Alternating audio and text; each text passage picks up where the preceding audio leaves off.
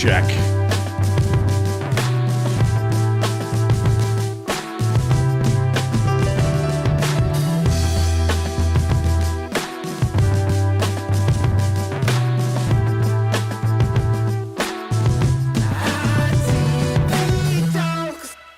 Good morning, everybody. Happy Wednesday. Holy shit, what day is it? It's Tuesday, right? Tuesday. My God. All day. Jesus. It's been a long week. It's been a long day. Good morning, Jennifer. Good morning, Jason. Did you enjoy our movie night last night? It was fantastic. It's good, right? I think I've actually seen parts of that one before. Yeah, no, it's good. I think I've seen it before. We watched, with our members last night, we watched Hitler and the Nazis. We watched 2 episodes of that, and it's really, really good. We chose to play a game in the first one. I don't know whose idea it was, but somebody in the first one decided that we should play a game where every time we found a direct comparison between the Nazis and the Trump regime, that people would take a drink or a puff. And I was puffing, and I thought I was good. I was paying attention, and then in between episodes, we take a little potty break and we talk for a second, and I couldn't function. I turned into Admir in the middle of the 2 streams. I thought you were a little puffed before. I was puffed before. I took a walk. There's this great place that I get like breakfast burritos at, and so I went and got a breakfast burrito to eat during the movie. And on my way over there, I took the long way and I puffed along. And anyways, it wasn't my best moment. I mean, you're just like the dragon, I guess. You know what's crazy though is when you're in those moments, like when we're watching it and when I'm typing, I felt clear-headed, like I felt completely fine. And then as soon as it was time to let the words out, it was just like, no, thank you. We're not gonna let those words out. That's kind of like one of the reasons, because I have gardened, but I not being able to speak or get the words out that I want at the time. Yeah, like I love you. You can't get the I love yous out. Exactly. Yeah. Jen did say that to me last night after. She was like, I'm so glad we did this. I love you. Can't wait to do the show tomorrow. You're not. She's like, you're my best friend in this world. And I thought it was a really nice moment, Jen. So I appreciate you doing that last night. Mm-hmm. You're not really helping the image for our MAGA friends, proving that you don't tell stories and that you're honest. They don't know. So, they don't know. They can't even figure out why I'm allowing you to talk. They can't figure this out. That's true. That's true. They can't figure out why you're not cooking right now. Because I don't like cooking, because it's just not my thing. So. Are you not a cook? You don't cook?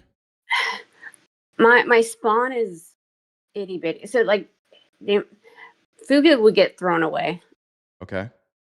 So like cooking and spending time to cook and all that kind of stuff just doesn't make a whole lot of sense, because most of the time it's going to get thrown away. So. That's how it is with my daughter. There's 2 things I can cook. That she'll eat steak or like wings, but the wings have to be plain with just a little salt on them. Anything else I make is not happening. So you don't have a chicken nugget thing? That's not. No, she likes chicken nuggets. We'll air fry some chicken nuggets. But I'm saying like if I actually make something. Yeah. I mean, Spawn she does like steak and stuff like that, but she's not big on other things. So, but chicken nuggets, she'll have that in every form. So no Jen cooking channel coming anytime soon? No, definitely not. Definitely not. So did you get your nudity ban taken care of on TikTok? Oh, it was appealed that on Saturday, I think it was, or whatever day that it happened. So I came right back. So Abe says, let's figure out who's paying the protesters today. I hear the name Neville Roy Sing Jam is of interest. Are we doing that? Are we doing paid protesters? I mean, that's been a thing for a while. I don't know that people name. Find that. Do you know that name? I don't know the name, but Sing 'em, maybe, not Sing Jam. He's spent millions. Or maybe that J is where's That's supposed to be an H. Yeah, that's. I'm guessing this is from Anna Paulina Luna's stuff. Yeah, if you look at on a keyboard where the J and the H are, he hit the wrong key. It's Sing. it's tough. Singham is a U.S. citizen with ties to the CCP. I think it's Sing. I think it's just Sing. No, it's Singham. I've got Right. Anna Paulina Luna's letter here that she wrote. He has ties with the CCP. I wonder what those ties are. Has been funding and supporting various extremist entities in the United States with the aim of causing destruction and division in our country. Do we have any evidence for that? According to the New York Times, Mr. Singham, who resides in the People's Republic of China, has a long track record of assisting far-left entities such as Code Pink. What was Code Pink? Wasn't that just like a women's group? Is that an extremist group? I'm trying to remember what Code Pink was. What's funny is like they learned a lot from the situation. I mean, Minneapolis, they're professionals when it comes to protesting. So Code Pink's a prominent women-led grassroots peace and social justice organization. Oh no, not peace and social justice. Established in 2002, that uses disruptive, creative, and nonviolent direct action to listen to what they've been doing. They've been opposing war, Jen. They oppose militarism. Wow. They also are opposing foreign interventions. And get this, they wear pink. How dare they? That's crazy. We should arrest them all. Not understanding the irony of a person living in China who I guess has links to the CCP has been funding or assisting far left entities who want to be peaceful. That's crazy. I mean, I guess it's maybe Soros is just spreading the wealth around. I mean, you think he's maybe running out of money? Forgot to get another donor. Maybe. Let's see. He's created an elaborate dark money network which allows him to send funds to a series of nonprofits such as the United Community Fund. Sounds terrifying. Justice Education Fund. No. They have almost no real footprints. Nonprofit filings show that nearly 1.8 million flowed to these nonprofits, to Chinese media company Maku Group. Maku's website shows young people gathering in Mr. Singham's office, facing a banner that reads, "Always follow the party," with an image of General Secretary Xi Jinping. None of this is anything. Good Lord, Republicans. You guys will do anything but address the fact that your president is a criminal who's covering up for sex offenders or sex predators. Excuse me. So Abe seems to think that, is this just from Anna Paulina Luna? Is this from her? That was the first thing I pulled up. Yeah. Okay. So, I mean, just because someone's claimed it doesn't mean it's true, Abe.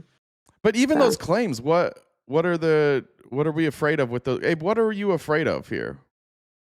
You were wrong again. I don't know. I'm just reading what Anna Paulina Luna said. The Republican.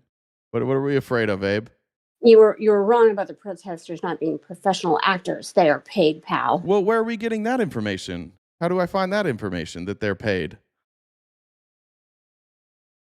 Abe, could you help us with this? Look, I admit that there's stuff that I don't see, doesn't come across my timeline. I would imagine that accusing Democrats of being paid probably wouldn't show up in my algorithm. I'm happy to look it up for you, Abe. Abe just goes with LOL. Abe, we've stopped this whole show to give you this opportunity to teach us a thing or two. Abe, if you wanted to come talk, you can. We can touch on that real fast. If you look at the background, there's a username. You can send me a message on Discord. Jen with 2 N's, Dub with 2 B's, the number 1. Anyone who disagrees with RTP can send me a message on Discord, and you can come up and have a conversation and prove on this lib. So yeah, it's weird, Abe. I was trying to be your friend here this morning, but I tried to give you the stage. I told Jen earlier my voice is shot. My voice may not make it through. At some point today during the live, we may just abandon my voice and watch James Tallarico and Jasmine Crockett's debate because my voice is rough. I got my throat coat here. But I gave you that. Is that what it's really called? Is that the brand or whatever? Is it? Yeah, it says throat coat. I don't know. I don't remember the name of the brand, but it's called throat coat. I'm immature, and so when you mentioned that, I can't help. I think I think it's made with everything. the same stuff as far as I know. I haven't looked at the ingredients, but that's what I've heard. Got it. Yeah, so. Did But yeah, Abe go away? We lost Abe? Okay. He hasn't commented in a minute, but he thinks that it's proving. Keep digging, buddy. You just you looked at one website. But all right. But yeah, I mean, we're just getting going. We've got our gift goal, so we'll, I guess, start the grift early. He's still here, pal.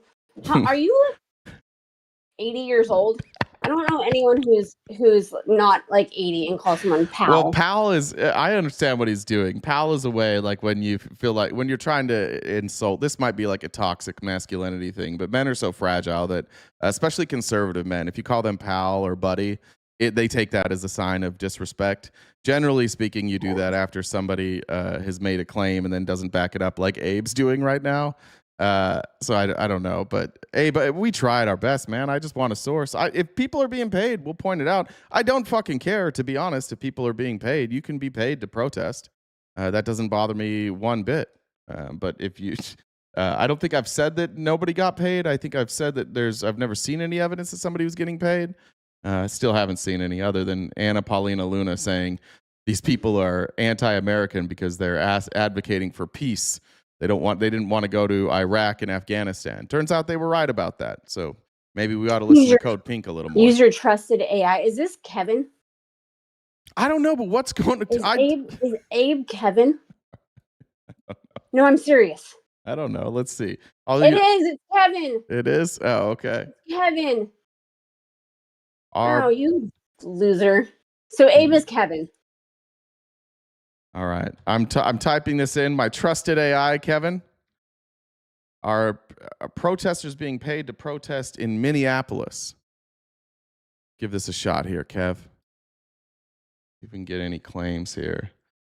No credible evidence. Let's see if there's any claims of payment. Trump and allies like Vance, Mark Wayne, McMullen, McStuffins, Tim Burchett have called protesters paid agitators or professional troublemakers, but provided no evidence when asked. New York Post report alleged funding from groups like Invisible Twin Cities, but this refers to organizational support, not direct payments to individuals. That's not good, Kev. Fact checkers found social media proof like videos of protesters admitting payment or fake contracts to be AI generated, recycled from past events, or unverified. Example, a Fox News clip with no follow-up. Experts and locals describe a grassroots volunteer movement. Professional organizers may assist, but most participants are unpaid residents. Uh-oh, Abe. Gotta go. Abe/Kevin. Uh-oh, spaghetti-o. There's a term, there's something called a writer's fist, and how people will write in a certain way, or they'll say certain things. And when he mentioned get your trusted AI, because Kevin's got a real hard on for you using AI. He's very upset about it. Yeah. Yeah, he hates it so much. So that makes a whole lot of sense. That's where I was able to put two and two together. But so we can get going. Just remind everybody, like I said, the gift goal, Venmo, Cash App, PayPal, Super Chats. I'll go to it's knocking that out. We need to finish that gift goal, but before the end of the show, how we keep the lights on. If you haven't subscribed to us already, wherever you're watching, please do that. You can join us for our members only events. Are we going to do another one upcoming Monday, or we're going to do every other Monday? Okay, not this upcoming Monday, but the Monday after we'll have another movie night, and then so check out the link tree in the bio. We're on most social media platforms. We've got merch. Jay's on Cameo. We upload these episodes to Spotify. Oh, side note, you've got to go fill something out for Spotify. I think I've told you that. We forgot. Oh yeah. So there's that. And like I mentioned before, you can come and talk to RTP if you disagree, if you're opposition. Just message me on Discord. It's the same handle as the Venmo username. Doesn't cost you anything to send a message on Discord. Just that's how it is. So what's worse than it raining buckets? I feel like a lot of things could be worse than raining buckets. Tubs. Hailing taxis. Stupid. All right. Well, good try this morning, Abe. We'll get to that signal chat thing in a minute. I loved it. I'm so happy that Republicans have latched onto the Signal chat thing, and we'll read it. You guys can decide for yourself. But first, I do have to be careful with this video because we're not allowed to show nudity, but we got an issue with our ICE agents here. As they're being protested last night, ICE agents sitting up there real tough, getting drunk, and then old boy pulls down his pants. Oh shit, no screen. Oh fuck. Every day we do this. You have to put it on the screen. I got it on the screen now. Every time.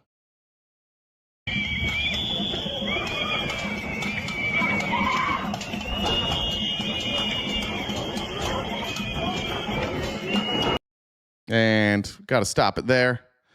But he pulls his pants down to his ankles and shows his whole ass.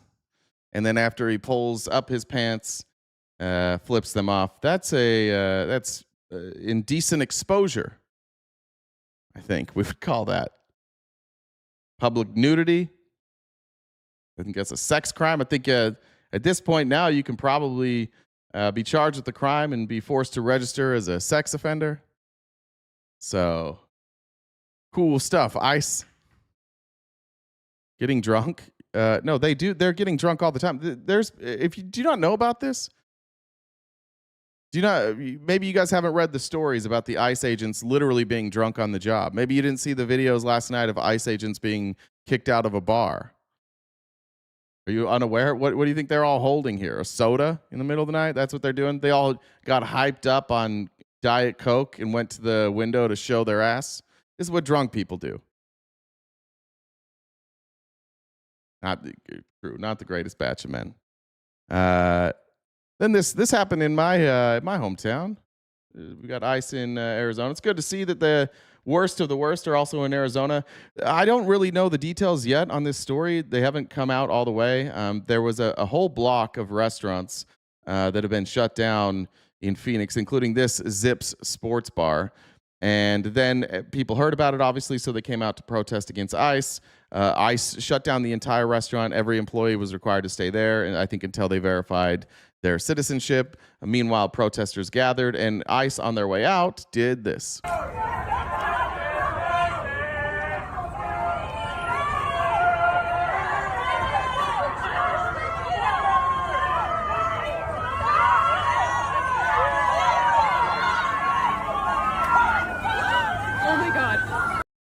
We would call that assault. What we would call that? Just drive-by pepper spray. Oh my God. Oh my. How we doing, bootlickers? I love this, man. You fucking bitches. You guys are such bitches. You are honestly like the worst type of human beings. To just watch people get assaulted and you're like, fuck yeah, bro. Fuck yeah, bro. ICE is fucked. Bavino's on his way out now. Now, this weird because the report comes out that Bavino's leaving and Homan's coming in. And now Bavino's like, I am leaving, but I'm not leaving. So I'm not really sure where we're at with Bavino at this point. The report yesterday was he was going back to California. Then Forbes reported this morning that he's not stepping down with his role, which is, I forget what the name of his role is, but apparently is still going to California. Not sure. Maybe they're just relocating him there. But these cowardly, moronic, drunk bitches just casually pepper spraying United States citizens for lawfully using their First Amendment right of freedom of speech, lawfully using their First Amendment right of freedom of press. I don't get you guys, honestly. I'm pretty sure that the people who show up in this chat every day are not representative of most of the country. I think most of the country's had about enough of these people.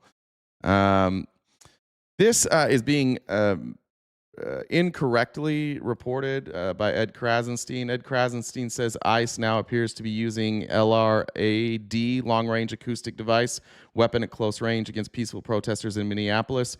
To be clear, this is actually Minneapolis PD that's using this. I still have a problem with it. If this is I believe it was an Israeli technology. that was created, and it emits a a noise, and it says people exposed at close range often suffer from permanent hearing loss, tinnitus, ruptured eardrums, vertigo and balance problems, migraines, and nausea and panic responses.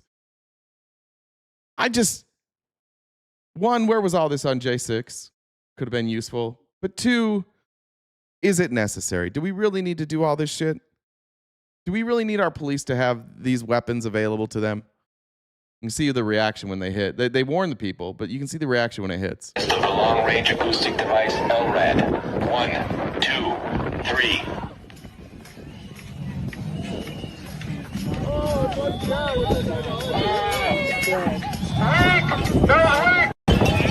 I don't like that.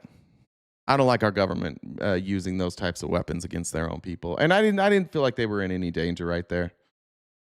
I don't like that one bit. Send ICE to Alaska. Yes, I need these weapons to get rid of these lunatics. Yeah, no, we get it. You love you love big government. You love when government is physical with people who vote differently than you. We get it. We get it.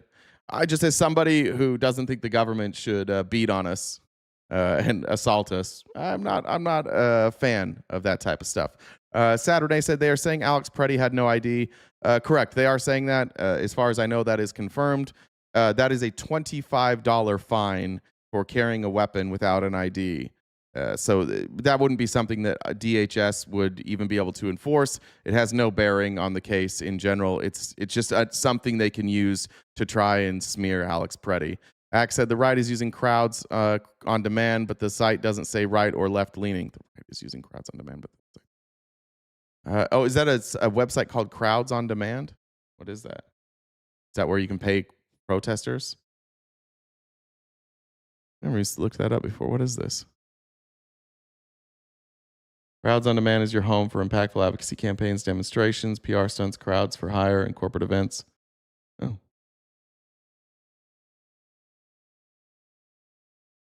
What do they do for you? I wonder how much that costs. Yeah, you can do that, by the way. You can have paid protesters. Again, everything that is coming out of this administration and all the talking points coming from the right don't mean a goddamn thing. It doesn't matter if those people were paid. It's not illegal. Who the fuck cares? You still can't assault. ICE still can't assault them. None of that matters one bit. This is just all stuff used to distract you and make you not think about the fact that our government, our military, is being used against us. That's the main issue we have here. Where's the work flocks to your chat? Yeah, they're miserable people. They won't even sit in an echo chamber. They just want to be mad. They want to scream at people.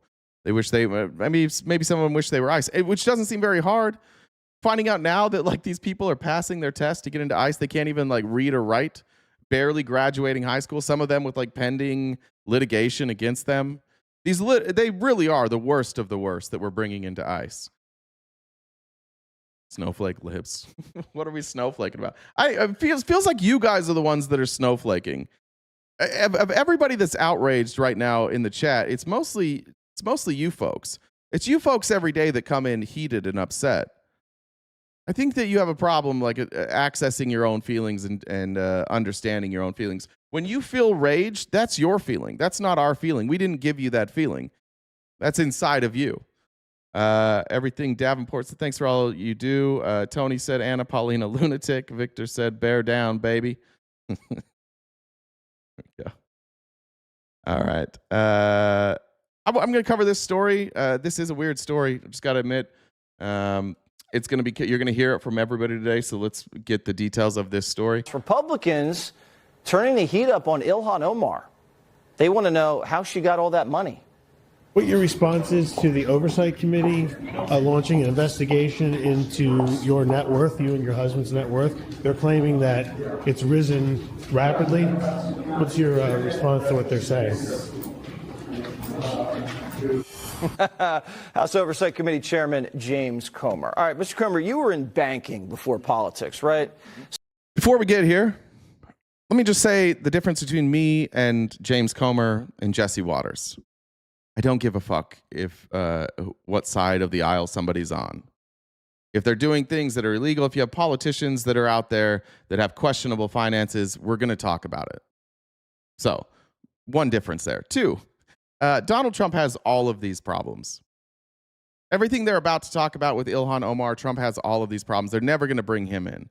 Mark Wayne Mullen has these problems. James Comer had some of these problems. There's Rick Scott has these problems. There's plenty of people in Congress who have very questionable finances that cannot be explained. The reason that they're focusing on Dan Crenshaw, thank you. The reason they're focusing on Ilhan Omar right now is simple. She's Somali and she's from Minnesota. However, in fairness, I'm going to cover all of them. So she suddenly, in 1 year, after being worth a few $1,000s, is now worth $30 million. Have you ever seen anything like that? No. And the way the financial disclosure form. Trump has made $1.5 billion this year. What do you mean, no, you haven't seen anything like that? Of course, you've seen something like that. He made $1.5 billion this year, mostly from businesses that didn't exist a year ago.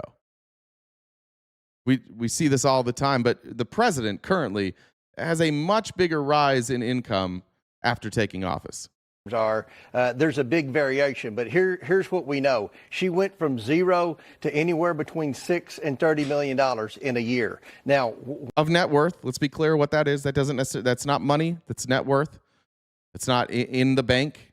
It's the net worth of between 6 and 30 million, which first of all tells you they don't really have a good grasp on her finances. That's a broad range.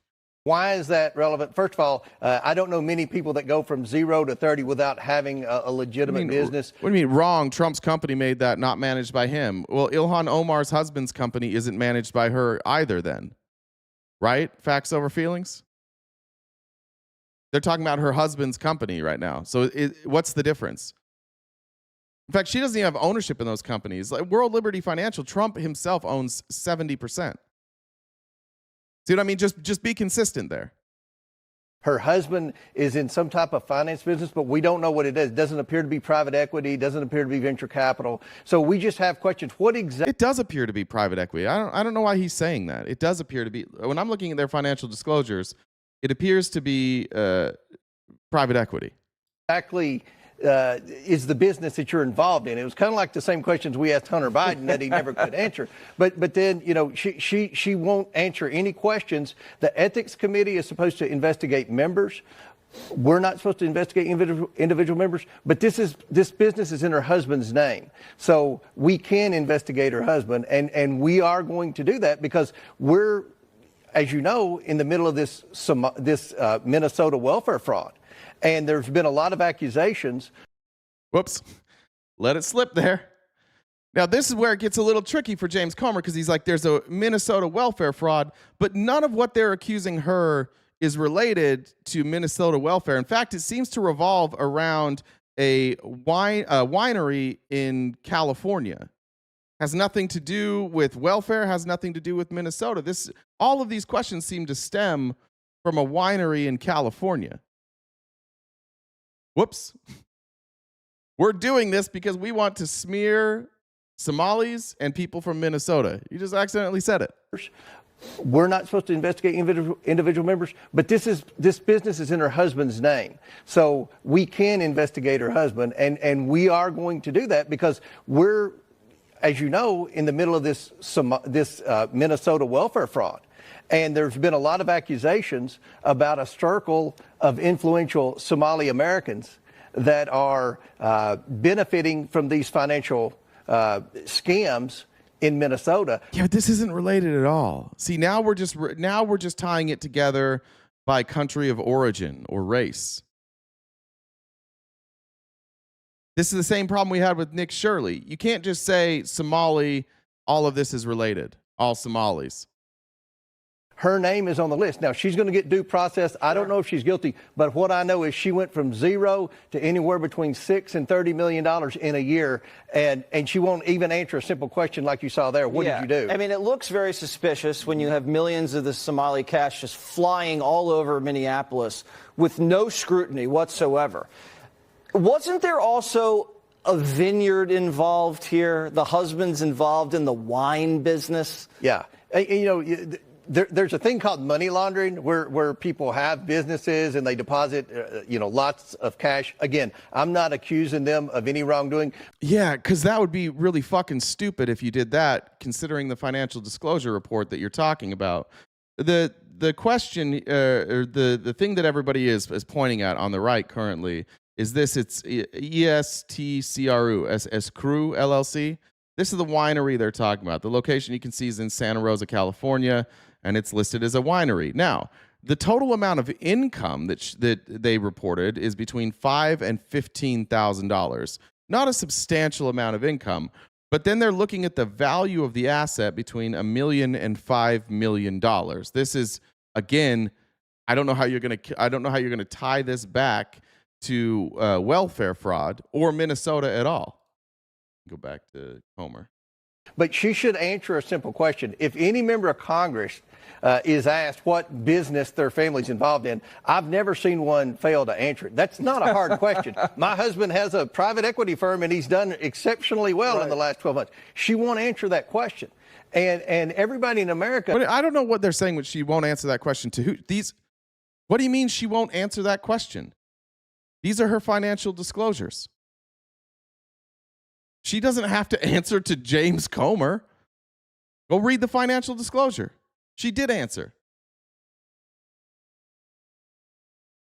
Elon Musk, this was just somebody else. Elon Musk, however, we're not going to see his financial disclosures, right? How long did it take to get Trump's tax returns? This is on it. She's answered it.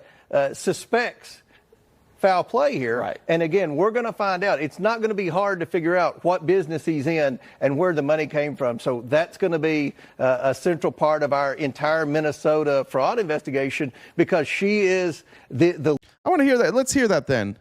Who said that? Beard, it was. You said, if you're defending Ilhan Omar, you're a piece of shit. What's the claim? I'm actually asking you guys what this claim is. It seems like you just hate Ilhan Omar. What's the claim here? That the value of the asset is too high here? That she made between $5,000 and $15,000 here? What exactly is the claim that we're making here? She married her brother. See? I'm just going to repeat shit that I've heard. Prove it. Show me the evidence that she married her brother. Oh, if you're defending her? This is what happens right now. This is cognitive dissonance in real time. I'm just talking about somebody that you all hate, and we know why you hate her. And I'm asking you for evidence of what she did, and you're saying, how dare you defend her? By asking you to back up your claim? What's the claim? We're still waiting on Obama's birth certificate? No, we're not, Patrick. Jesus Christ. Some of you are still dumb from 2008. How are you still dumb from 2008? You haven't adjusted yet? We got it. We have the certificate of live birth. That's what Hawaii did. They presented it. We're not waiting for that. So does anybody have the claim here? That she committed fraud to get into the country? No, that's not the claim here. Try again, Wesley. The claim here is about this winery. What the fuck, dude? What's the claim here about the winery? That she committed fraud to get into the country? By the way, that's not even the right claim, Wesley.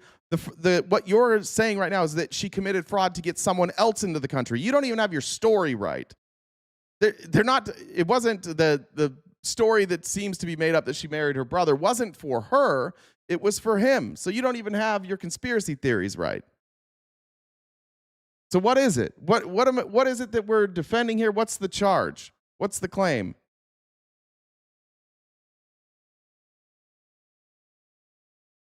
Yeah, that's a good point, Benzo Scarlet. Any amount of scrutiny to these people is an attack on them. 100%. That is all MAGA.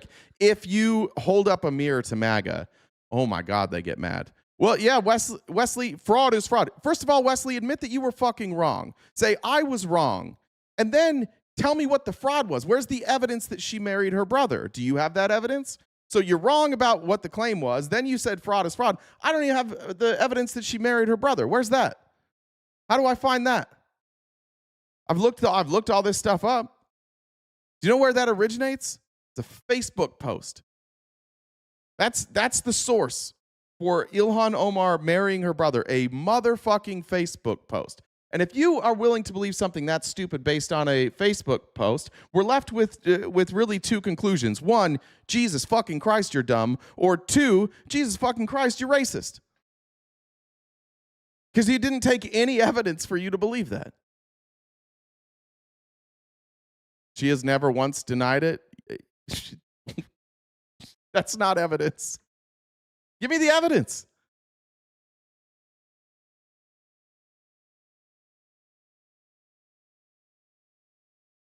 This stupid man is never going to be a Charlie Kirk. That's correct. I am not going to be a racist dipshit who gets paid to launder the ideals of massive corporations to keep their voting base stupid. That's true. I will never be Charlie Kirk.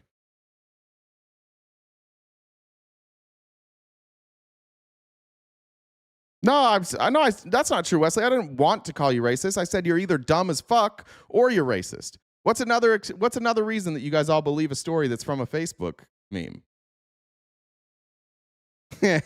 Wesley got mad. Patrick said Wesley apologized. Patrick got mad. I didn't apologize. I would never do that. All right. Well, for the rest of this story, this does look weird.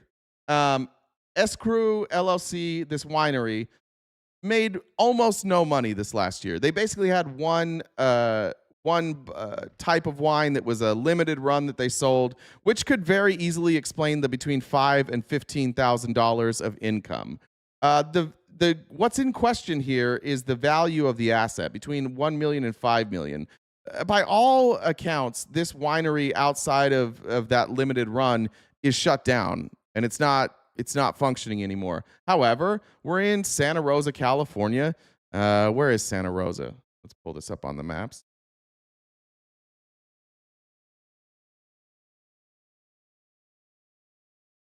Where's Santa Rosa?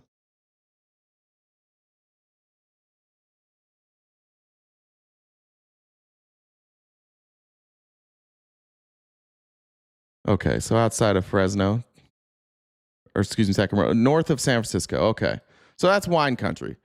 If you have a winery in wine country, it is nowhere near out of the realm to say that the assets that you hold there with a winery and the land, if you have land there, could be worth between $1 million and $5 million. Like my biological mother sold a 1,400 square foot house in San Francisco for like $2 million. So I don't think this is real. I don't think that there's really anything here. Of course, older millennial has already made a video about this, claiming that they made between $1 and $5 million because he doesn't know how to read. But what they're claiming is between $5,000 and $15,000 in income, which easily could be explained with a limited release wine. Easily could be explained. And this could just be the value of the asset, the land itself, between $1 and $5 million. That's what MAGA is going to talk about you today. So if you hear MAGA talking about this, just ask them to explain it to you. Ask them to explain what they're talking about. And I promise they'll do exactly what like Wesley did. They'll start talking about anything but this thing. They'll just start parroting talking points about Ilhan Omar. The leader in Congress, in the district, in the congressional district where the overwhelming majority of the welfare fraud is taking place, her name as well. One other thing to say is, from what I can gather from their finances, her husband was not wealthy before they got married. There's a pattern there with people in Congress who become members of Congress and suddenly get wealthy. And whether that's contracts being funneled to them or just like name recognition or being able to say that I'm married to a person in Congress, sometimes that adds credibility when people want to invest. I know where I grew up, like if you were high up in the leadership of my church, people would kind of just trust you because of that status. But I don't see any real evidence that he was super wealthy before they got married. So look, there's certainly people should look into everybody's finances. And in this financial disclosure that they went through, that's the one thing they found. Benny Johnson did like a 20-minute expose on this, and nobody's answering the question, like, how much is that asset really worth? How much is the land, the building, the winery worth? If it's not worth between $1 and $5 million, then sure, we've got potentially here some fraud. But Benny Johnson didn't cover that. Benny Johnson just talked about how they didn't make any money, which isn't necessarily how you would value an asset like that. You could certainly value that asset just based on the land and the building that you own. So that's what they're going to do today. They're not going to talk about Epstein. They're not going to talk about some of these other stories we're going to cover today. They're just going to try and distract you. So if you get stuck in a conversation with MAGA, just ask some questions. Ask what the financial disclosure is proving. Ask them how they determined the value of that entity. If they factored in real estate, and they'll say no. And then they'll tell you that Ilhan Omar was married to her brother or some shit like that. Electric Dad said, I live 10 minutes from that winery. The property is in a very high-end area. The land is worth $5 million. Boom. That makes sense, right? I am FRCD said, I'm not going to claim Comer as a felon, but... Amy Lynn said, just posted an article in Current News about CEO of Crowds on Demand. He's trying to get a law to have who is funding public. He says both right and left have used their service. That's crazy. That'd be awesome. I mean, all that really does, though, is it just might discredit some of these movements. I know that in Arizona, regularly there were ads up for people to protest, people to go into Trump rallies. I didn't ever see them for left-leaning events, but it could just be, again, my algorithm never showed that to me. It would be interesting to see that. I believe that people are paid to protest.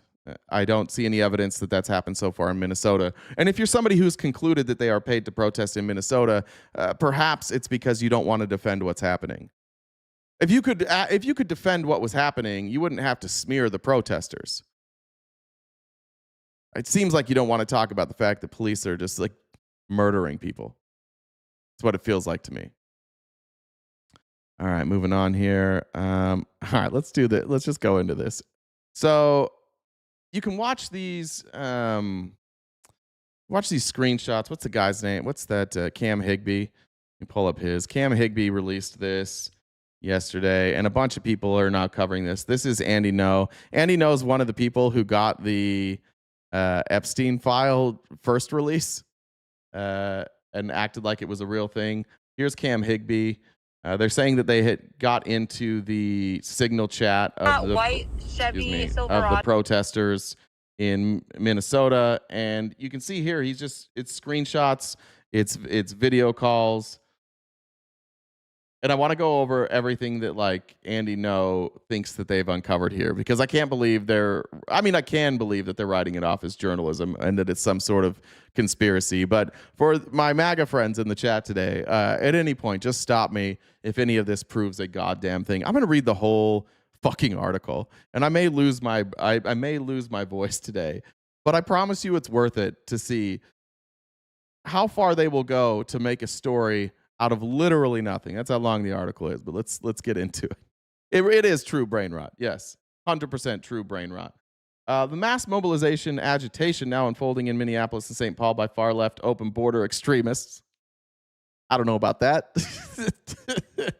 If you start your article by labeling people as open border extremists, perhaps your article is not going to speak for itself. Bears the hallmarks of a coordinated and professional operation designed to obstruct federal law enforcement. None of this should come as a surprise. These tactics are an evolution of methods tested during the deadly 2020 BLM Antifa riots, which were centered largely in the Twin Cities. Yeah, because police were killing people in the Twin Cities. Malika, thank you very much, Malika. And Damien, thanks for joining the Dollar Train. Appreciate that. In recent weeks, numerous Antifa-linked revolutionary anarchist Jesus Christ. In recent weeks, numerous Antifa-linked revolutionary anarchist collectives. What is that?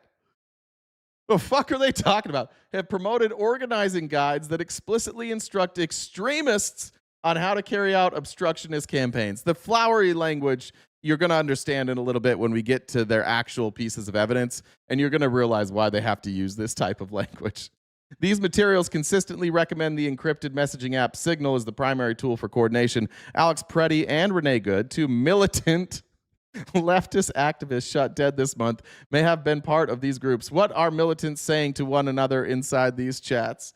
As journalist Cam Higbee and others have documented, Signal has become the preferred platform for mass coordination used to share real-time locations, vehicle descriptions, and individual targets, as well as tips for minimizing legal accountability. We know all of this.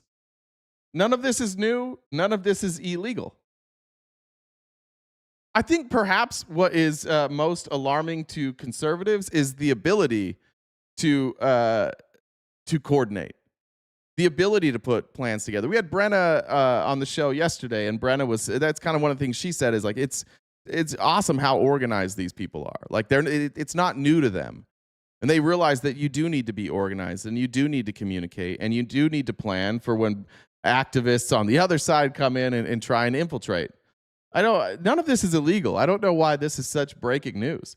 Several high-level Democrat politicians and operatives were allegedly present in some of these groups, though none of this has been independently confirmed.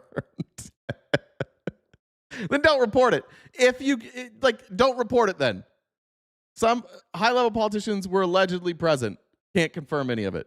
All right, well, perhaps don't report that. There are dozens of signal chats currently active among far-left extremists in Minnesota. Many are ad hoc, short-lived, and frequently deleted. An effort to destroy evidence of what, though? Destroy evidence of what? Are you going to tell us what evidence? What crime? So far, no crimes. Just a lot of name-calling. I was able to access several chats. What follows is a snapshot, of what participants are saying. This was the OPSEC, I don't know, whatever, that network's read description. The prevailing mood inside these groups, this is the part I like. The prevailing mood inside these groups is one of distrust and paranoia. Oh, no shit.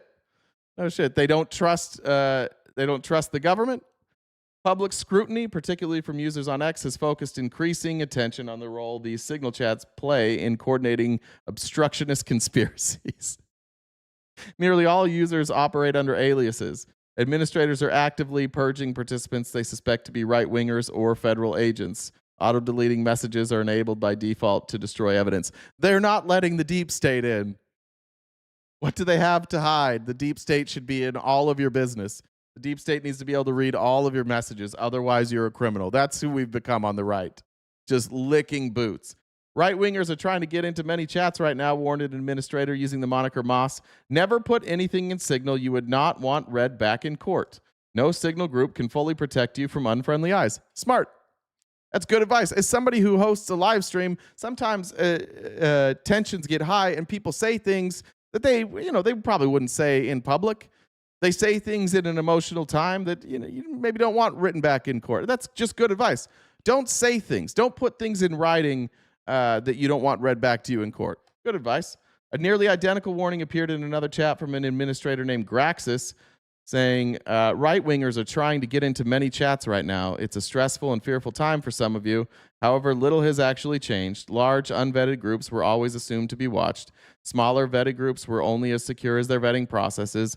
Never put anything in Signal you would not want read back in court. No Signal group can fully protect you from unfriendly eyes. If you receive a message from someone you think you know, but don't have a past conversation with them available, ask a security question. Where did we meet? What did we last do together? Etc. Oh! No! What are we going to do? This is their journalism. This is the big story today. That they said, be careful who you talk to. We will be back to processing specific requests soon. Please just give us time, wrote an administrator. We're weeding out the trolls and vetting folks. Ironically, yeah, weeding out the exact people who are writing this article. But what are they coming up with? Here's a screenshot. We'll be back to processing specific requests soon. Please just give us time. We're weeding out the trolls and vetting folks. No problem. Don't want to overwhelm. Everybody's just polite. Look at these fucking polite people. Farrell explained that administrators were cross-referencing users' histories across other groups as part of a vetting process. I'm also reaching out to people I personally trust. It's just about keeping people safe. That reassurance was met with skepticism, and another administrator shot back, should we all trust you? Oh, so we should all trust you. Got it. You don't have to. Everyone should be extremely cautious. Even admins are compromised at this point. I'm just doing my best to help neighbors. Sparrow is formerly Maria R. and Jan. I had no idea who they are. And also Firo, Spiro, Maria R., Jan, Firo are the same person. That's just people being caught through crowdsourcing.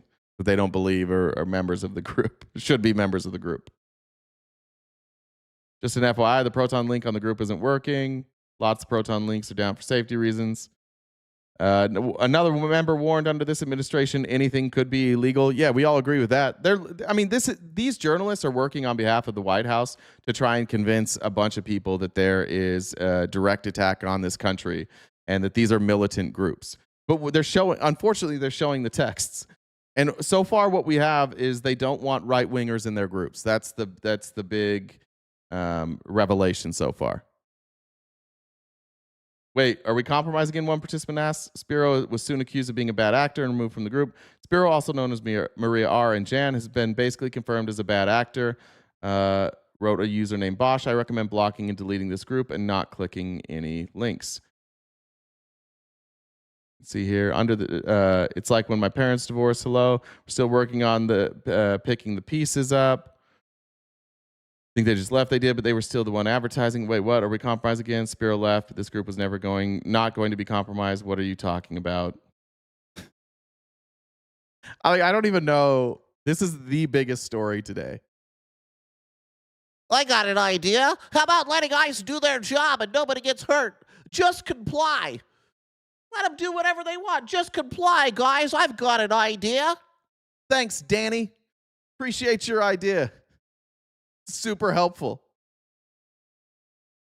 All right. My time inside these chats, he concludes, was limited, but it offered insight into the internal dynamics of these groups. Participants are deeply paranoid right now and increasingly fractured. Many are retreating into smaller, supposedly vetted cells. Classic. This is my favorite part. They're scared and paranoid, so they're retreating into smaller, vetted cells. Classic behavior consistent with clandestine criminal organizing. What? Excuse me, what? They wouldn't let us in their groups. They must be organizing criminally. Anyone can engage in citizen journalism. I encourage readers to use open source tools to document yada, yada, yada. That's the whole story. Those are their two big stories today. Am I capable of forming my own logical opinions, or are you too brain? You dumb bitch. I just played a Fox News clip and a right-winger's reporting and formed my own opinion in real time. In real fucking time, I took right-wing sources and formed my own opinion. And you came in with, am I capable of forming my own opinion? Bro, are you capable of walking and chewing gum? You just watched me form my own opinion in real time. What do you think just happened right there, pal? Alice Cosmo said, as a Minnesotan, this shit needs to stop. Anyone shielding ICE is a bootlicker. Where did it go? Plain and simple. When you want a group of people out of an area, you go loud and proud. Trump supporters should understand this. Guy Fox says, Magas, ask yourself why you're still mad all the time, even though your guy won the election. Shouldn't you be happy America is great again? Oh, this is the thing about fascists. They tell you that getting rid of the enemy will fix all of your problems, and it never fixes all of your problems. In fact, it doesn't fix any of your problems. So your problems continue, but you don't want to admit that you were wrong, and so you just get more and more mad, and the fascist leaders get more and more brazen and insane. They will never be happy because they voted for this group of people being removed will make my life better, and it won't. No amount of removing people is going to make your life better. And so as your life perpetually doesn't get better, you're going to have to find dumb fucking reasons to get mad, which is what we're doing right here. I just showed you back to back the dumbest fucking reasons to get mad today. And it won't stop them because that's the truth is, like, it's all they have. It's all they can cling on to now is, oh, the enemies, you guys are still the enemies. You are still evil. You have signal chats, and it's possible that you overvalued a property. That's what they're at today. I got that from Electric Dad. Appreciate it. Thanks, Rebecca, for joining the Dollar Train. Appreciate you guys very much. Check with Jen, make sure I didn't miss any. Don't think so. That was from yesterday. Just a reminder, guys, we are crowdfunded. Anything you could do to help us knock out that gift goal every single day would be greatly appreciated. I'll update that goal in just a minute. Let's get to this story, though. This is from Dropsite News this morning. This is what should be being talked about today. This is what MAGA should care about. This is what no new wars, no foreign intervention should be talking about today. This is what you guys should be talking about if you care about people enriching themselves in office on the backs of our enemies. This is exclusive leaked Board of Peace resolution outlines U.S.-led plan to rule over Gaza. I'm going to highlight just parts of this. You can read it. We'll drop it in the Discord. You can read the whole thing. I also saw that Dropsite did a live stream on this morning. So if you prefer not to read, there is a live stream on their YouTube you can watch. But Dropsite obtained the unsigned document that's dated January 22nd, 2026, entitled Resolution Number 2026-1 from 3 independent sources, all of whom are in regular contact with the U.S. and Israeli authorities regarding Gaza reconstruction. The sources confirmed that its contents align with ongoing discussions in Israel and the U.S. about the implementation of planned government structures for the Strip. Oh, I guess I only highlighted. I guess we're reading the whole thing, right? Oh, yeah, that's right. It's short. And then you can read the document after. That's why I stopped. I remember now. The resolution, which is the first of its kind from the Board of Peace, details the structure of a U.S.-backed governing authority that would assume full legislative, executive, and judicial control over Gaza, including emergency powers. It's a bizarre thing that we're doing right now. That we have just decided we could just own Gaza? Remember when Trump said he was going to own Gaza? And we were like, he can't. And you guys were like, nah, he's kidding. He's not kidding. He's using his time to build up Gaza? What happened to you folks? What happened to America First? Is this America First? Donald Trump being enriched, taking U.S. money, investment that could come to the U.S., and instead he's going to redirect it to Gaza while he controls it? Is this America First? Why shouldn't we own Gaza? You don't, J6. This is the problem that you guys all have. You don't own fucking shit. The United States doesn't own Gaza. Trump does. It's not ours, bud. I don't know why you guys think like Trump is doing this with you. Stop saying we. We don't own Gaza. This isn't for you. The United States doesn't own Gaza here. You're wrong about this. Yes, we do. All right, well, let's read it. See, an American owns it. Oh, okay, got it. Yeah. The copy of the document obtained by Dropsite is unsigned. A blank space is left for the signature of Donald J. Trump in his capacity as chairman of the Board of Peace, not in his capacity as President of the United States. It remains unclear whether the resolution has been formally adopted or whether the version received reflects a final text. The metadata indicates that the document was first created in mid-December by the State Department, and the date on the document corresponds to Trump's appearance at the World Economic Forum in Davos, Switzerland, where he formally presided over the official launch of his board. The State Department declined to comment to an inquiry from Dropsite about the resolution. Let's talk about the people on the board, too. What are they going to get from this? The draft resolution formalizes a hierarchical structure for the Board of Peace, with Trump as the chairperson and an executive board that has the same authority, powers, and ability to make all delegations necessary and appropriate to carry out the comprehensive plan as the Board of Peace. It's Trump. It's not the President of the United States. They're listing the chairperson as Donald J. Trump, not the President of the United States. I've been saying this for a long time now, and I actually think, I was talking to a friend last night, I think it's a good bet in these betting markets that Donald Trump will step down as president. And he will step down and get pardoned, and he will go do this. This is the exit plan for the Trumps. They have committed incredible amounts of financial crime in just 1 year. Crime that any other president would have already been impeached and removed for, but he owns the Republicans, so nothing will happen.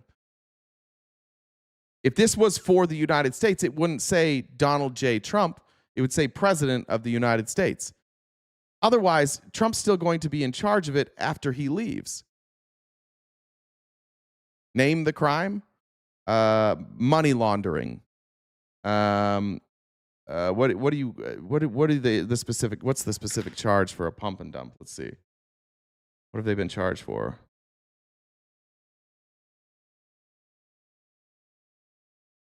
Anybody know off the top of their head? Wire fraud would be one.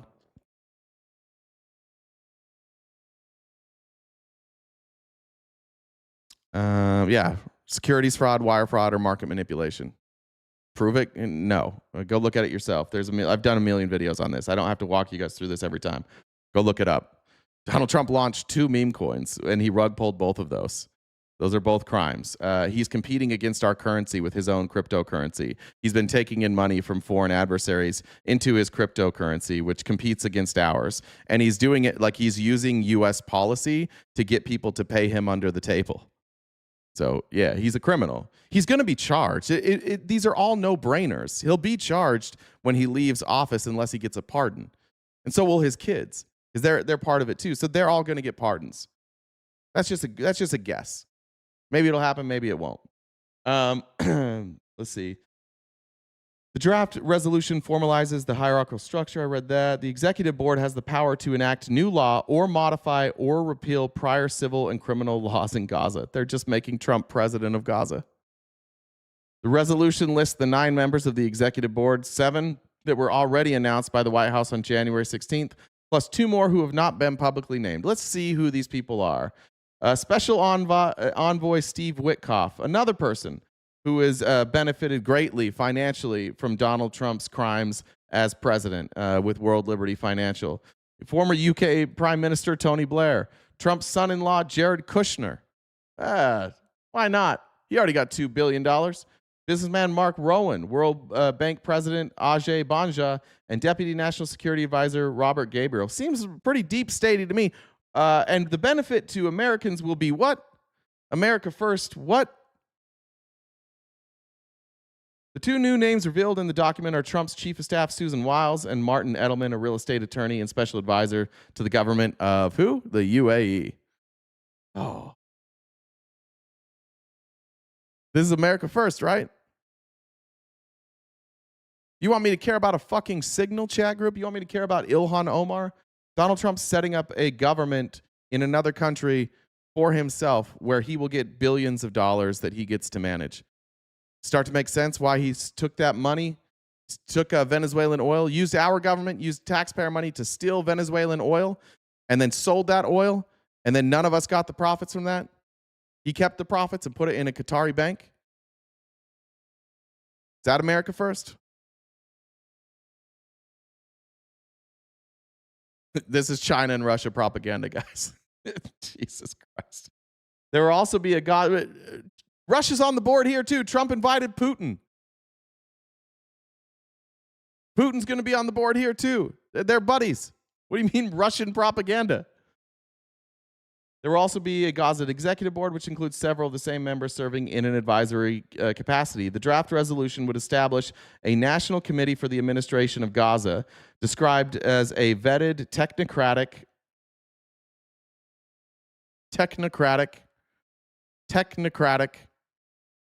where have we heard that before?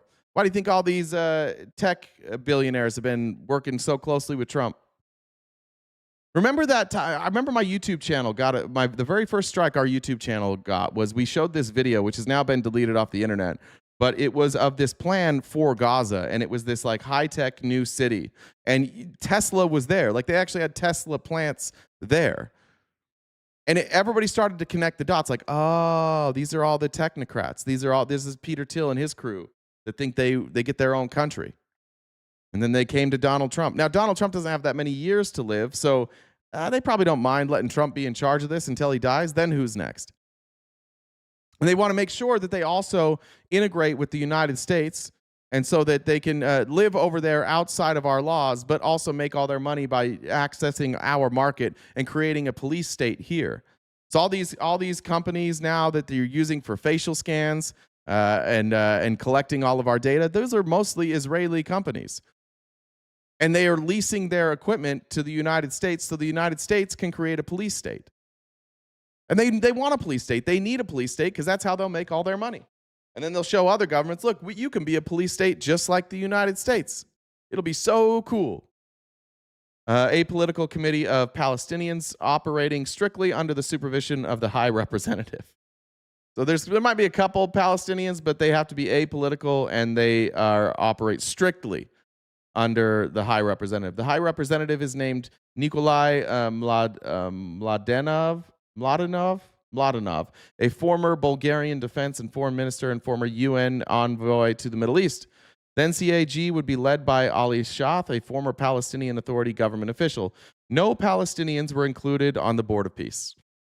We're taking your land, and you get no say in this. Though Trump did give a spot to Netanyahu, who remains under war crimes indictment and is subject to an arrest warrant by the ICC.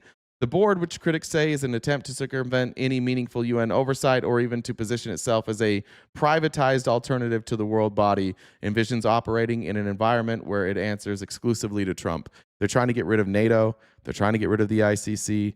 They're trying to get rid of any sort of authority that we have relied on to keep the world more peaceful, and they want to privatize it.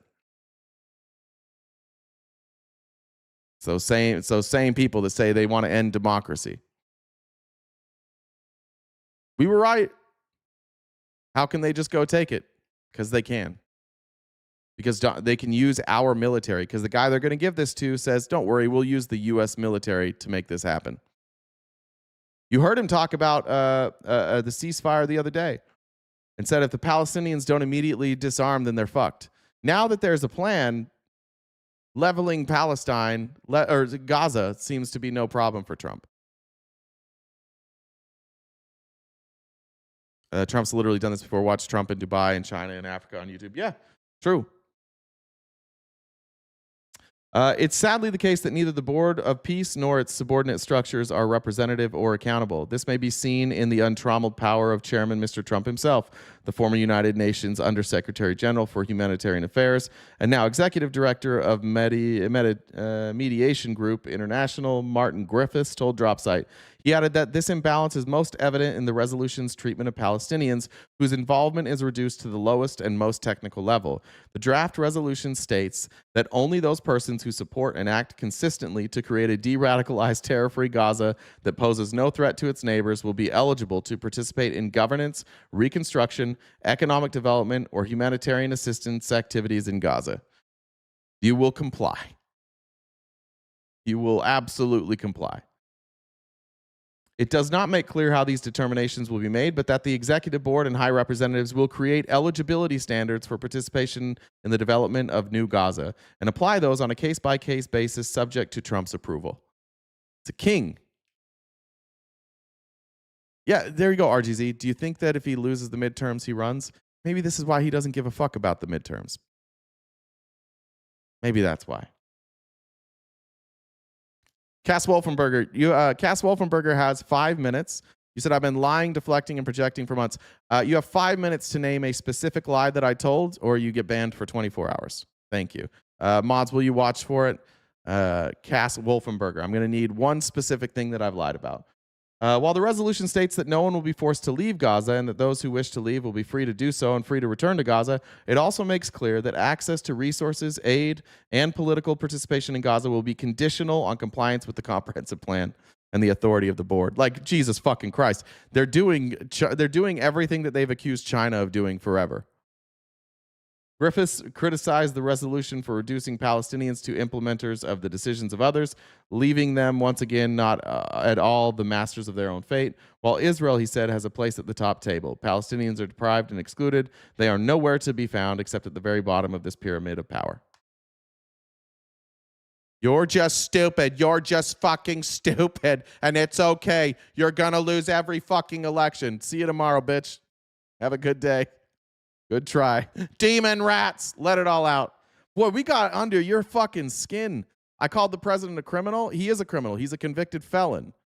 No, he's not. I don't want to believe it. He's literally a convicted felon. What the fuck? Can somebody take care of Cass Wolfenberger? I don't give a fuck, Cass Wolfenberger. I got one more for you. How come you guys did nothing with the Epstein files when you had them? I've never had the Epstein files, you dumb motherfucker.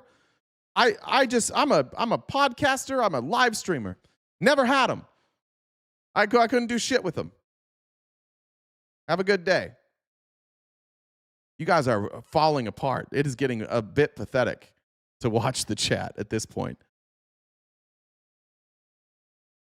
with 0 sentences and fines after 8 years. Yeah, he was convicted of a crime. Don't tell me you said he was a criminal. He was convicted. Yeah, only once. Okay. Convicted. Not that hard. This guy Fox said, MAGA. Oh, I got that one. My voice is going. Check with Jen here. Just that.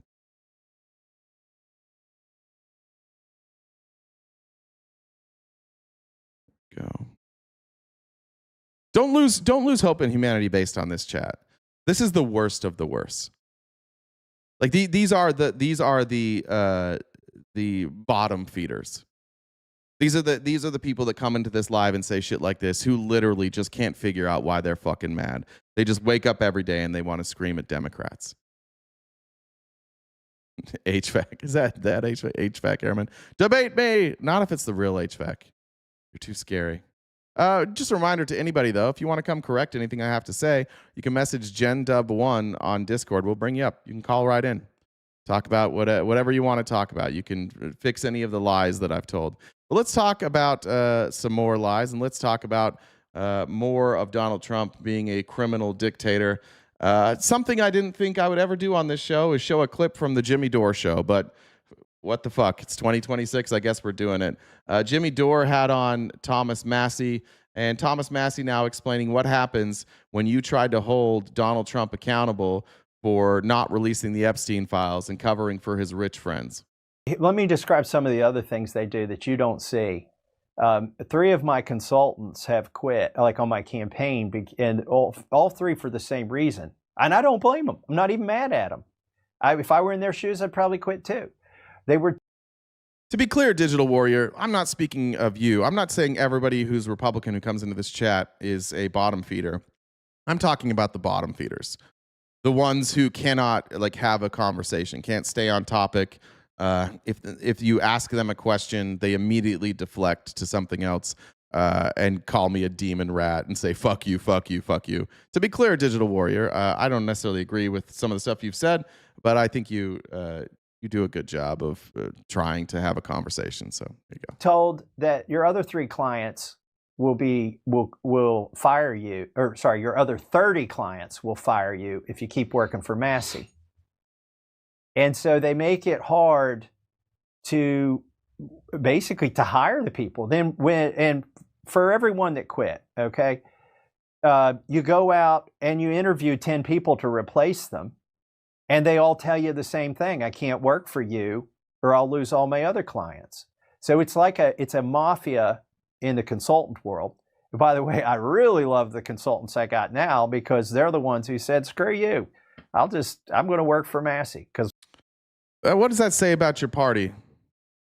That the one guy who's saying, hey, we wrote a law, you all signed on to this law, we're not following the law, let's follow the law. That everybody who's working with him says, we can't work with you anymore, or we'll lose our job with everybody else. What does that say about your party? I don't think it says good things. I think it says that perhaps they're a lot like you, a lot of very scared, low IQ bitches. I don't think I've ever seen anything. I mean, I know I've never seen anything like this. I've never seen any administration pass a law, sign it into law, and then immediately refuse to follow that law and threaten everybody who advocates that you follow the law. Can you guys think of any example ever that's even remotely similar to this? Why'd he sign it? Why'd they vote for it if they just weren't going to follow it? I believe in what he's doing, and I'm good enough at my job. I'll go find some other clients if your clowns fire me. Okay, so good for them. The other thing they do is, so, I told you I may have told you this, maybe I didn't. I've got 15,000 donors across the United States. My average donation is $80. Is that because I don't want millionaires to give to a super PAC and to help me? No, hell no, I'll take all the help I can get. The problem is, if you've reached some degree of success where you have a $1 million disposable income, you probably can't afford to tick off this administration. or they will come at your business. And I'm not talking about IRS audits. Like it's bigger than that. You won't get the permits you need to do the business. You're foreign when you try to do business. Republicans are openly now admitting that this administration is a protection racket. And that in order for you to do business in this country, you must show loyalty to Donald Trump. You can't criticize Donald Trump. You can't even work for an organization or a person who Donald Trump views as a political enemy. Otherwise, you can't do business. Yeah, extortion. Dude, don't tread on me, folks. Where are you guys at? Was that all fake? Were you all just lying about that don't tread on me thing? Was that just like all along? It was like don't do it. Don't tread on me. Don't. Oh, I see you thinking about treading on me. Stop. Don't tread on me. Is that what that was? Overseas, that'll get interfered with. So they intimidate. They can't intimidate my $80 donors, right? There's too many of them. But there are, and really over the MAGA split and on foreign policy, there are people of great means. I'm talking about extraordinary means who could put money in my race and post up against the Israel First billionaires. But they're staying on the sidelines because they're... And yet he still supports Trump. I don't know if he still supports Trump. I don't know. I think he still is a conservative, so he's still going to support the policies. But like, this is what Thomas Massie is. Thomas Massie is the opposite of what we all accuse every other MAGA of being. Thomas Massie has political opinions I don't like, but they're actually his opinions. They're actually his principles. And so when something goes against his principles, he doesn't look the other way because it's Trump. He speaks out. The rest of MAGA, they seem to be void of principles. Business will get ruined. They won't be invited to the parties. You know, the A-list parties, and all that goes away. So that's another part of what happens behind the scenes. There are things that you can't see, and I could see that happening in the presidential race as well. Let me just... I mean... How many more people? If the entire Republican Party came out and told the truth about Trump, do you think any of these people would change their mind? What does it take for you guys to change your mind? What would it take for the crazy MAGAs?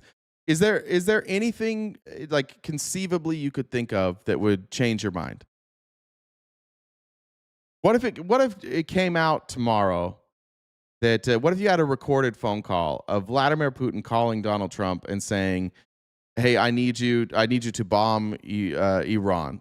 I know that's just out of the blue, but I need you to write this executive order. And then you had a log of Vladimir Putin telling Donald Trump what to do.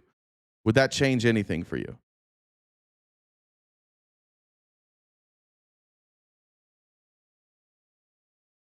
I don't think that there is like a line for any of you. You guys don't want to answer that question now?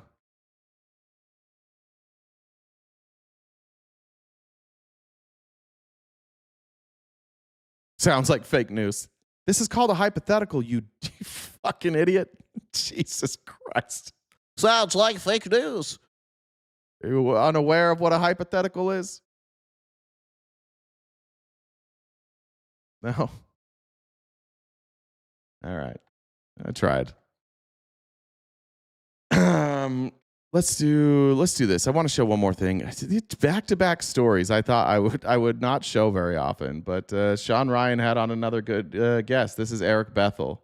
And this is where it gets a little sketchy. I said yesterday and throughout the last couple of weeks that if you were going to make an argument that Trump was owned by Russians, I think the best argument you could make is he keeps doing things that make our country weaker and that create a path for both Russia and China to be stronger. This is former World Bank director Eric Bethel on with Sean Ryan explaining what we've been watching in real time as the value of the dollar seems to be collapsing worldwide, and what would happen if the dollar totally collapsed, what that would mean for us. It's about a 17-minute interview. My voice is shot, guys. I feel sick as a motherfucker today, so I'll try not to interrupt too much. I'm going to start this, go grab a drink, and then I'll be right back. But I found this really interesting. For the last many, many decades, trade has been conducted using the dollar as the unit of intermediation, right? Whether commodities, the currency that underpin commodities has always been dollars. So when you buy oil's traded in dollars, whether it's in Saudi Arabia or whether it's in the UAE or whether it's in Indonesia. It's a dollar system. And so the BRICS are saying, why should we have to transit the US dollar to trade soybeans from Brazil to China? Isn't there a way that we can do this internally? They're not going to create a currency, a BRICS currency, but they're trying to figure out how they square away the plumbing, the financial plumbing, so that they don't have to go through the dollar as the intermediary. So that's what's going on. How does that affect us? Well, if the dollar isn't the reserve currency, we're screwed. Like, we become, Argentina. It can be very bad. So let's back up. I'll begin with our fiscal deficits, and I'll take this back to why the dollar is important. Okay. So right now, we spend $7 trillion. That's the latest budget proposal. And we generate in tax revenue like $4.9 trillion, right? So there's a deficit of, roughly $2 trillion a year. Now, people don't understand unless you can make it real for them. So let's take out a bunch of zeros. Let's assume you as an individual are making $49,000 a year and you're spending $70,000 a year. I just want to point out another thing with MAGA here in the chat. Nobody's talking about Trump.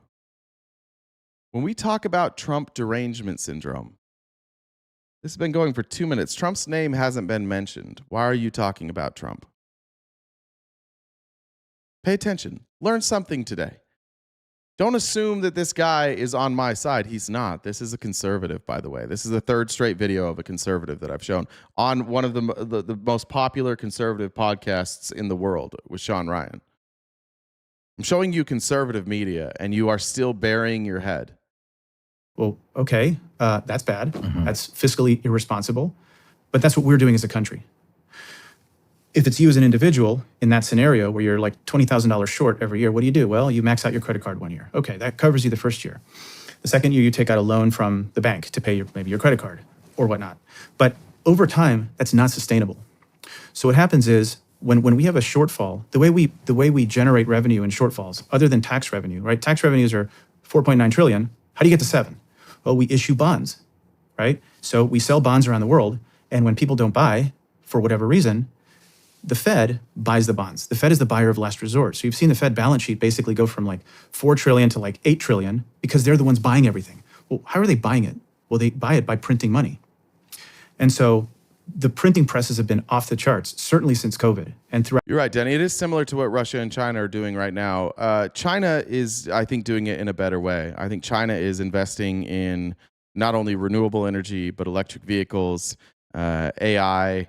And so China has a better plan going forward. I think that Russia is closer to what we're doing, thinking that they can rely on oil and natural gas in order to propel them forward, which the trouble there is that oil and natural gas, those prices keep going up. And if your people are making less money, that hurts your people. So I do think that we're all kind of dealing with this at the same time. But these BRICS countries like China and Russia, they're looking at the U.S. and they're saying, if we can continue to force them to do this, we can outlast them. That's what China thinks. And I think China would stab Russia in the back too. I think Russia would stab China in the back. I do think that China believes that they can outlast Russia and the United States. And honestly, if you look at the state of both economies and you project into the future, China is in the best position right now. About this administration. And that, of course, has caused inflation and a lot of other problems, which we can go into. Now, the artificial demand for dollars around the world is largely due to the fact that 60% of central banks have the dollar sitting in reserves, okay? And also because the dollar is used as the unit of trade for commodities, for foreign exchange. Like if you want to go from Colombian pesos to, I don't know, Indonesian rupiah, you have to go through the dollar. If the dollar isn't there, because nobody wants to use the dollar, we're screwed. All that artificial demand for dollars disappears, and we crater. We're not going to forget financing the next aircraft carrier. We're not going to be able to pay Medicare. And that's when things get really, really bad. And it just takes leadership in our government. Right. Just think about our debt. Think about our spending levels.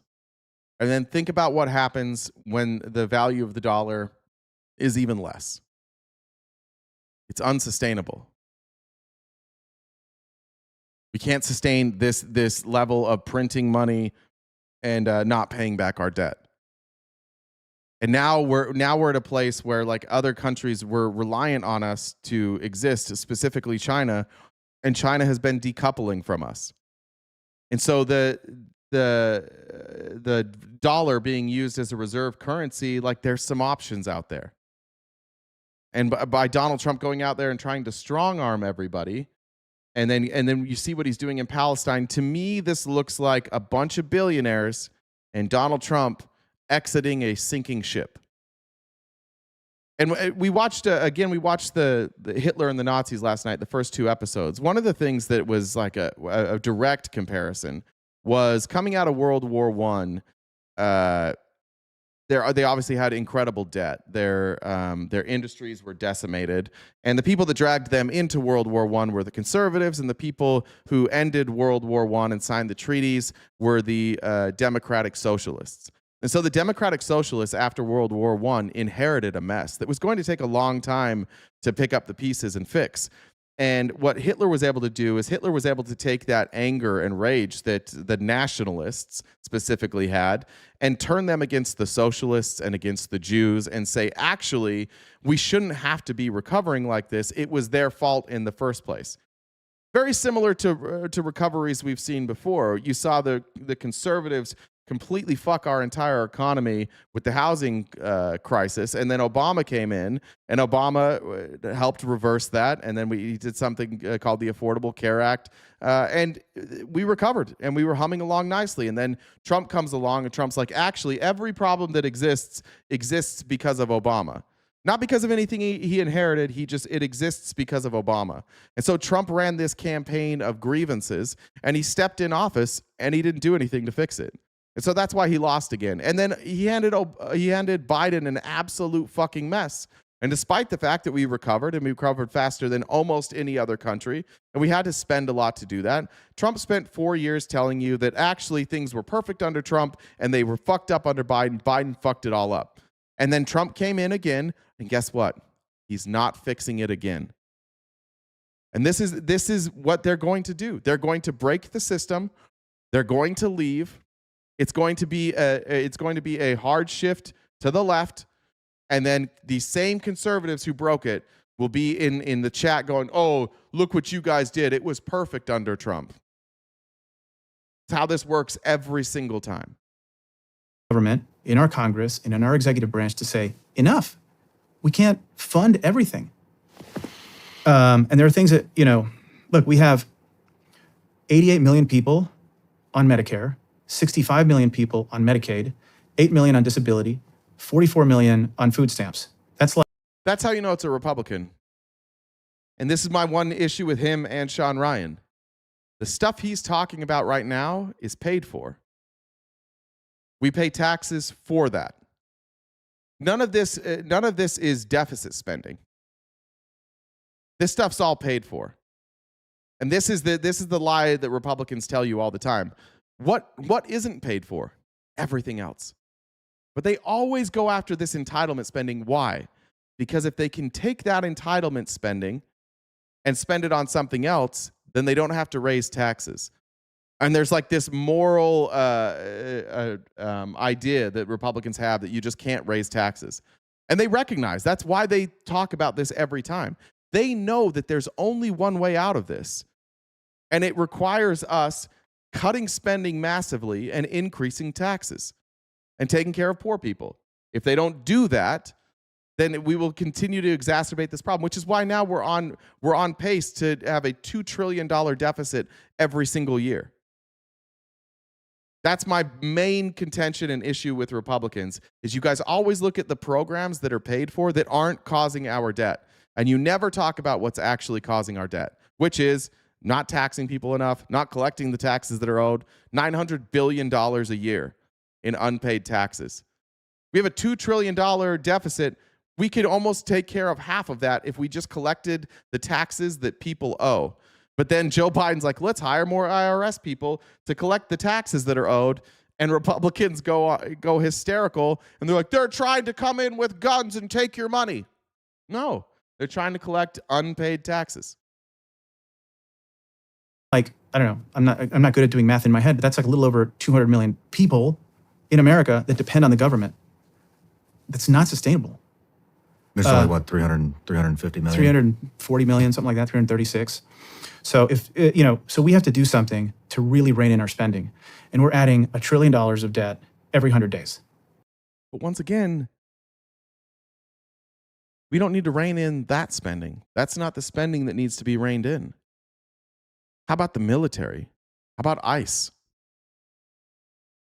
We can't rein in that spending? How about tax cuts and subsidies for corporations? We can't rein that in? We just have to go after poor people? And so Who do we owe the debt to? Or mainly ourselves. We do have a bunch of foreign debt buyers. China had at some point, close to, maybe $1.5 trillion or $2 trillion, and they've been paring that down. They've been selling. Why? Because they don't want to get sanctioned. Let's take this argument through, Chris Carnival. You said, so your solution is tax people even more and give it to people that refuse to work. No. We're already paid. That stuff's already paid for. I'm saying we should tax people more and pay for the things that we spend. But you missed the other part, that we have to cut spending drastically.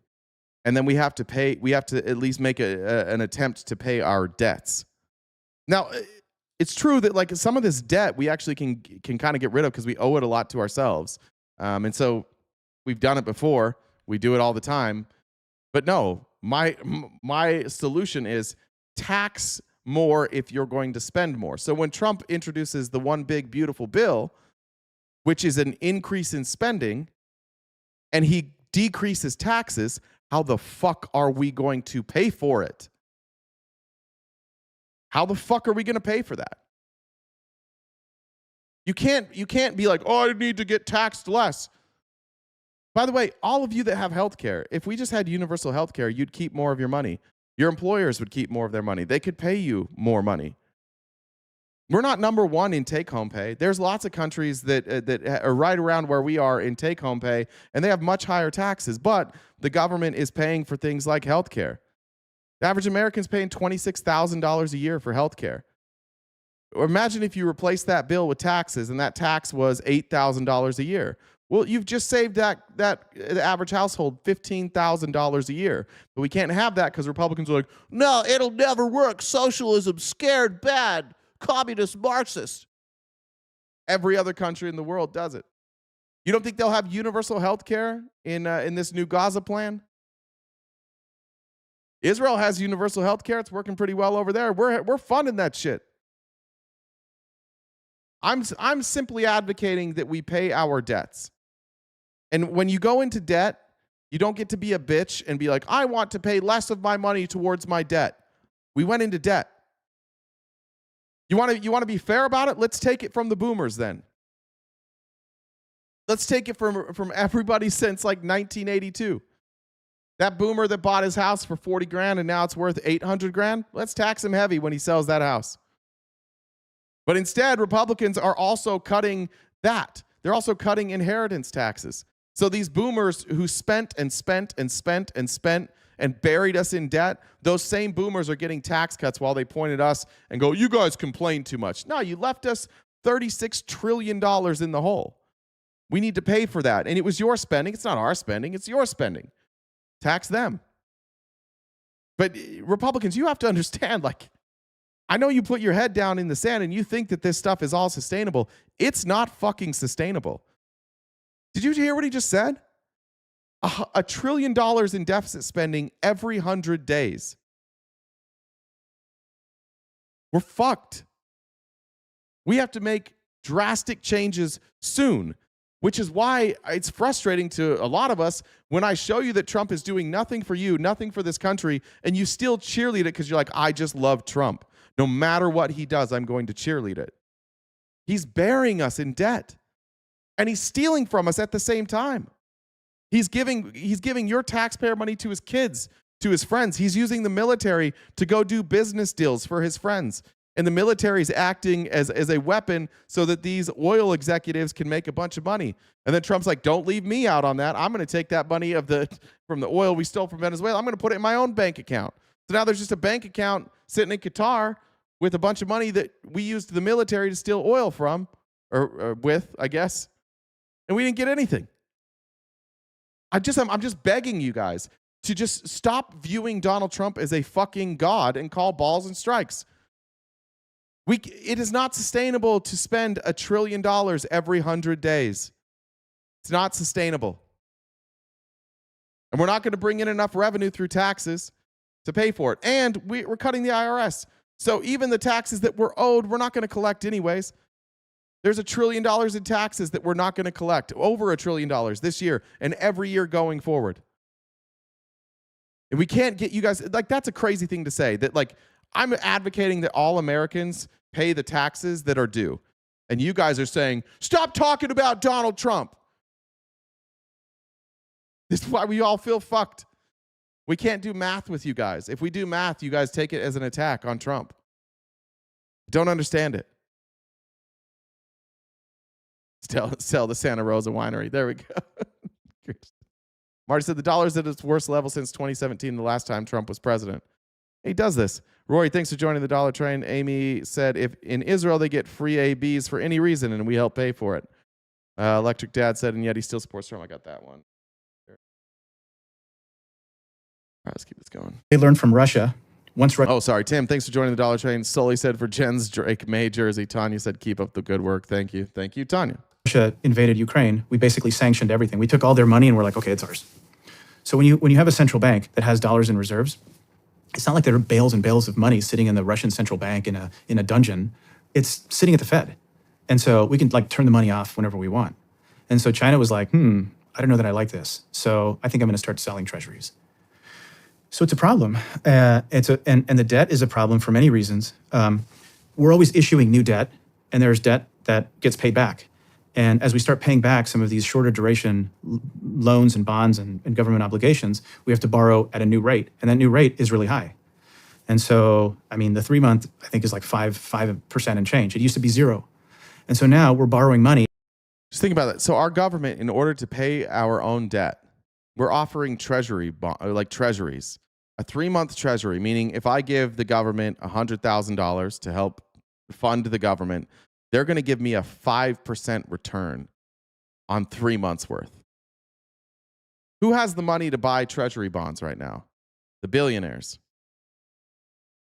The richest among us. So the richest among us are now taking advantage of us while also not paying their fair share of taxes, also avoiding taxes. So they write legislation that gives them tax loopholes. They can write off a fucking yacht. There's nobody that can audit their taxes anyways. It would take teams to audit their taxes. So they get away with paying almost nothing. And then on top of that, the money that they keep, they go buy treasury bonds and say, hey, U.S. government, I hear you're struggling to pay your bills. Why don't you give me 5% interest every 3 months? If you're doing the math there, that's 20% interest. They can get 20% interest on their money. Flat tax. No, flat taxes are regressive. They're stupid. They don't work. No, there's a reason nobody ever does flat taxes. The only reason people advocate for flat taxes is because you guys don't want to admit that it's a rigged system. Progressive tax systems are the only tax systems that work. The richer you get, the more you should pay in taxes, especially if the reason you're getting more rich is off of other people's labor. You shouldn't get a bigger piece of their labor than they get. That's silly. These are all very simple answers. But Republicans have led you to be ideologically convinced that taxes are evil. So they'll just drive us down into debt, and you guys will go, don't tax us, don't tax us, don't tax us. Okay. Well, what happens when shit hits the fan? At higher interest rates, which means we have to pay, our government is paying more in interest on our debt, like over $1 trillion in interest alone. And we're paying $850 billion for our Defense Department. We're paying more in interest, just in interest to service the debt, than we are paying for the Defense Department. You tell me, is that sustainable? We're screwed unless somebody changes things in a very radical way. And is Trump just ask yourself, is Trump changing anything in a radical way? To the chat, like, what do we need to change? How can we pay off our debt? Give me some ideas of how we can pay off the debt. This guy's name is Eric Bethel. He's the former World Bank director.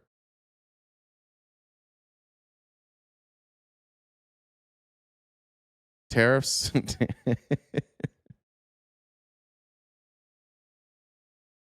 Just explain it to me, Republicans, conservatives. Explain to me what Trump is going to do to fix this. If he's not doing something to fix it, what should we do?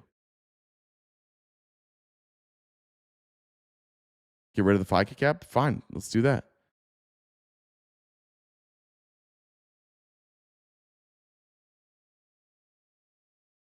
Tax your dad to hell, yeah. Look at his accomplishments. Yeah, that's a dumb fucking thing to say there, Dylan. What should we do? Look at his accomplishments and then get back to me. All right, shut the fuck up. You're not equipped for this conversation. What a dumb fucking thing to say. Look at his trophies, though. He's got some medals over there. No, just be honest. You don't know. You have no idea. The top 5% of wages in this country pay for 60% of all tax revenue. That's because they make all the money. B-dub. It's because they make all the money. That's how taxes work. That should tell you how bad wealth inequality is. You guys ever make that link? The richest people make the most money or tax the most money. Why? Because they have all the money. Why do they have all the money? Because they also write the laws. They don't have to pay living wages. That's why they have all the money. It's not a good argument. Your argument is essentially saying that even though they don't pay what they should pay, they're still paying 60% of the taxes, which means they have all the money.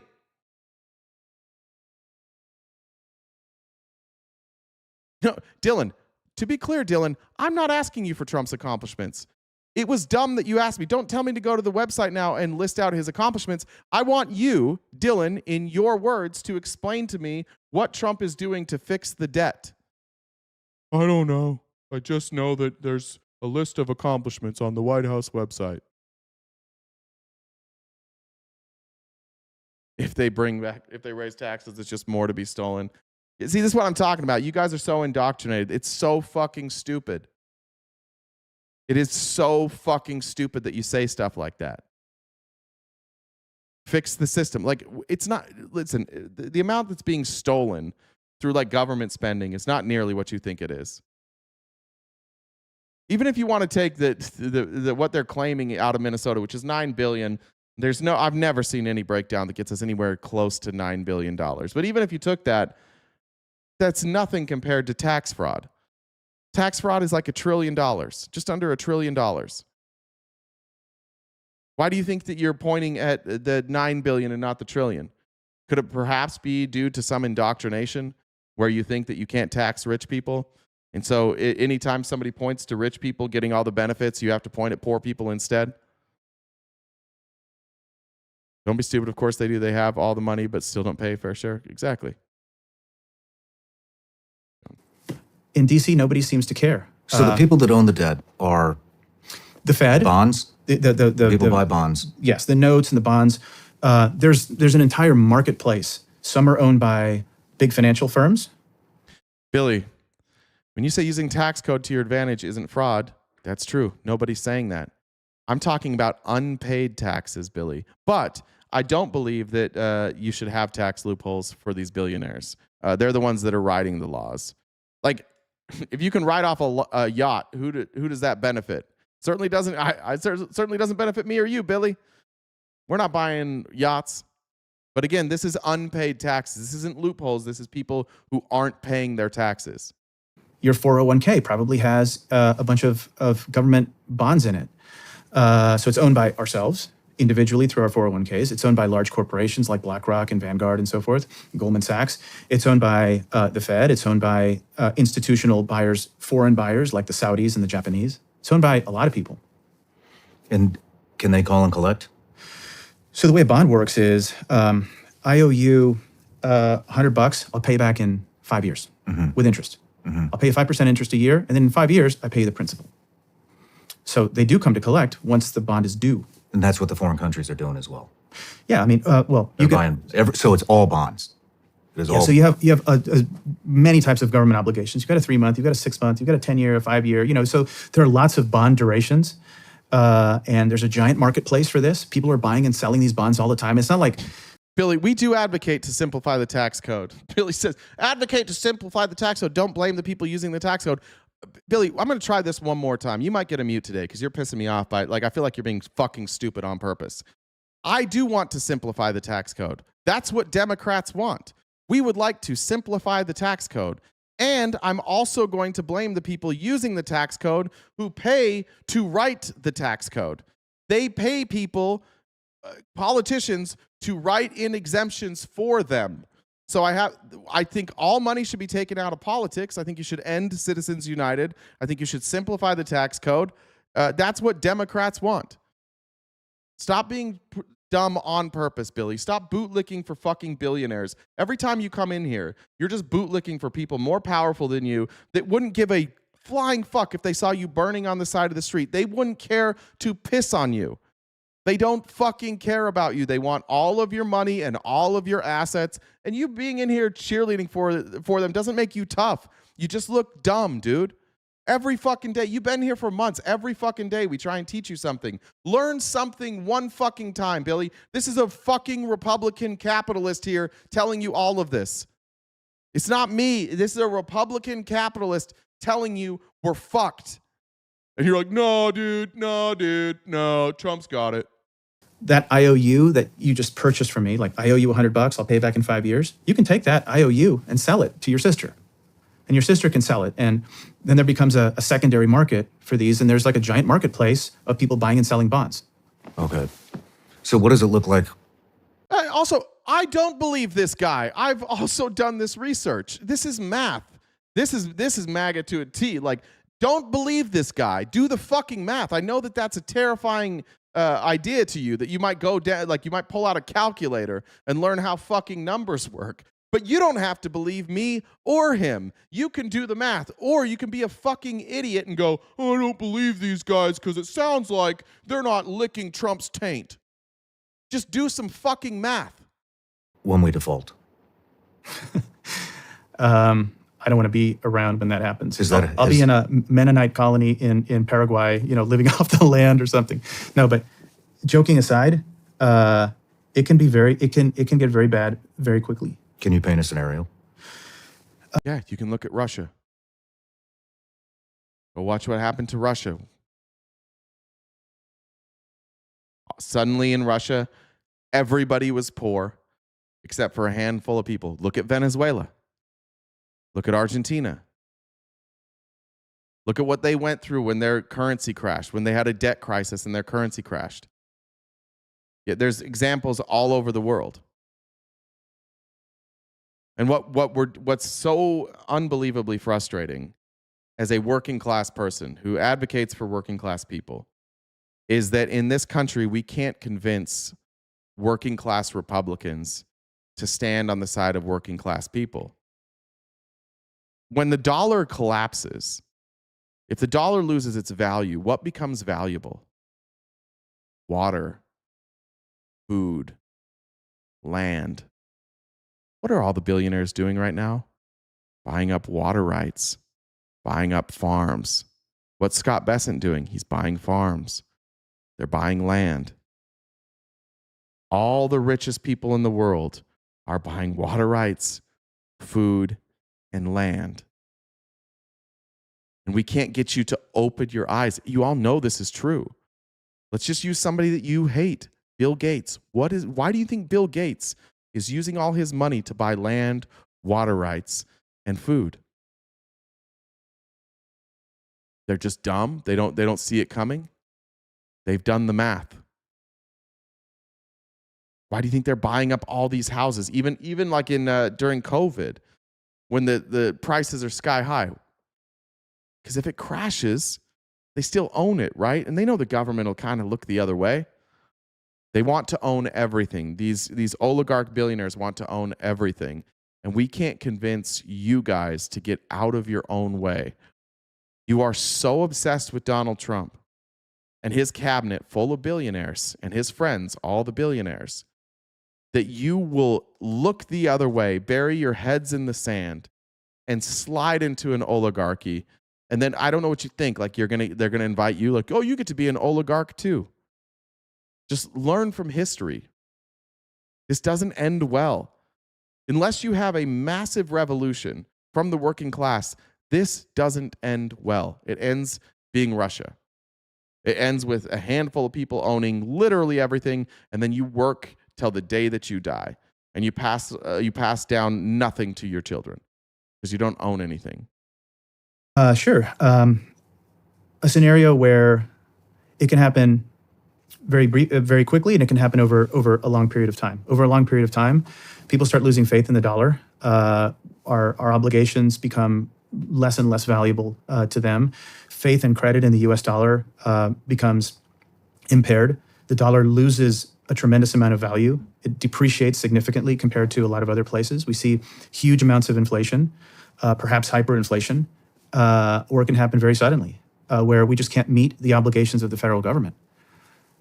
So, we have $7 trillion that we need to pay out every year in whatever, right? And maybe we have to fire people. We have to fire the 24 million government workers. By the way, there are twice the number of government employees than there are manufacturing employees. Man, that's so. Yeah, or we could tax more.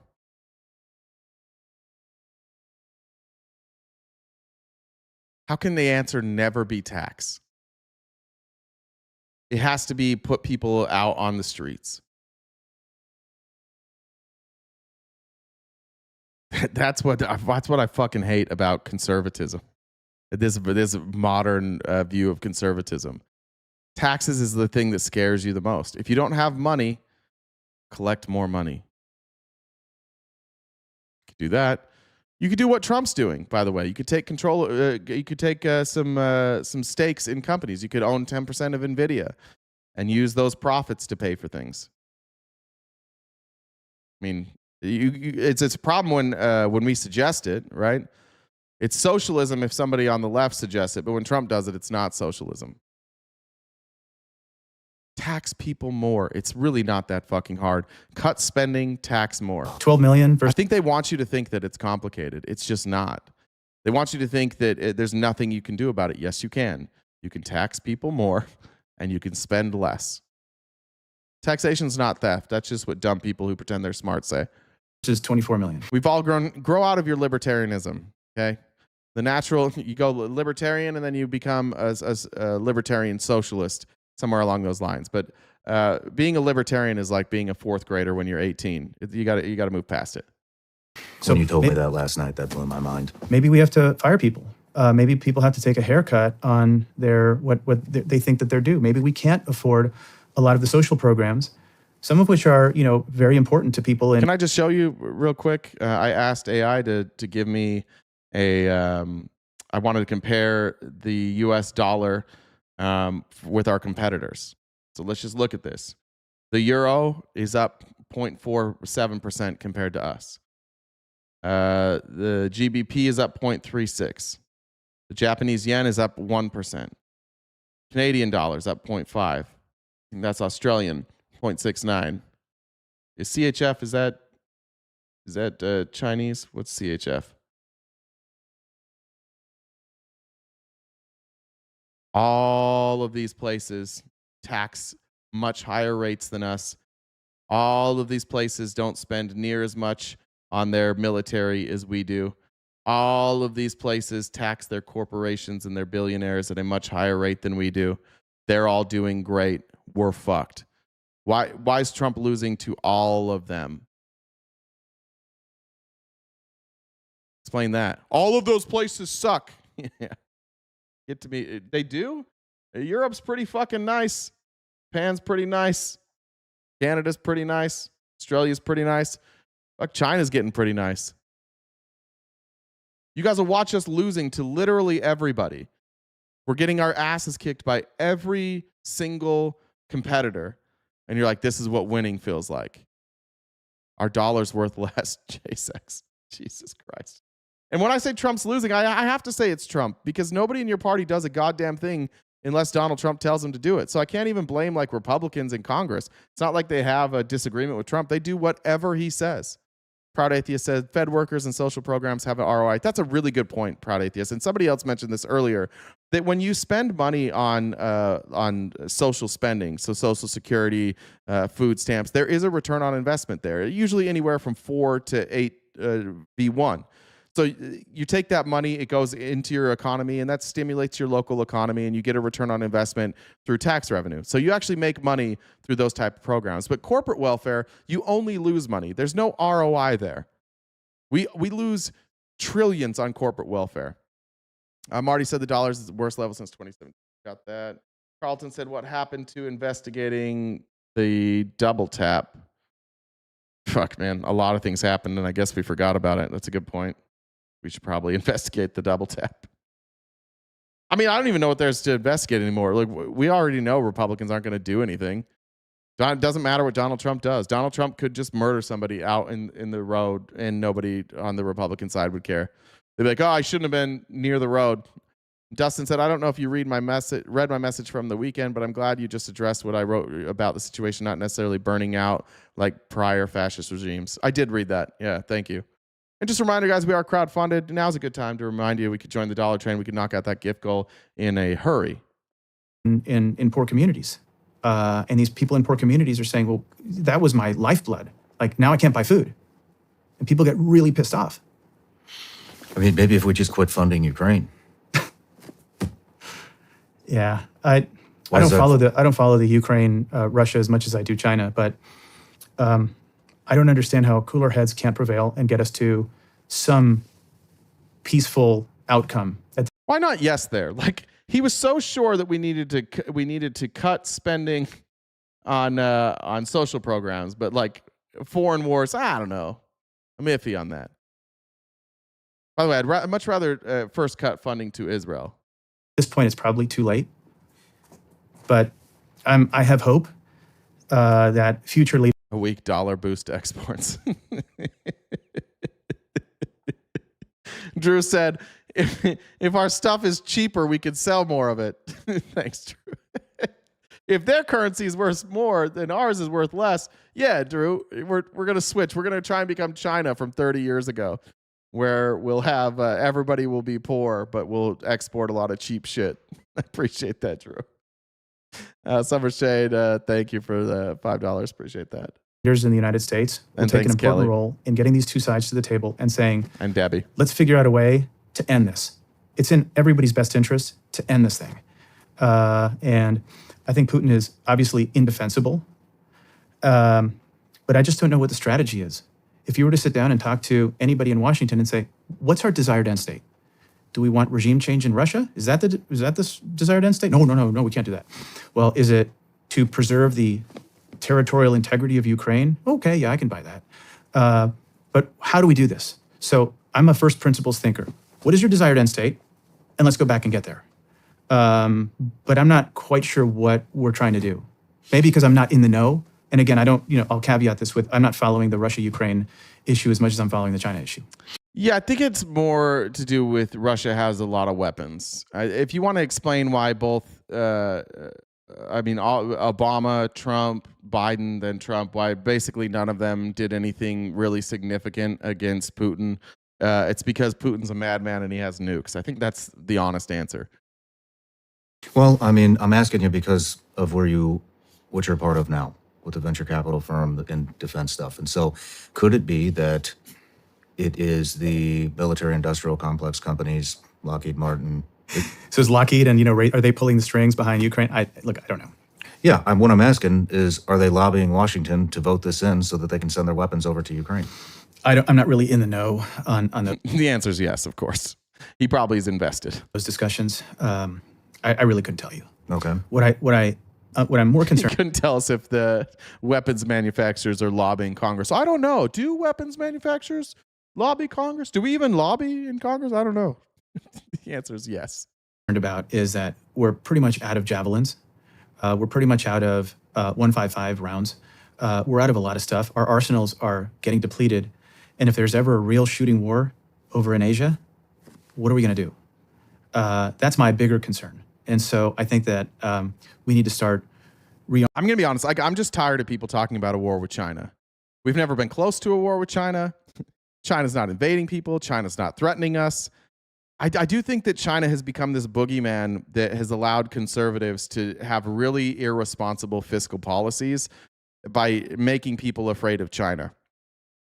I'm not afraid. Like, China is one of the last countries on my mind that says, like, I should be afraid of them militarily. They have a big military, but, like, what are they doing? Russia's a fucking problem. I'm nervous about Israel. Israel's always attacking. There's a lot of countries that are attacking, but it's almost never China. See, there we go. Wrong. China's evil. Why? What did China do that's evil? Let's see if you can give me an answer here. I want to find that out. Maldo, why is China evil? He's gonna say communism. Savannah said, just joined, but I do have a question. Why Minnesota? I guess I'm asking, what did they not comply to? I don't know what you're talking about. Why is China evil?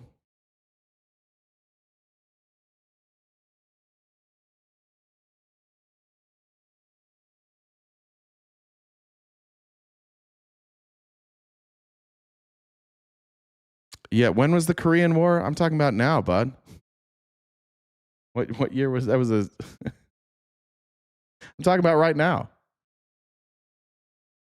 I'm talking about the 1950s.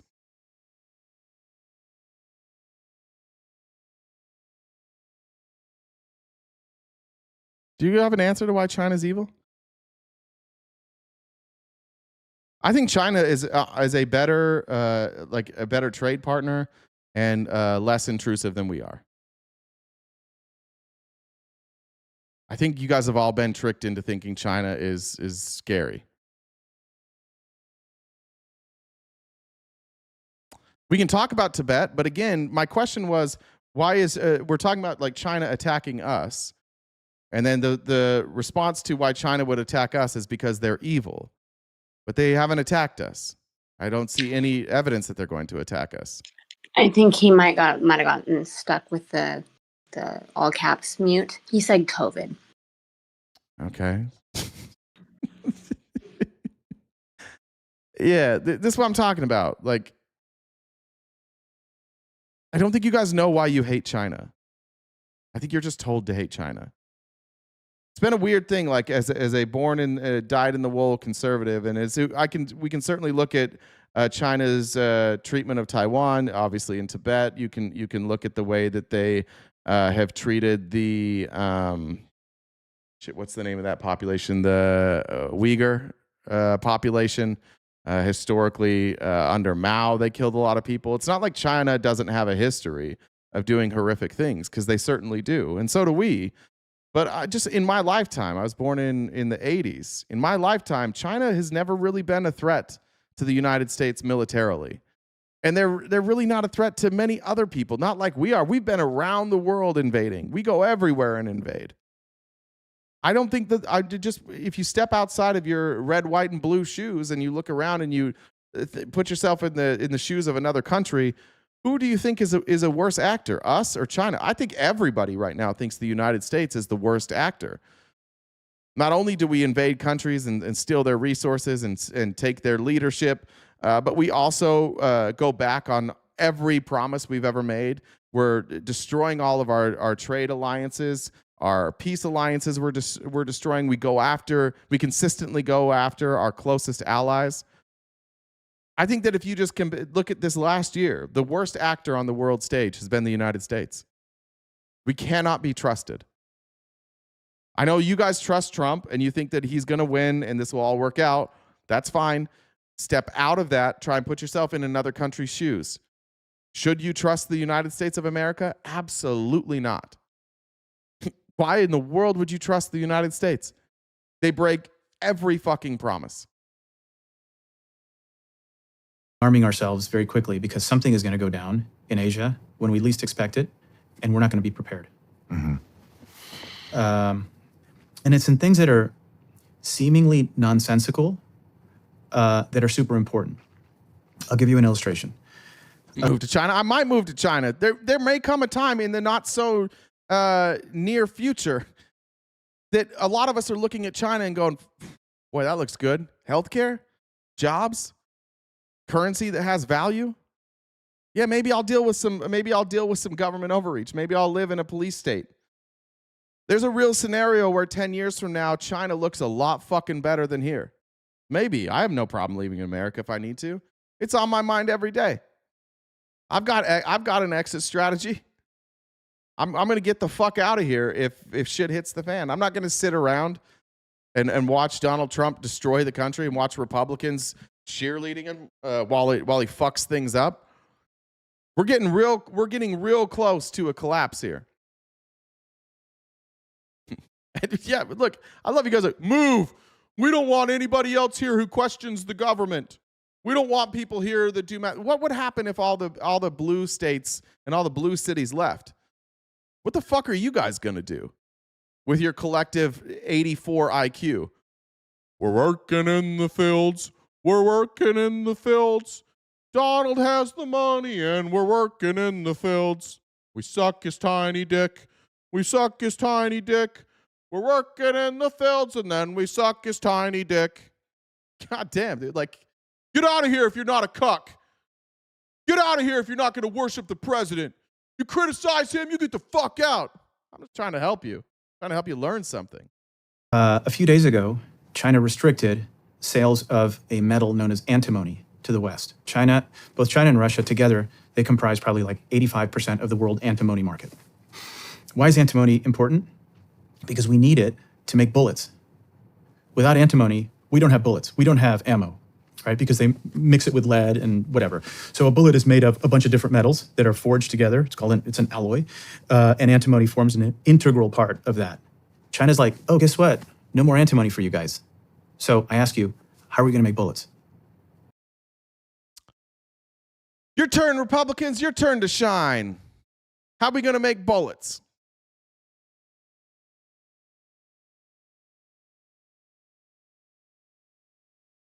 He's asking the question. You guys are smart. I'm stupid. I'm a dumb podcaster who defends China. I'm a lib, commie, Marxist. Explain, how are we going to make bullets? We're going to invade another country that has antimony. What countries have antimony? Let's see. Out of lead.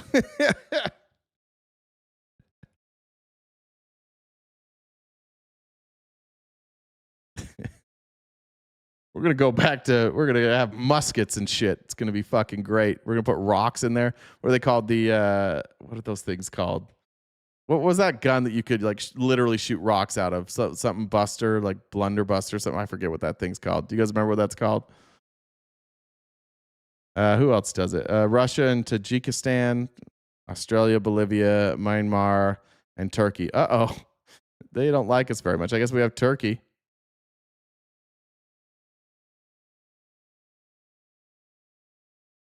What's the plan? Blunderbuss, thank you. And it's something as esoteric and like stupid as a minor metal, but that minor metal is super important to everything else. China restricted gallium and germanium 6 months ago, and those are crucial ingredients to make semiconductors. And China says, well, sorry guys, they're not leaving. So gallium and germanium prices, exploded. And so these are things that, are seemingly. Do you think China would be doing this if Donald Trump wasn't a fucking lunatic? What if we had a president who, instead of escalating every fucking thing and threatening everybody, what if he had good relationships? What if we just did that instead? What if we didn't have a bumbling, stumbling, blowhard dipshit for a president and we developed good relationships with these countries instead of threatening them all the time and having incoherent trade policies. What if we tried that? That might be a good idea. No, we got to threaten them because they're all scared of Trump. We got to make them scared of him. That'll work. Ever since Trump came into office the first time, China's like, we got to decouple. It used to be, China used to, I think it was, they sent like 20% of their exports to the United States. It's down to 10. They've replaced that. It's incoherent to you because you're an idiot. No, it's incoherent because it doesn't make any fucking sense, right? Like, we didn't get anything out of these trade deals. What we got out of these tariffs is that a bunch of Americans paid more taxes, and prices of virtually everything went up, and we destroyed our trade relationships with these other countries. And now they don't think Trump is a reliable trade partner. And the good point, Emilian. And now China grew the GDP largest ever. Their currency is in a much better place than ours. I mean, we can show you the chart again, but why is our currency so shitty? Why are we struggling so bad right now? I don't really know because I just suck his dick and plug my ears. Irrelevant, but in their totality, they're super important. Does that make sense? It makes perfect sense. It makes perfect sense. It's looking pretty grim. There's hope, man. We're America. Yeah. And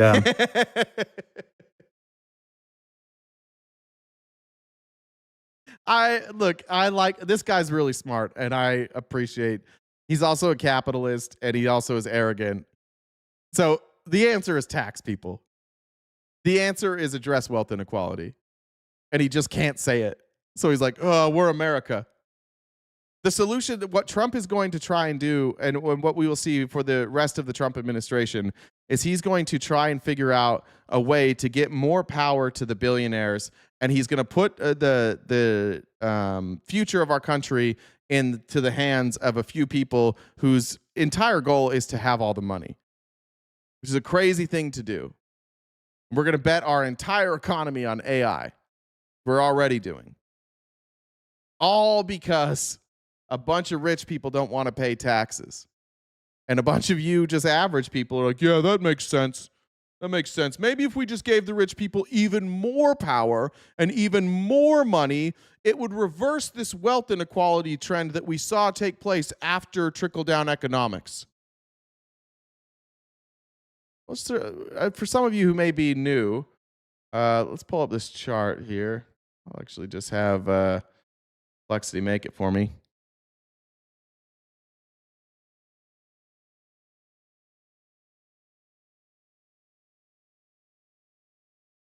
While that's going, I'll play a little ad for our not sponsored yet. The only sponsor that we're willing to take. Like, nobody's as soft as a conservative. Ladies, you know what I'm talking about. Those conservative men are soft as shit. Oh, That's why every time you go to a conservative podcast, it's like, and now to our sponsor, Blue Chew. Your dick can work again. You don't have to scream at women when your dick doesn't work. This'll fix it. It's true. Good question. I don't know if we've heard from Johnny today. Belinda, thanks for the super chat. Drew, I got that from Drew. Raina said, I don't know, the U.S. seems pretty evil right now, threatening all these other countries and kidnapping other countries' presidents. Yeah, it does seem a little evil. It does seem like we're the bad guys right now. At least historically speaking, the people that do what we're doing are always the bad guys. And historically speaking, there was a bunch of dipshit dick riders that celebrated it all along the way until it collapsed. And then those people shut the fuck up or pretended that they would never cheerleaded it in the first place. Like, go watch the Nuremberg trials. Go watch all those people all of a sudden distance themselves from fascism. Oh, I didn't. I was just following orders. I didn't really like it. You know, I just was following orders. We've been the bad guys forever. Look, as long as I've been alive, we have not been the good guys. All right. Let's take a look at this. This is a share of, that's the 60s. That didn't go far enough. Let me find this chart. That's a time when AI failed me there. They just gave me one weird line. Both sides are fascists or communists. Both are evil fucks. No, that's not true. So it's not both sides, right? Trump is different. Trump is like a legitimate fascist. Bush wasn't the same way. Like there's problems with all, but to pretend like I don't think we should pretend that what we're seeing with Trump isn't a new thing. Is that percentage? Is that by year? What's that? Take a look at this. Trying to find a wealth inequality chart that goes from the 50s. Can't find it anymore.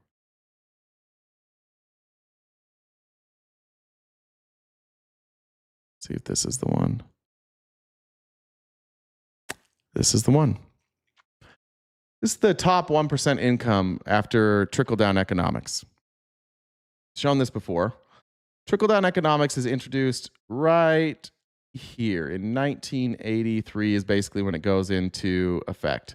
And what you see is that the top 1% growth of income and the bottom 90% was roughly the same. It would kind of just move on this trajectory. But once we did trickle-down economics, look what happened to the top 1%.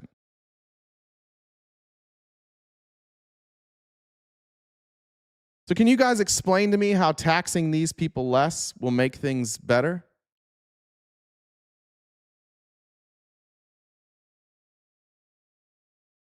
Yeah, there's no such thing as trickle up. We had progressive tax policy. Trickle-down economics was a lie, sold to Ronald Reagan, an actor, by his rich friends, and they convinced a bunch of you dipshits that this was going to work. And what they basically told you is that, hey, if we give these people, if we give the top percent more money, if we cut their taxes, what's actually going to happen is all of us are going to get richer. They're going to pay you way more money. We're all collectively going to get richer together. That didn't happen, did it? Yeah, I can share that in Discord. I'll message it to Jen real quick. Jamar said, it's pretty simple. We'll make our bullets out of ether. Very simple. Trickle-down economics is a categoric failure. This is the majority of income for the vast majority of households comes from the labor market. The bottom 90%. Most of us comes from our labor. The top 1%, most of it doesn't come from labor. It comes from other people's labor. So 37% of the top, this is up to 2015, comes from their own labor. Most of their money comes from other people's labor. It's pretty cool. Let's look at productivity. Grew 6 times faster than hourly compensation between 79. Watch what happens. This is productivity, meaning the output of the company, and the compensation. And you can see just leading up to trickle-down economics, look at this. As the companies got more profitable and produced more, the wages went up in unison. And then we told the rich people, hey, you can keep all that money instead of paying taxes. And productivity went skyrocketing up, and hourly compensation has remained fairly flat. And then we started hearing things from Republicans like, oh, well, some jobs you just shouldn't get paid. You shouldn't get paid a living wage for. Every chart that shows how rich people are fucking over poor people starts essentially in 1983. I mean, that could not be more obvious. Could you get more obvious than this? And these rich people were doing fine, by the way. They weren't hurting for money up until 83. They were doing great. This is what they tell you it should happen. But what if we convince a bunch of rednecks that taxation is theft? What if we just tell them that taxation is actually theft? And they'll just repeat that and defend us. That'll never work, they said. Oh, it worked. It worked. Well, let's just tell them that we actually pay most of the taxes. That won't work. They're going to see right through that. They're going to know that the reason we pay more taxes is because we have all the money. No, they won't. They were right. No, you don't. The dumbest among us. Nope. I had a 15% mortgage in the 80s. Cool. You could afford it. I didn't have a cell phone. Cool. We're talking right now about compensation. What you see after 1983 is rich people making all of the money off of your work and you getting shafted. Some reason their investment was worth more than your labor. You need to start with explaining what a chart is. That's a good point. Here, this is the top 0.1% earnings grew 15 times faster than bottom 90%. So look at this, all pretty square. This is the top 1%. This is the top 0.1%. This is the top 1%. Here's the bottom 90%. These are earnings. Flat, sometimes going down after 83. Oh, what happened to the 1%? Killing it, up 157%. So this went through 2017, but from 1980 until 2017, wages for 90% of Americans grew earnings grew 22%. For the 1%, it grew 157%, and for the 0.1%, it grew 343%. Just tell them that taxation's theft. Got it. Yeah, dude. It's working. You wouldn't believe it. It's working so good. We have the poorest, dumbest motherfuckers on earth defending this policy. It's theft. It's theft. It's theft. No, it's not, you fucking dipshit. No, it's fucking not. How the fuck could taxation be theft? Pull out, get my wallet real quick. Do this.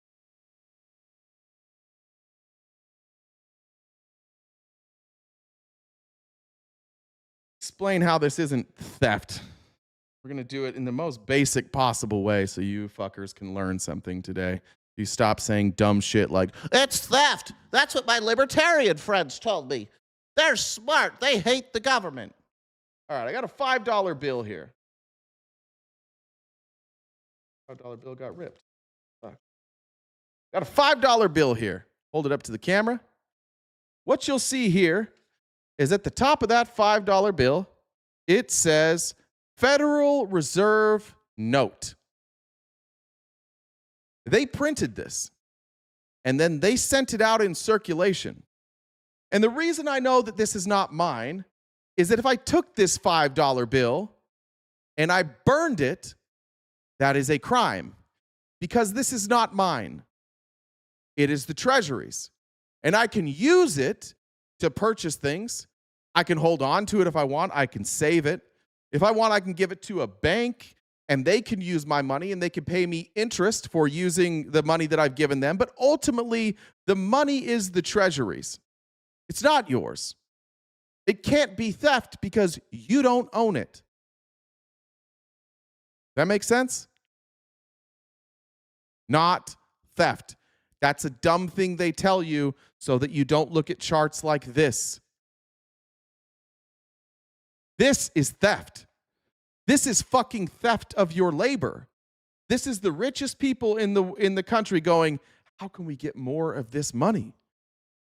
What if we stole it from the workers? They're not going to go for that. Well, what if we told them that if we pay less in taxes, we'll all get richer at the same rate? Yeah, let's just tell them that.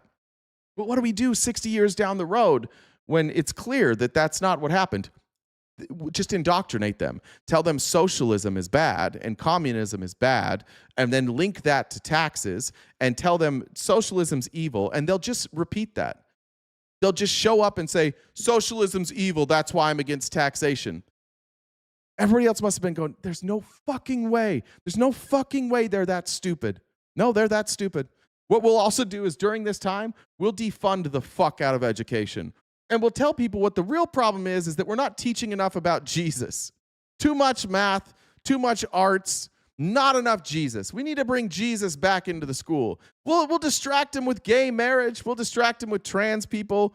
We'll distract them with tank tops. We'll distract them with morality. And we'll tell them that the evil that is the most evil thing that they could possibly face is socialism or high taxes. And they'll just buy it. And here we are, not just under 50 years later, and they're saying the same shit. They now have the data that proves they were not only wrong, but like devastatingly wrong, obviously wrong. And they'll still double down on it. There's top earners' wages. Grew 4 times faster than wages at the median. This is versus median. Look what almost immediately what happened to hourly wages. Here's trickle down economics. Fuck you. That's real hourly. So while the wages went up, the real wages, meaning like what your buying power is, dropped significantly. We fucked over the 10th, what's this, the 10th percentile, 50th, 95th?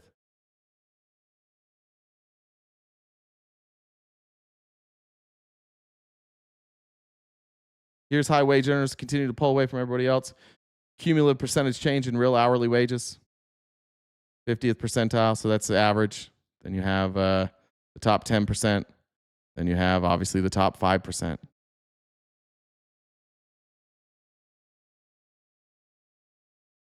Yeah, supplies, they called it trickle-down economics, pure precision. Supply-side economics is bullshit.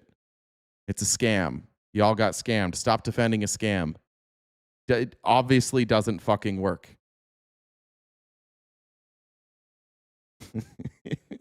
Why am I naive? Av Alex LLC. Appreciate the LLC next to your name. Explain, what am I getting wrong here?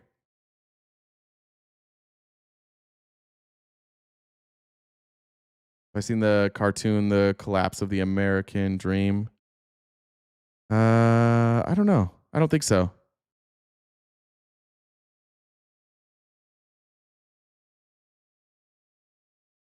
JC, you're not answering my question. I'm living comfortably. Hope you succeed, kid. Cool, but we're talking about economics right now. This isn't your journal. It's not personal story time. We're talking about cumulative economics. Your individual story adds no context to any of this. Next, you'll say Thomas Sowell is a moron. Yeah, he is.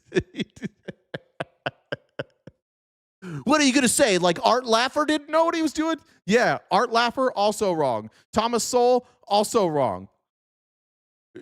Look at it. This is what they want. This is what they say works. None of this shit works. Yeah, but I like Thomas Sowell. Yeah, he's fucking wrong. I won't say that he's dumb. He's wrong, though. And the problem with Thomas Sowell and Art Laffer is that they sold this and they told you it was real, and it was the only thing that they're really known for.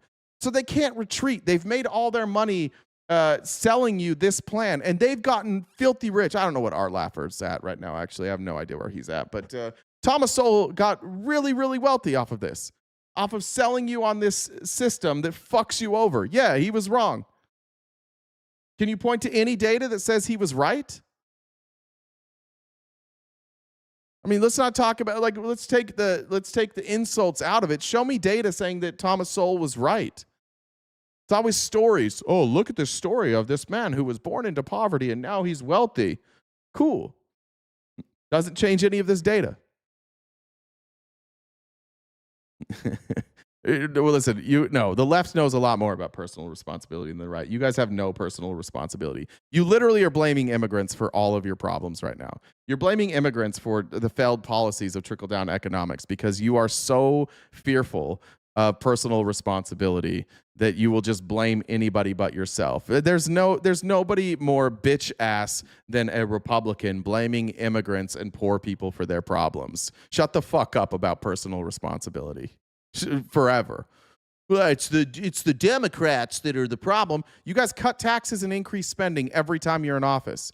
You increase the debt faster than Democrats every fucking time you're in office. Every fucking time. 100% of the motherfucking time you increase spending and decreased revenues, and our deficit goes up at a faster rate than it was before. Every fucking time. How can you do that 100% of the time and still think you're the party of fiscal responsibility? You're not.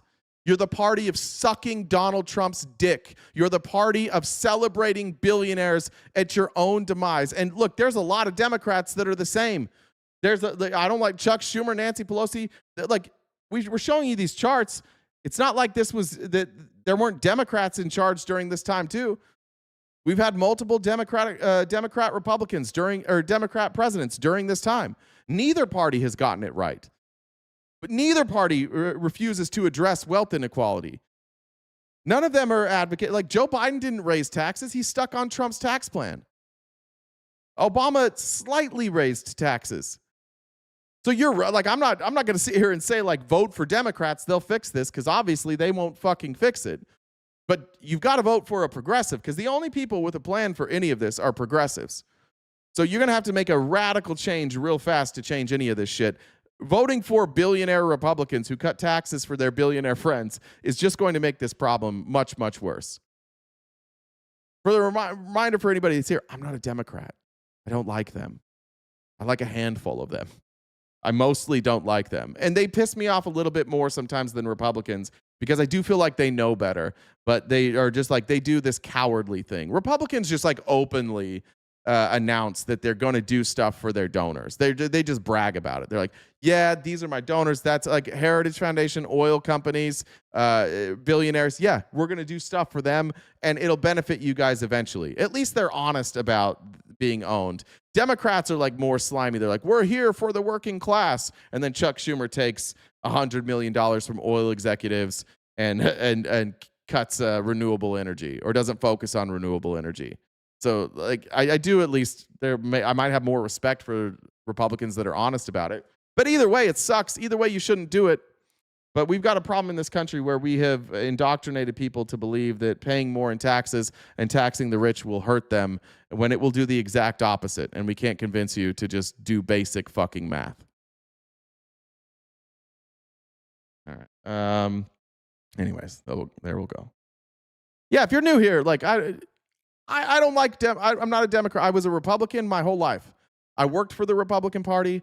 The last job I had in the Republican Party, I worked on Mitt Romney's presidential campaign. I held office like as precinct chairs and as a delegate. And then I stopped being a Republican. I was a libertarian. If you're honest with yourself, if you're honest with data, the transition goes like Republican to libertarian socialist to now I'm nuanced. There are times when I think that less government intervention works. There's time when more government intervention works. There are programs that the government runs better than the private sector. There are programs that the private sector runs better than the government. It's just nuance. Literally fuck almost everybody in Congress. So there's like 12 people I like out there. And there's a couple of Republicans and there's a couple of Democrats. And that's it. You were always a closeted leftist. No, I wasn't. The thing is like, when I was a Republican, I was a true believing Republican, and I was smarter than all of you when it came to like defending Republicans. I could make a better argument for Republicans than any of you can. Well, maybe not any of you, the ones that are here every day. If I wanted to cosplay and use a voice changer and I went on TikTok, all of you would think I was the smartest Republican. I knew every fucking argument. I knew how to back out of every single argument. I knew how to get away from the trickle-down economics argument. But then I started actually questioning it. Instead of having the argument to win, I just questioned it. And admittedly, like, it was a time in my life where a lot of things changed. A lot of the things that I believed in, a lot of the structures that I had put faith in had collapsed. And so I just thought, like, I'm just going to restart. I know I was indoctrinated. I know I was brought up to be a Republican. Everybody around me is a Republican. Let me just challenge my own beliefs. And that's how I got here. And I still challenge my beliefs all the time, and you should too. But if you honestly challenge your beliefs, I promise you you're not going to, and you use data, I promise you're not going to be a MAGA Republican. It's a silly thing what you guys have become. You've just become Trump fans. There aren't any, I can't point to a single principle that any of you hold. You claim law and order, but you pick and choose when law and order is supposed to be instituted. You talk about Jesus, but you skip parts of the Bible that talk about treating immigrants with respect. You talk about Jesus and you focus on gay people, but then you don't talk about like how Jesus was like, you know what's really bad? Like being rich. If you're rich and you don't share that wealth, you're probably not going to heaven. And we just ignore that stuff. I do think that currently with the state of our country, if you follow the data, you're going to wind up advocating for progressive policies. How do you fix healthcare? Single payer. It's the only way to fix it. There's no good argument against, like, that's why Republicans haven't come up with a plan in 30 years. Because the only option is single payer. Every other country does it. Fuck it, we're funding Israel's single payer system right now. Why does Israel do single payer? Why does every other country do single payer? And then why is ours 4 times more expensive when we're the only ones not doing single payer? You have to come to that conclusion. Just mathematically, the way it works out, that's the only conclusion that you can come to. But Republicans tell you to stop. No, you can't come to that conclusion because socialism bad. I'm not a fan of socialism, capitalism, communism. I think that those are all economic theories. They all can be corrupted. If you think that if you're a socialist, that means that you can't wind up with an authoritarian leader, you're wrong. If you think if you're a capitalist, you'll never have an authoritarian leader, or you can't have an authoritarian leader, you're wrong. Same with communists. Every belief system that exists can be corrupted. So just do the math and come to the right conclusions. These billionaires, like Elon Musk, for example, if you took all of his wealth away, and I know that it's not all liquid, but let's say you left Elon Musk with $1 billion. He's fine. He's fine, and we do a lot of good for people. What if the way that you take away that wealth from him is that you take the shares that he owns in Tesla and you distribute it amongst the workers of Tesla? Then they're in a better position. He's a billionaire. They have hundreds of thousands of dollars more money. They have a future. But you've been indoctrinated to believe that you can't do that. You can't control the cap on somebody's wealth. Sure you can. Why not? It works everywhere else. That's a good point. We're slave to the system. No matter our creed or color, it will always be a class war. Yeah. And that's the ironic part, is that, like, you guys are all in the class war with us. Everybody here is almost certainly in the same class. And it's wild to be like in the middle class or just not in the 1%. And to have people amongst us who are like, we're all struggling. Our futures look bleak. No matter where you are in the middle class, like looking forward, it's most likely that your job is on the or is on the chopping block if this AI thing really works. Why in the world would you spend your time advocating for the people who are taking all of the money and collecting all the money off of your labor? Why are you siding with the oppressor?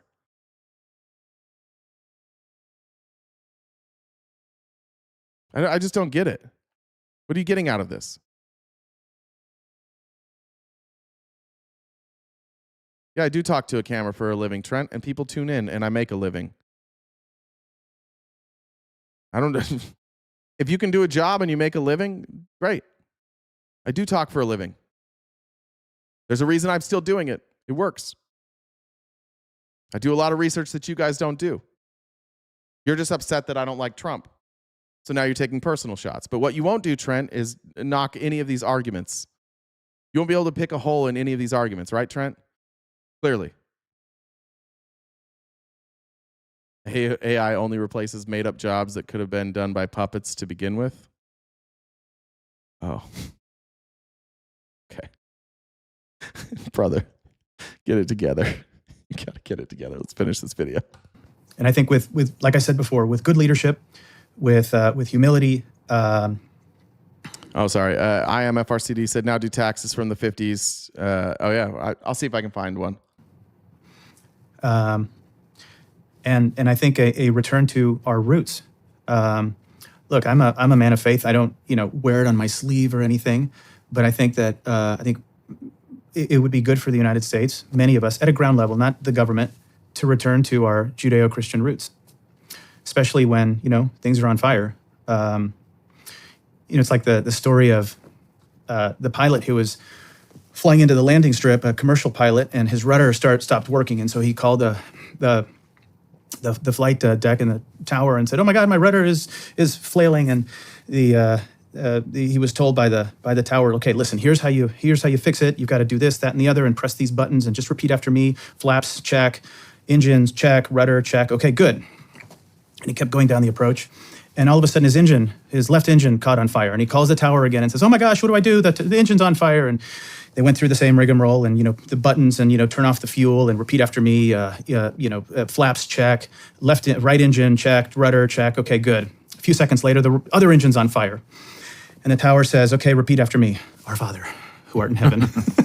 So it's a joke, but I think that when we're in a difficult situation, I think the best thing we can do is to pray, get back to our value system, and just brush the dust off and get back on our feet. We will prevail. No matter. Or, and hear me out, or fix the fucking system. That's what I hate so much about these educated people on the right. That's what I hate so much. Like 16 minutes of really good information. And they're like, what do? We got to pray. No, fix it. Fix the fucking problem. And if you're going to pray, I think Jesus is going to tell you, give the money to poor people. It's impossible for rich people to get into heaven. You already got the words. They're written in the book. He already told you what to do. Take everything you own and give it to the needy. That's what he said. Well, I don't like that part. So I'm just going to ask him to figure out something else. I need to get on my need. Did you mean knees? Yeah, look, no disrespect to anybody who prays, but if you pray when there's obvious answers, if there's a real solution in front of you and you just don't want to do it and you pray instead, I have very little respect for you. And stop telling people to get on their knees just because you live there for Donald Trump. Thank you, Pink, for joining the dollar train. Let's get to ICE, and I got about 45 more minutes, then we'll get out of here. Just a reminder, we are crowdfunded. I'll update the gift goal here in a second. We are a little ways away from that. We got 45 minutes left. I do have a hard cutoff today. Got to go pick up my daughter. So if we can knock that out by the end, that would be greatly appreciated. The Venmo, Cash App, PayPal, Super Chats is the way to go. And welcome to all the new subscribers. It's great to have you guys here. All right. I first want to show you this federal, or I think it's a district judge. It might be a federal judge. I can't remember now.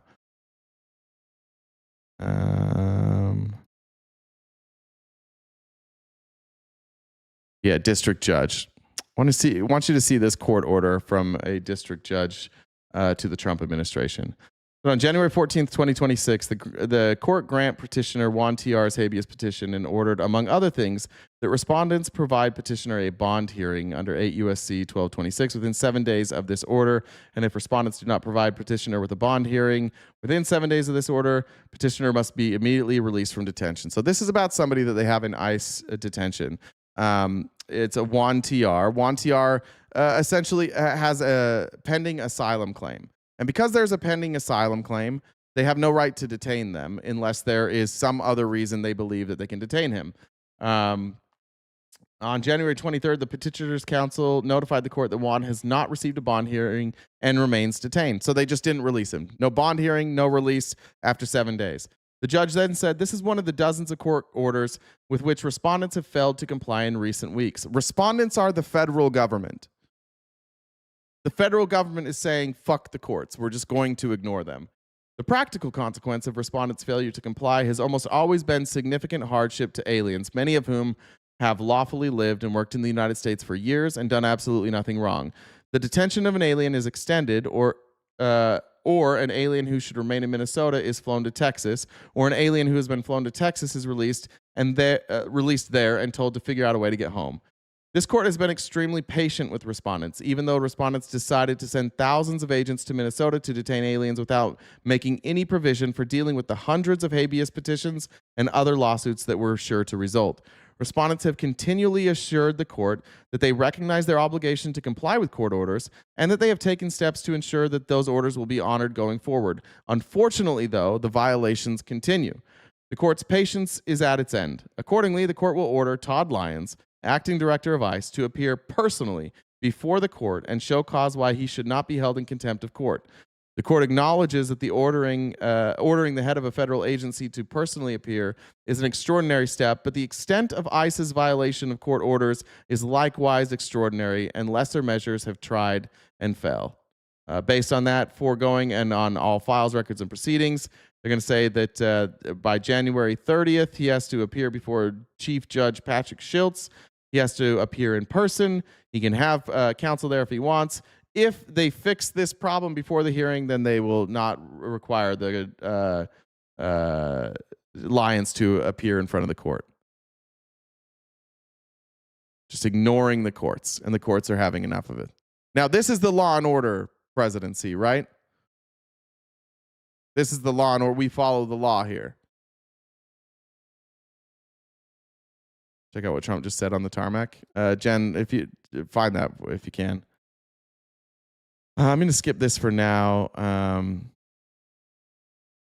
But I just want to get to the brainworming of Republicans now, as multiple people now have been killed by ICE, and anything but blaming ICE for actually pulling the trigger and killing American citizens. Here is Claudia Tenney, Congresswoman from New York, explaining whose fault this really is. Things at them. We've seen these tragic, deaths that have occurred because the Democrats are using outside groups and looking like a lot of money going into ginning up these people, and they really don't know what they're all fighting about. This is really dangerous, and I think it's good. I'm glad that President Trump is acting and getting law enforcement people and great people like Tom Homan, who's one of my. They have no evidence that people are being paid to protest. They're just saying it. Anything but blaming Border Patrol for literally murdering people, which we've all seen. And almost everybody outside of MAGA is like, those are executions. That's against the law. My constituents, who's a terrific guy to go in there, a law enforcement expert, a border expert, an ICE expert, a homelands expert, have him go in and negotiate with these people in Minnesota and bring order and fairness, because families are suffering in Minnesota. What are you saying there, Greasy Weasel? Democrats have backed themselves in a corner and their behavior does not resonate with most Americans. Donald Trump is underwater on every single issue. He's 40 points underwater on this issue. Democrats are with Americans on this. The overwhelming majority of Americans view this as murder, and they view what Donald Trump is doing is unlawful, and they want it to stop. They don't mind deportations. It's the way that they're doing it. No, he's not. No, we don't pay attention. Yeah, if I showed you a poll, you would just say that the polls were fake, right? Why do you think they just got rid of Bovino? Why do you think now he's working with Minnesota? Why do you think now Donald Trump is negotiating with Minnesota? If he's winning, why even negotiate? Why are you firing people? You don't usually do that when you're winning, when everybody's on your side, right? I mean, this is really bad. It's not just dangerous for ICE. It's dangerous for the families in Minnesota, and this has got to stop. And the Somalian welfare fraud catastrophe is.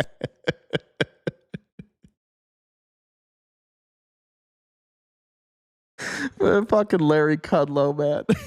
You guys want this story to be the biggest story so fucking bad. Sorry, if you murder people in the streets, people are going to stop caring about some welfare fraud. Sorry. Murdering American citizens is a bigger story, but Kudlow's like, but what about the money? It has to be investigated. If they think they're going to distract from that, they're wrong. It's going to come around and bite them. Anyway. Things at them. We've seen these tragic. Haley said, I've missed your face. Fuck ICE and MAGA. Well, I've been around, Haley. Where you been? Alicia said, you are a true warrior. Thank you. Appreciate that. Denise, thank you very much. Patrick, thanks for joining the Dollar Train. Christy said, grateful for every day this channel continues. Lee said, thanks to everyone that brings some sanity to the asylum we're stuck in. Thank you, Jennifer, as well. Got those. Guy said, my days are numbered. I have told my MAGA family I plan to haunt them after I go. Fair thing to warn them. Did I tell you I had a ghost for 2 years? Fuck is that? No. Sinai said, I have been told this before and I didn't believe it, but right now it seems like America really is a third world country dressed as a first world one. Yeah, that comparison is just because of wealth inequality. Like our riches are really different compared to some of these other countries. We have very, very rich people, and we have very, very rich pockets in America. And then we have a lot of places where people are living essentially hand to mouth. I wouldn't say that we're a third world country, but I would say that the trajectory that we're on would leave us in a few short, like if we don't correct that trajectory, then the 1% is going to own everything.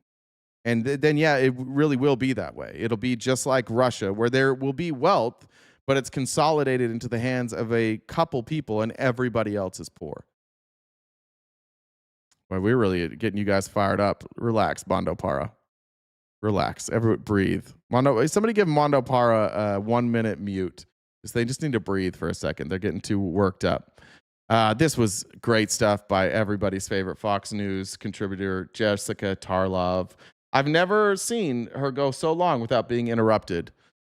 She says this better than anybody I've heard so far, so I wanted to play this clip. The New York Times and the Wall Street Journal have both done incredible reporting on this, that you can see clearly that an agent had taken his gun already. I think it's the one wearing the black coat. Then you have the guy with the gray coat. After the guy is shot, you already get 10 bullets in him, even though his hands were up. He had his phone in one hand. It takes a lot to unite the NRA and Greg Abbott and other major conservative forces in this country against the Trump administration and the way they're doing immigration enforcement. The First Amendment, the Second Amendment, and the Fourth Amendment have all been violated by the way that they are carrying this out.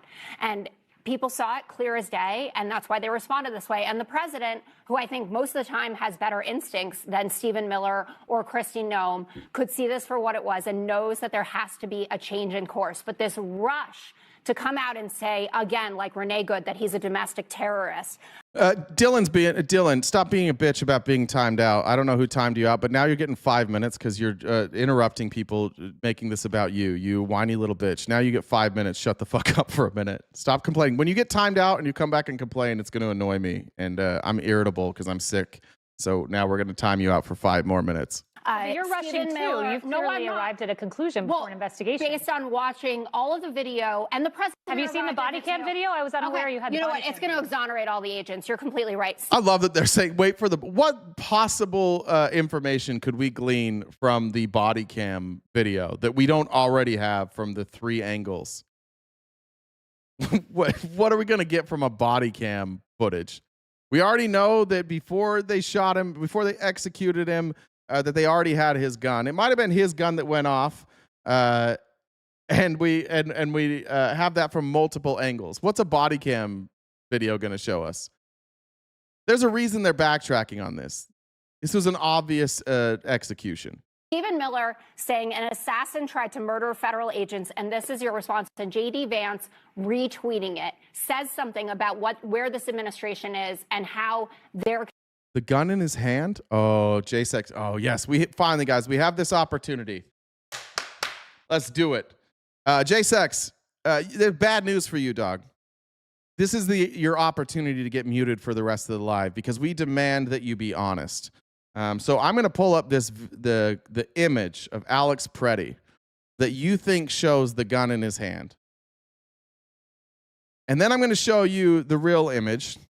And then when you find out that you're wrong, you are going to apologize or you don't get to be here anymore. Here's a slow-mo video you'll see here of the agents. Oh, that's a GIF.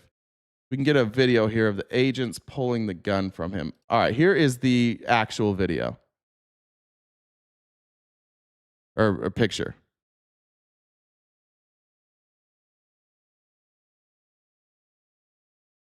Allegedly.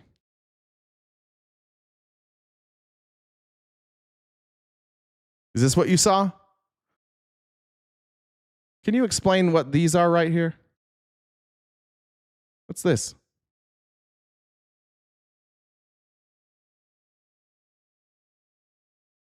Did you get duped by AI there, pal? What's this? Does he have extra fingers growing out of his palm?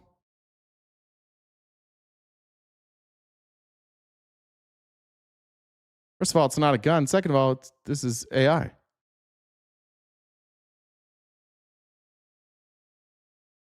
get the video again. See if I can get the video of the officer actually taking the weapon from him. You see it right here. Need this. Okay. This right here. Pause. See this agent's hand right here? He is grabbing the gun right now. So it's clearly not in his hand. The gun is now gone. And now the guy who took the gun, this guy right here, is going to run away with the gun. And there the shot was fired. So where's that apology? You have about 30 seconds. J6. We'll play like if I get a pool noodle and go to the park and LARP with my friends and dress up in costumes, how's that any different than being a Republican? Oh, he reaches for another gun. When? When does he reach for another gun? He gets shot. There was only one gun there. You said it was in his hand. Reaches for a gun, J6? Now he's shot.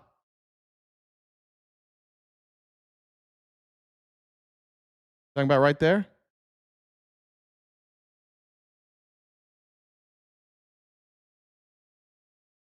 Where's the gun?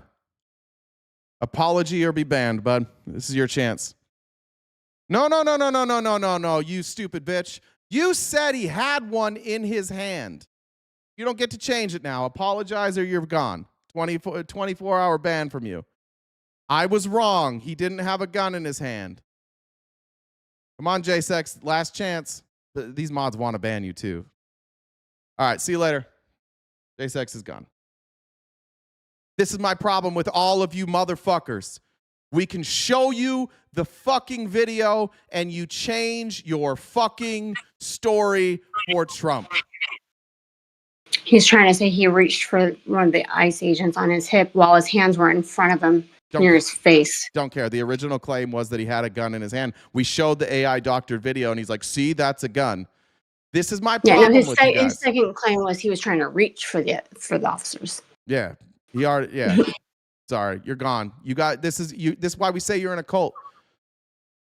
No officer has even claimed that there was a second gun, which you said. Nobody's claimed that they reached for a gun. But even then, he had already been shot. No, you're gone. We'll see you tomorrow. Come back at 12:30 tomorrow. You guys don't get to come on here, lie, and then get proven wrong and double down on the lie. But let's go back to Tarloff.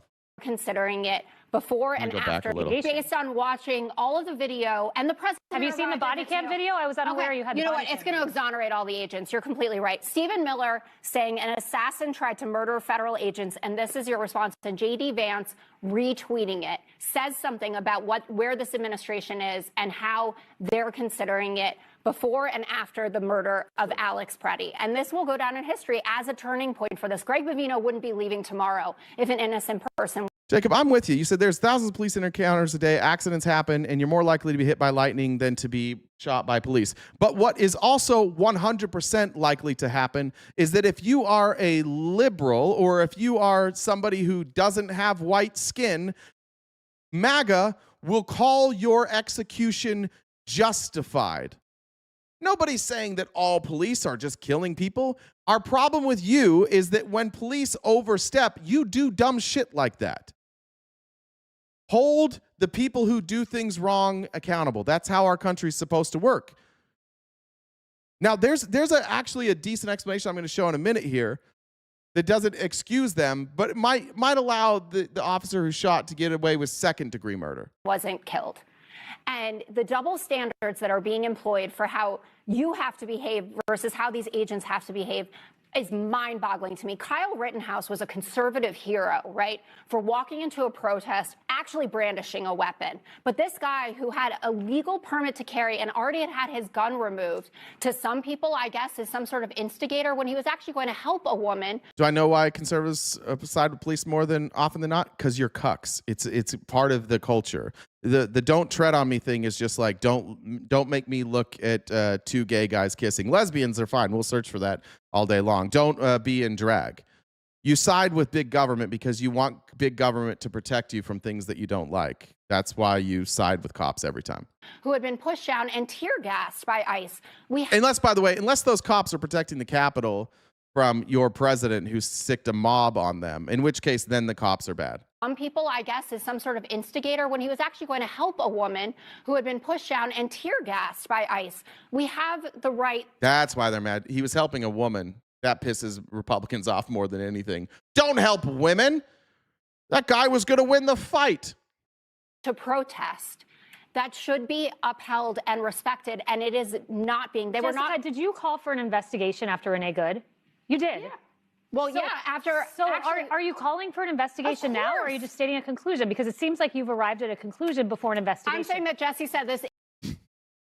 That's a weird thing to say when you are the former Trump spokesperson, when Kristi Noem, Donald Trump, Greg Bovino all came to a conclusion. Is there any semblance of recognition of how hypocritical they are fucking always? Do you think if that was Kristi Noem next to her, she'd be like, "Why are you jumping to conclusions?" Of course not. But by the way, as a journalist, the idea of like innocent until proven guilty, it doesn't really necessarily apply to you. Right? You can talk about whatever you want as a journalist. You can share your opinion as a journalist or as a commentator. I guess in this case, more of a commentator. Innocent until proven guilty is about court. So law enforcement officials should abide by that. Government officials should abide by that. Why is she holding Jessica Tarloff to a standard that she won't hold government officials to, that she won't hold law enforcement to? Because it's not really about that. It's about defending Donald Trump's administration at all times. Because the one thing Donald Trump has created that I think is the worst thing that he's done is he's created a generation of people and a party who will not ever, under any circumstances, admit that they were wrong. There is no scenario where any of them will ever say, "We were wrong." They learned their lesson on January 6th. They all came out on January 6th and they're like, "This is wrong. Donald Trump owns this. He has blood on his hands. We're done with Donald Trump." And then he won the party again, and now they're all terrified. So these same people who on January 6th were like, "This was wrong," are like, "January 6th, dude, what the fuck was wrong with those cops? That was a walk in the park." They've all learned that in this party, you don't ever get to criticize Trump. You don't ever get to say, "We were wrong."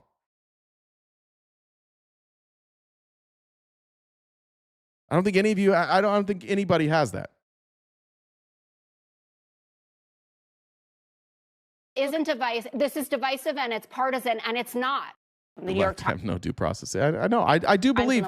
Somebody just said the left has no due process. I do think that that's what you believe. I think that you believe that laws shouldn't have to apply to us. You've decided that we're evil, and that we don't have rights anymore. I'll say it. We say it every day. You are Nazis. I have no problem saying it. You are Nazis, and you're not even the Nazis. Like it's almost more pathetic. You're not even like the Nazi generals. You're not the SS. You're not the brown shirts.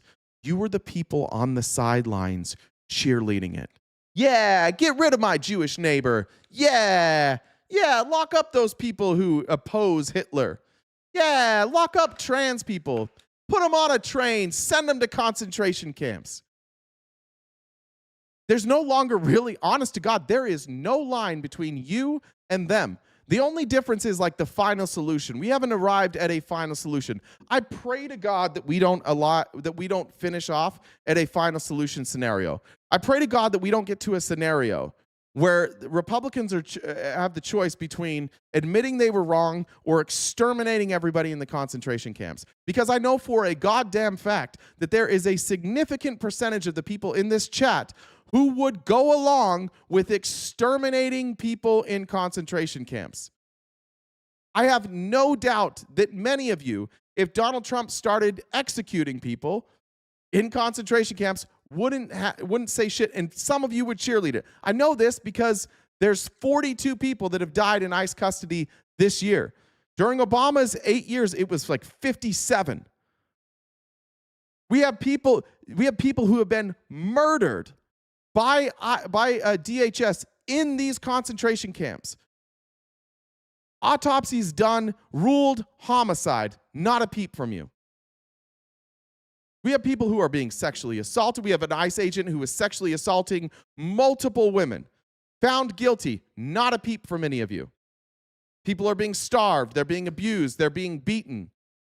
They're being denied their rights, they're denied due process, not a peep from any of you. And I really do think that there are a significant amount of you who have become so indoctrinated and so lost in the cult that you think that these people are so evil that perhaps maybe the only solution is to rid them. And that's what the final solution was with Hitler. The final solution basically was like, these people are so evil, and if we let them live, they will come back for vengeance, so we have to get rid of them. And they did. And the German people, the Nazis, either turned the other way or they cheerleaded it. And the cheerleaders are here. The people turning the other way don't come into a chat and talk. You're the cheerleader ones. You're the ones that celebrate the violence. We've watched now live 2 people be executed by our government, and then the comments saying, good, kill him. Shouldn't have been there. Kill him. Fuck around, find out. I don't see any distance between you and the Nazis in pre-1942. You are exactly the fucking same. You have the same principles. You have the same ideology. You have the same rhetoric. You have the same ability to abandon all principles and unify around a leader. Remember, Hitler took the Nationalist Socialist Party and he renamed it. Donald Trump took the Republican Party and he renamed it. New branding. Hitler said, you know what we ought to call it? We need a catchy slogan for this. Let's call it Germany first. The Americans, the Nazis in America at the same time went, I like that. We're going to call ours America first. So 90 years later, Donald Trump comes along. You know what? Those Nazis in America, those Nazis, they had it right. Let's do America first. Let's do Make America Great Again. Do you know why it was the Third Reich? Do you know history? Do you know why they call it the Third Reich? Because there were 2 other periods in history where the Germans were very powerful, the First and the Second Reich. So the Third Reich, which didn't make Germany powerful, it destroyed their country, was make Germany great again. Make us like the First and the Second Reich. Let's make Germany great again. And instead of looking at what made Germany powerful, what did they settle on? You know why we're not powerful? Socialists, communists, Jews, gay people, trans people. I guess you can kind of remove Jews here. But you guys said, why is America not great? Democrats, socialists, communists, immigrants, gay people, trans people. You just started locking them up. Slowly but surely. First, you stripped their rights away. First, you said you can't be in schools. You can't talk about this in front of our children. Then it was you can't be on TV. Or radio, excuse me. You can't be in newspaper. And then it was you can't be part of our society. Then when people said, where do I go? They go, well, I guess you got to figure it out. And when they didn't leave, they locked them up. And then there were people in Germany that were like, what the fuck are we doing here? Like, these are Germans. This is our country. Like, these are Germans. It doesn't matter if they are Jewish. It doesn't matter if they're gay. It doesn't matter if they're a socialist. It doesn't matter if these are Germans. They have rights. And the Nazi fans went, comply, motherfuckers, comply. And they went to these massive Hitler rallies where Hitler would stage a rally and he would come in late. And the people would they'd sit there for hours at a time just hoping to see Hitler. And by the time he came on, they were ready to fucking go. They were mad. They were irritated. They were emotional. They hadn't eaten. He got them in this really like fragile state. And then we'd come on and, hey, everybody, good to see you. Thank you so much. We're here to make Germany great again. Yeah, Germany great again. I love you guys so much. Everywhere we go, the people are just so friendly to me. Yeah. And what we got to do is we got to get rid of the socialists and the communists. And then he would just elevate and escalate. And All of our problems with them, it couldn't possibly be the fucking world war that we tried to start. It couldn't possibly be that Germany thought, oh, we should take over the fucking world. No, that's not what decimated your country. It was the Jews. It was the communists. It was the socialists. That was the fucking problem. We were going to win that war. It was so backwards that the Nazis convinced the German people, the Aryan German people, that they actually were going to win World War I. No historian believes that. They were fucked. They were done. They had two choices, surrender or be decimated, and they chose to surrender. But because it wasn't the Aryans, it wasn't the conservatives in Germany who surrendered, it was the democratic socialists. Hitler then immediately began this, we were going to win, but the democratic socialists and the Jews gave it away to this new world order, these globalists. And we need to make Germany great again. We should have won that war. We would have won that war if it weren't for the democratic socialists.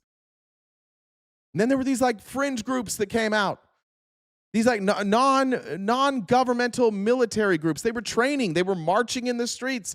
They were beating people up. Hello, Proud Boys. Hello, Oath Keepers. Hello, Patriot Front.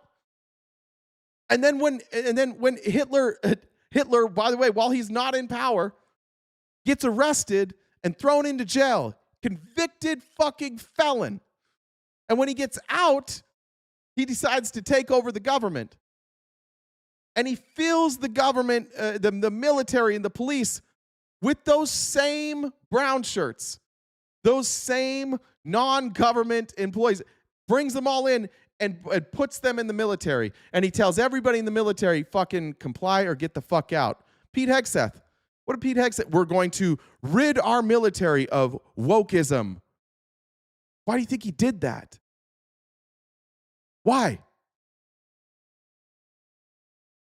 History repeats itself. And when history repeats itself, there's two groups of people, people who recognize it and people who bury their fucking heads in the sand and go, not us, it could never be us. And that's you right now. The reason Donald Trump has surrounded himself with loyalists is because they can be controlled. He can do whatever the fuck he wants. I don't know what his exit plan is. Anybody saying we know how this plays out is guessing. But I do know that there is a one-to-one comparison between what Donald Trump is doing and what the Nazis did. And it's the same enemy. And it's not your enemy.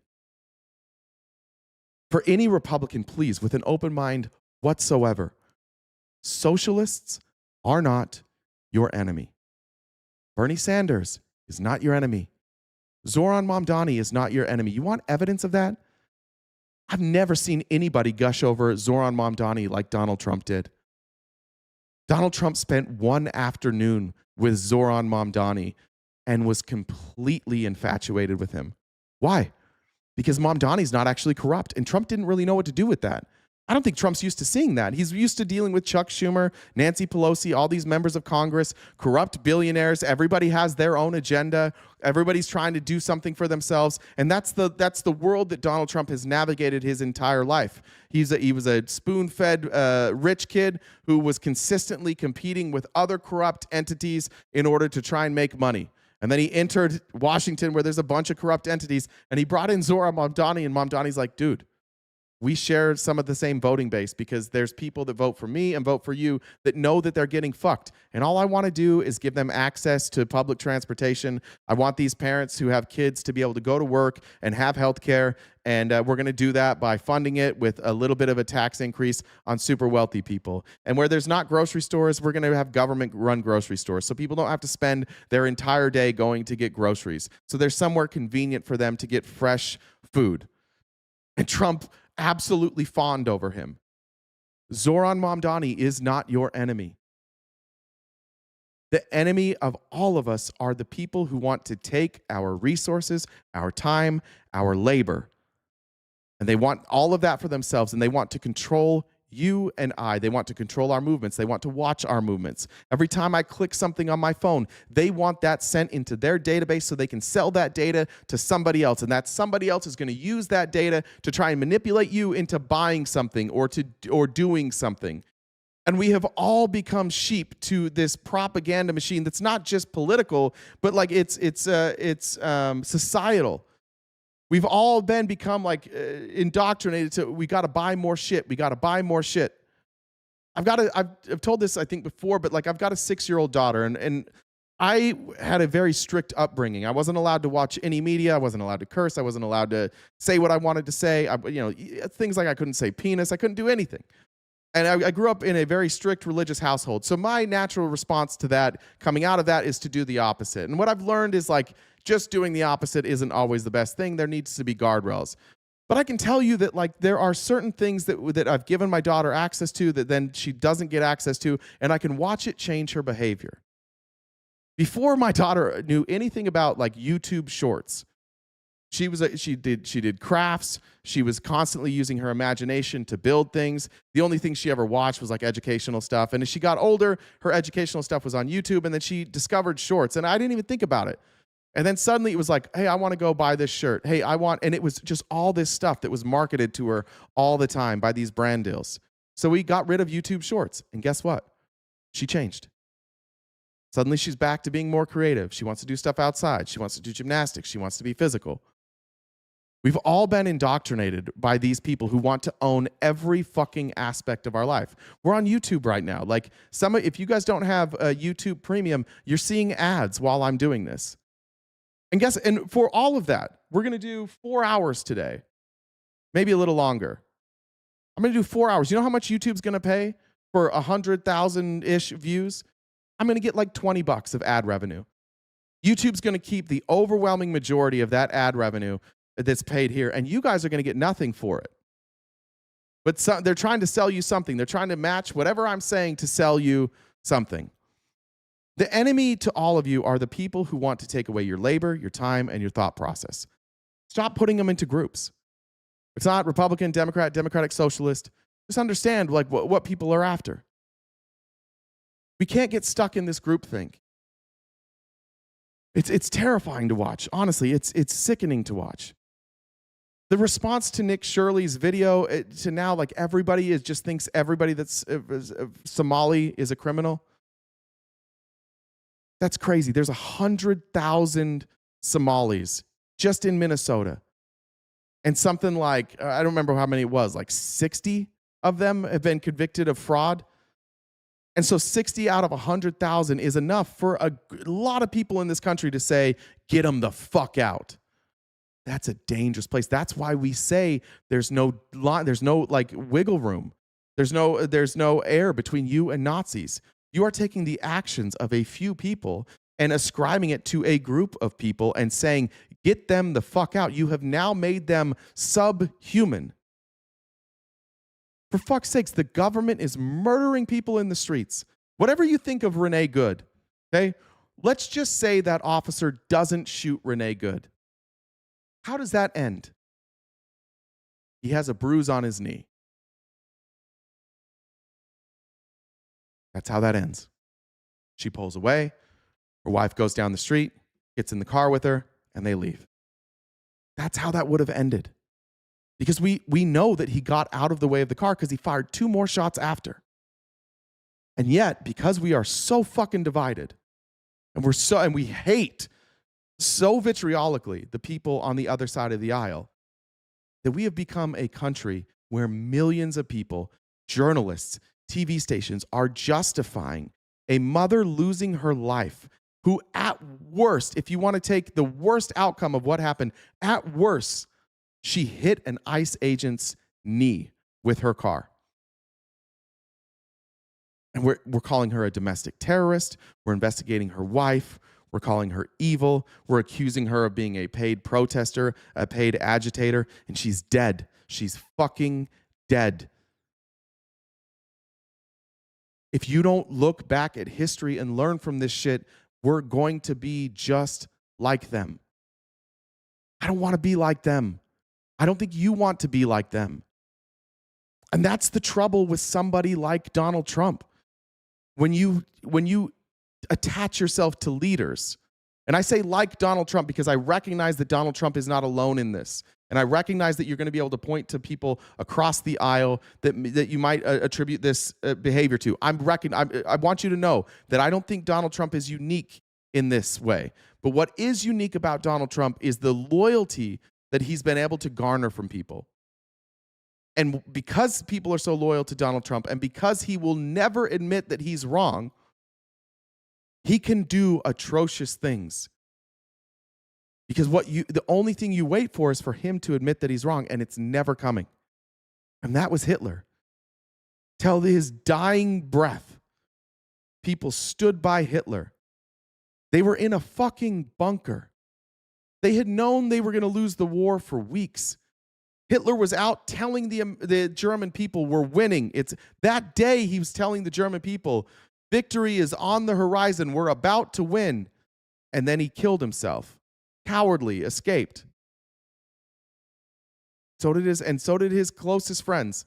But till his dying breath, he was telling the people, we're winning. This is great. Don't believe your eyes. And America's not winning right now. You might think that we're winning because your guy's in office, but if you look at any metric, we are not winning. We started this by showing you the value of the dollar, which is losing to all of our competitors. So we can buy less with our money.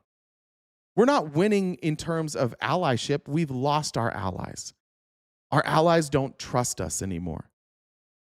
We're not winning in terms of like we're bringing home more money. We're clearly divided. The most divided we've been in my entire life. You can blame Dems for that. You can blame Republicans for that. But one of my favorite quotes of all time, and something that all of us agree with, which I think is a bizarre thing that like we don't take into politics. If you've seen Remember the Titans, there's a portion where Gary Bertier is talking to Julius, and he's talking about Julius being selfish. He's like, you're always blitzing. You're not setting the edge, whatever he says. You're playing selfish, show-off football. And Julius looks at Gary, the leader, and says, attitude reflects leadership. How in the world, honestly, how in the world could our country not be divided with Donald Trump? How in the world would you ever expect us to unite under Donald Trump? Especially if you refuse to hold him accountable when he does things that are wrong. This is not a man who knows how to get along with people. He's not a leader. He's never been a leader his entire life. Donald Trump was an outcast. He was a rich kid that most people hated his entire life. You can rewrite history all you want. You can go watch, he was on Oprah. Barbara Walters. 60 Minutes. They were all doing those exposés on him because he was controversial, because he would do and say things that got people riled up. It's who he's always been. When I worked for the Romney campaign, they tried desperately to distance themselves from him. And ironically, they were probably wrong in terms of winning the election. Looking back now, seeing that Trump won in 2016, the Romney campaign was probably wrong, thinking that Trump was going to hurt them. He probably would have helped them. But Mitt Romney didn't want to do that. He didn't want to play those types of games. He didn't want to go out there and vilify the other side. He didn't want to be that type of leader because those leaders only lead the people who are sycophants, the people who have already bought in.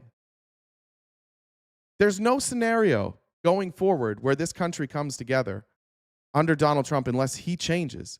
And look, at 80, I don't think he's going to do it.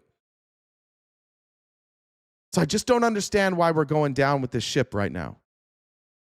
I don't understand why it is that we can't get Republicans to just make him tell the truth. You don't have to vote for Democrat.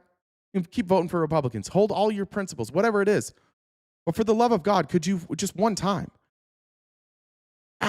make him do the right thing? You kind of did it, by the way.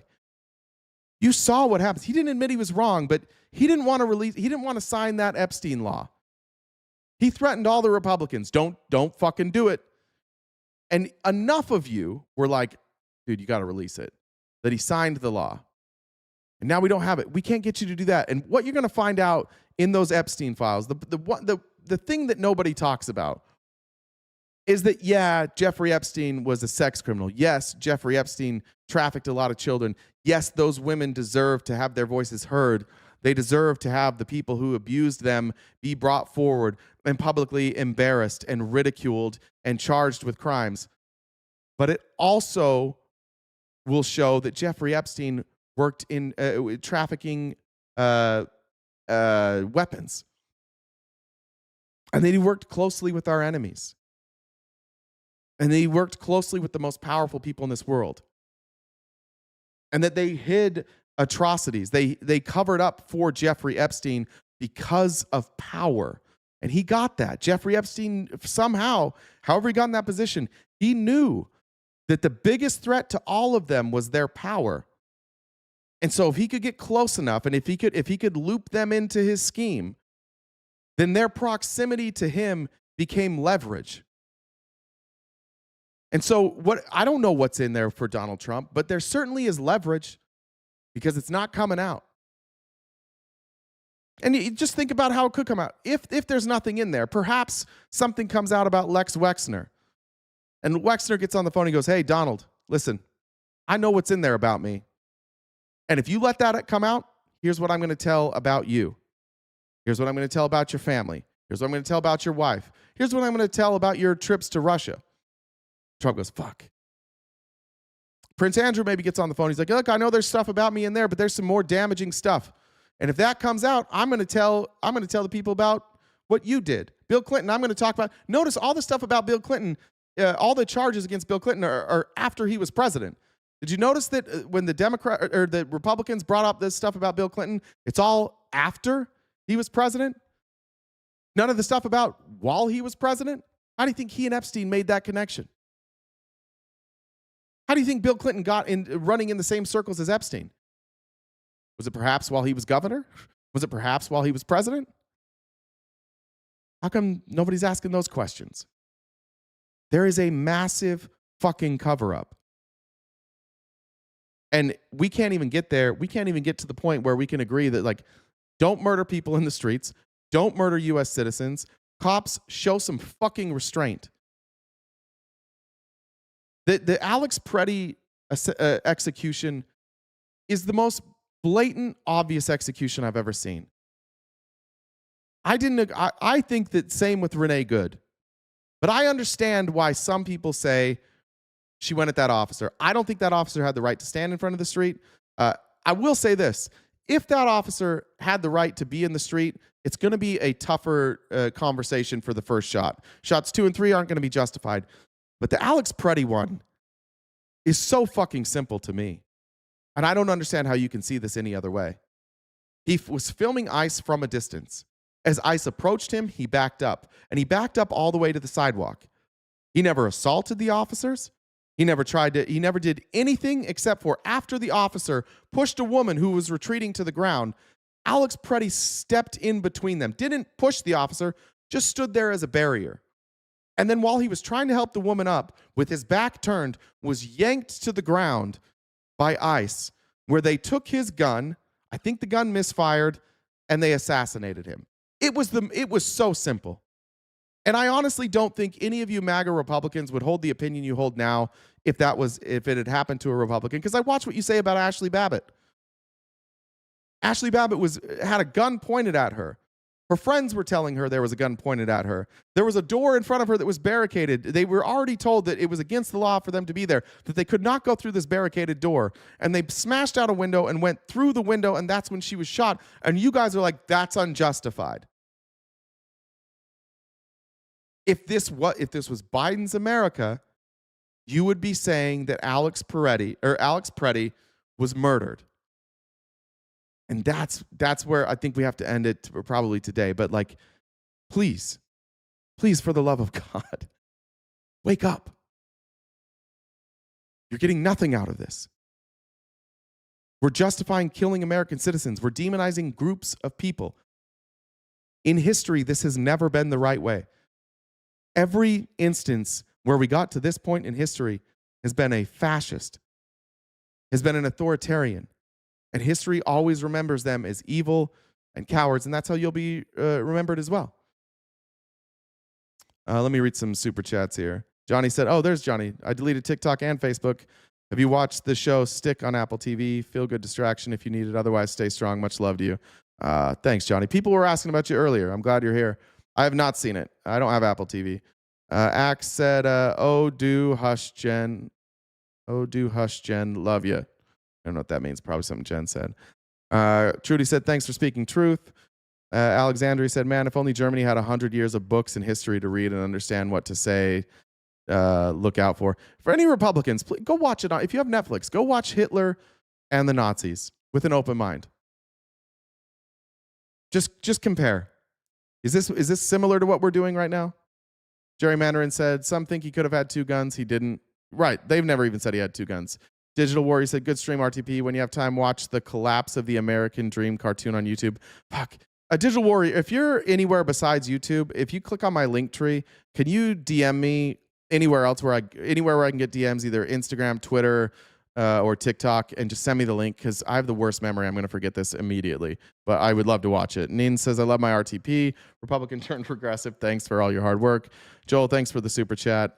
I think I got that. I've been told this before and didn't believe it, but right now it seems like America really is the third. Yeah, we did that one. Let's check here. Shosh said, your humanity, thank you. That one. Kelly said, thanks, bub. We love you. I like my dad sending me, thanks, bub. Check with Jen over here, too. I think we've probably knocked it out. Let's see. Ryan said, for the goal, I've been overwhelmed with this state we are in and these bottom feeders. Rachel said, the Trump admin's plan is exactly like Nazi Germany, except we have phones and social media now, so the Trump admin can't control the propaganda narrative like Adolf could, and Trump hates that part. That's such a good point, Rachel, and I think that's why it's so important for people to keep fighting. I won't say who it is, but a content creator I love and respect just messaged me the other day and was just like, I don't want to do this shit anymore.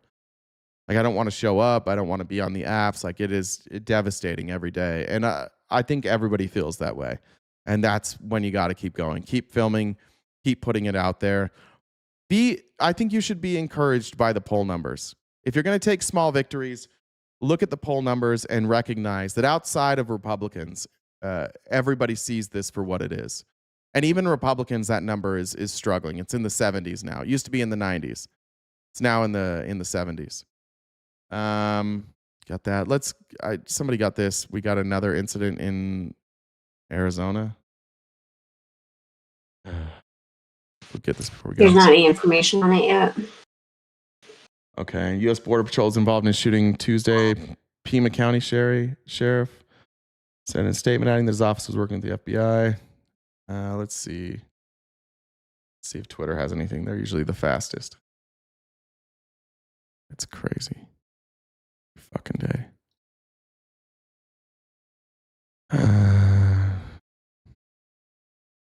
No info on AZ, just that it happened.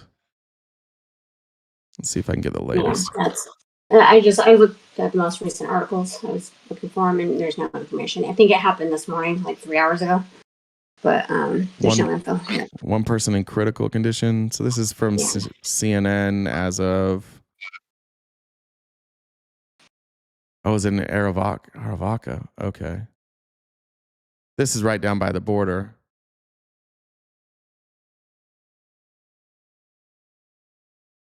I mean, this is out there. You can see here, this isn't even like in a neighborhood. Doesn't look like this is really out there. This is like a really dangerous stretch. These mountains here are rough. So sometimes you'll get illegal border crossings through here, but it's a very dangerous area, both physically and because it's hard to get to people. So a lot of trafficking happens through there. See if I can find anything else. Jen, while I add this up, will you do the announcements? I might share one more story. I realized I got a little more time.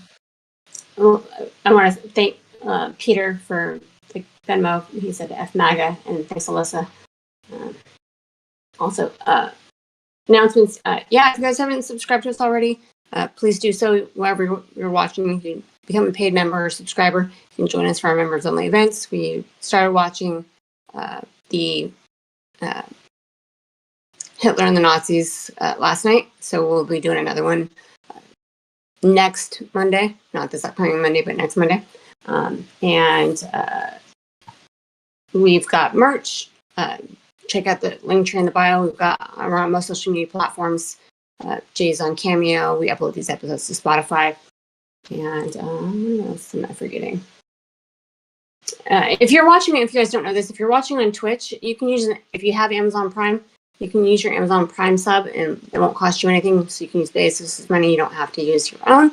And then you also do free subscriptions, regular sub on YouTube. But to join the member-only events, you need to be a paid member. So, am I forgetting anything? No, I think you got it. I just remembered, though, that my hard cutoff was not at 1, it's at 2. I don't know why I thought it was 1. So I do have more time than I thought. Okay. Tuggy, I got it. They gave ICE full immunity to murder domestic terrorists. Trump's had been labeled trans people domestic terrorists last year. Please tell the trans people in your lives to be extra cautious. I agree. I have a little bit of hope that what we're seeing right now is a pullback from the Trump administration. We'll see. Moving Bovino is rare. For the Trump administration to start admitting mistakes is pretty rare. But I want to go to Tom Homan, who's taking over now, and I just want to answer the question that he asks here with a couple of stories. Here's Tom Homan, old marble mouth himself, who's now coming into Minnesota. Just so we got this clear, yes, Obama gave Tom Homan a medal. If you are somebody who likes, if you like people being deported who are here illegally, you may have liked Tom Homan during the Obama administration. I certainly, during the Obama administration, would have been a fan of Tom Homan. I have different opinions on the Obama administration's deportation policies now, but at the time, as a Republican, I was largely in support of them. I'd much prefer amnesty now, but here's Tom Homan. 6% decline. 96% less people are coming. How many women aren't being raped? How many children aren't dying making that journey? How many women and children aren't being sex trafficked into this country every day? How many known suspected terrorists aren't just walking across that border? President Trump and this administration is saving thousands of lives every month. Hard stop. It's not a hard stop. I don't know if Tom Homan, I don't think he's that bright. So I'm going to give him a pass here. And the pass that I'm going to give him is he doesn't know what the fuck he's looking at. Tom Homan does Border Patrol. Tom Homan is an expert when it comes to getting people who have crossed the border illegally, tracking them down, arresting them, detaining them, and deporting them. He knows far more about that than I do. What he doesn't seem to understand is where these numbers come from. Because 90+% of the people here in this country who are here illegally came here legally. Many of the people who are trafficked here come here legally. Almost all of the crime that is committed by people in this country, they came here legally. That's just statistically true. So Trump shutting down the border is something that Republicans like, and it does stop some crime. But this claim of like hundreds of thousands of crimes being stopped, I don't know. I don't think he has data to back that up. Because most of the people who commit crimes here that are here illegally came here legally. So stopping illegal border crossings doesn't necessarily take away that crime.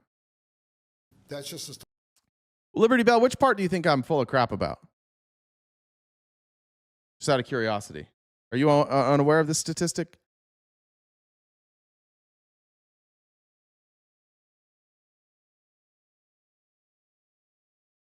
I'll wait for a second.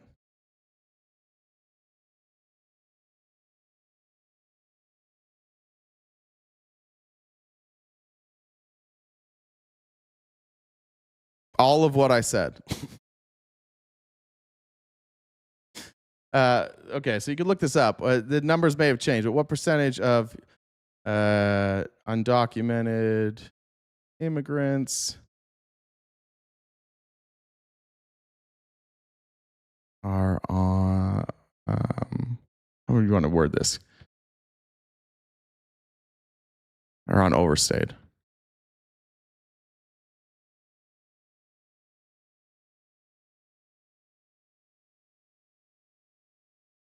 That they all come. I didn't say they all come here. Okay. Prior to 2007, you were looking at. This is after 2007. Let me get the right year. So fiscal year 2022, 2023, 40% of the 11 million unauthorized individuals residing in the United States were visa overstays. That's down from 62% as of 2017. So those are people who came here legally and overstayed. Now, that's visa overstays. The vast majority of overstayers, 92%, are from individuals holding B1 and B2 business or tourism visas. And I can get you the source here. I think that's from, which one is this?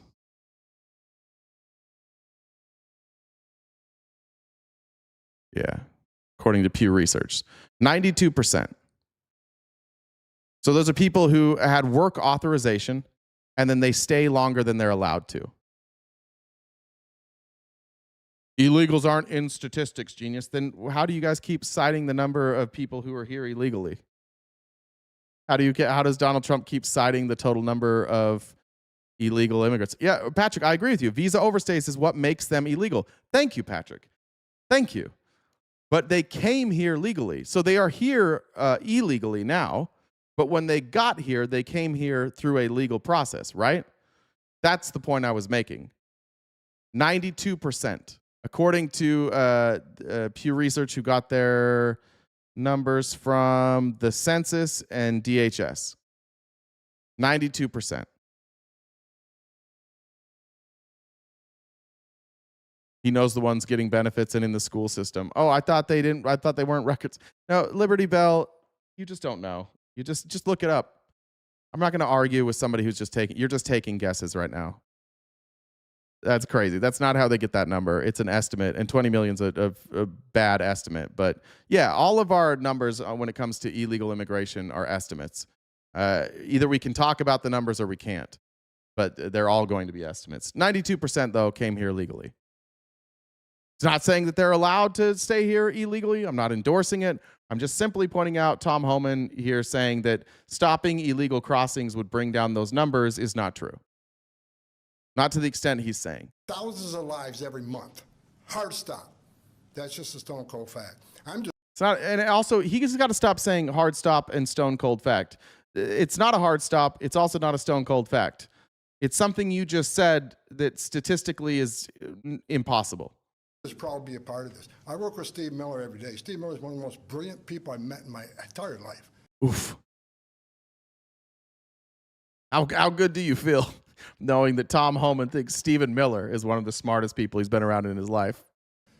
President. All right. So I wanted to answer the question though.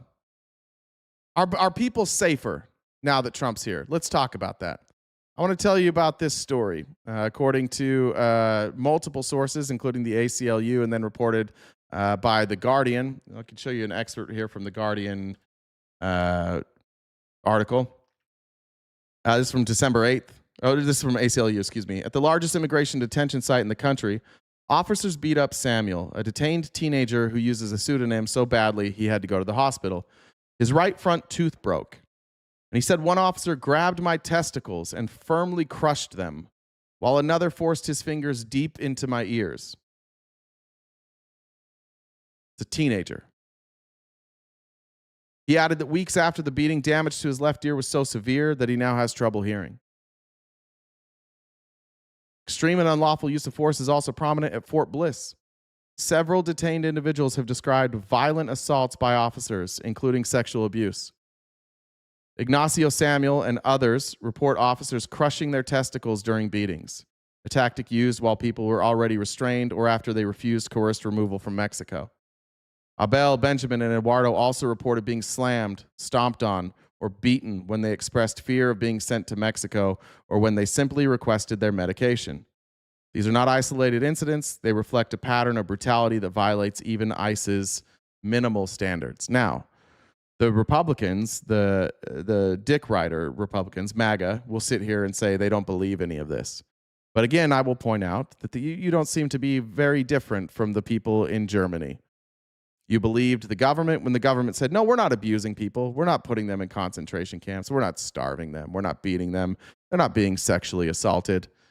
The people in Germany believed the government too. So when I say there's not a lot of wiggle room between you and them, your only hope that you're not this exactly the same is that your government is telling you the truth. And the only reason you believe it is because you want to. What are you doing, Tyler? It's ACLU. That's mega cap. They'll lie through your teeth. Well, ironically enough, Tyler, the ACLU was one of the few organizations who was writing critical stuff like this about the people who were brutalized during the Obama administration. I don't think you have a problem believing that, do you? You guys have all been talking about the Obama administration and ICE all along and the abuses that happened under Obama. You guys keep citing that. You know who fucking reported that? The motherfucking ACLU. So interestingly enough, you specifically have brought up Obama. So you like the ACLU when they report about Obama and you agree with it, but if they report about the Trump administration, suddenly they cannot be trusted. These are the people you should count on to tell the truth when it comes to people being abused. It's just that when you're a Republican, you never believe that you guys are racist or that you are bigoted or that your administrations are. So any reporting along these types of lines on your administration, you cast off immediately. But if they report against on a Democrat, you believe it. I've got a problem with you guys. You don't get to talk about Obama if you won't accept the ACLU's reporting now. You think they just made this shit up? They're just making this up? I'm going to show you this. This is, I referenced this earlier. This is, Washington Post had this, but according to an autopsy, this is Geraldo Lunas Campos. Died in a Texas detention camp. On Wednesday, the El Paso County Office of Medical Examiner released the autopsy report. And they said, based on the investigative and examination findings, it is my opinion that the cause of death is asphyxia due to neck and torso compression. The manner of death is homicide. He's probably just lying, though, too, right?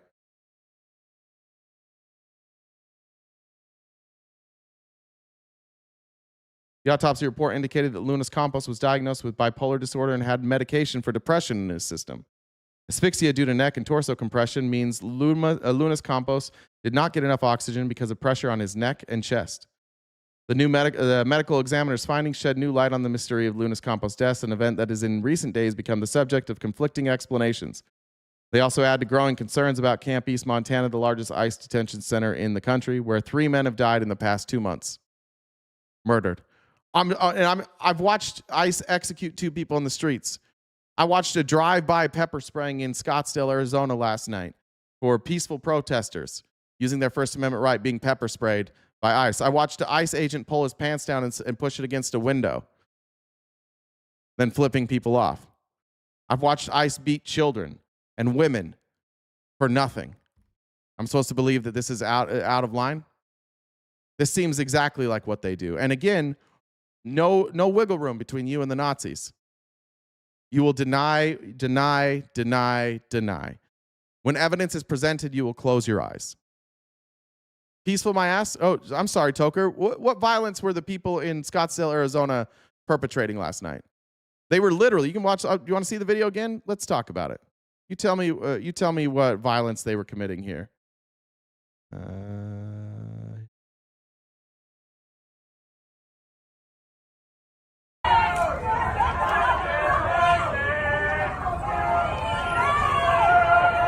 Okay, I'm talking about this group of women right here. Standing on the sidewalk, filming. There's an ICE car there. There's one further back. You just tell me what these women did that was unlawful. They were like me, obnoxious. See, that's the point. Yeah, that's why we call you fucking Nazis, you piece of shit. That's why we call you a fucking Nazi. Because people that irritate you, you think can have violence inflicted on them.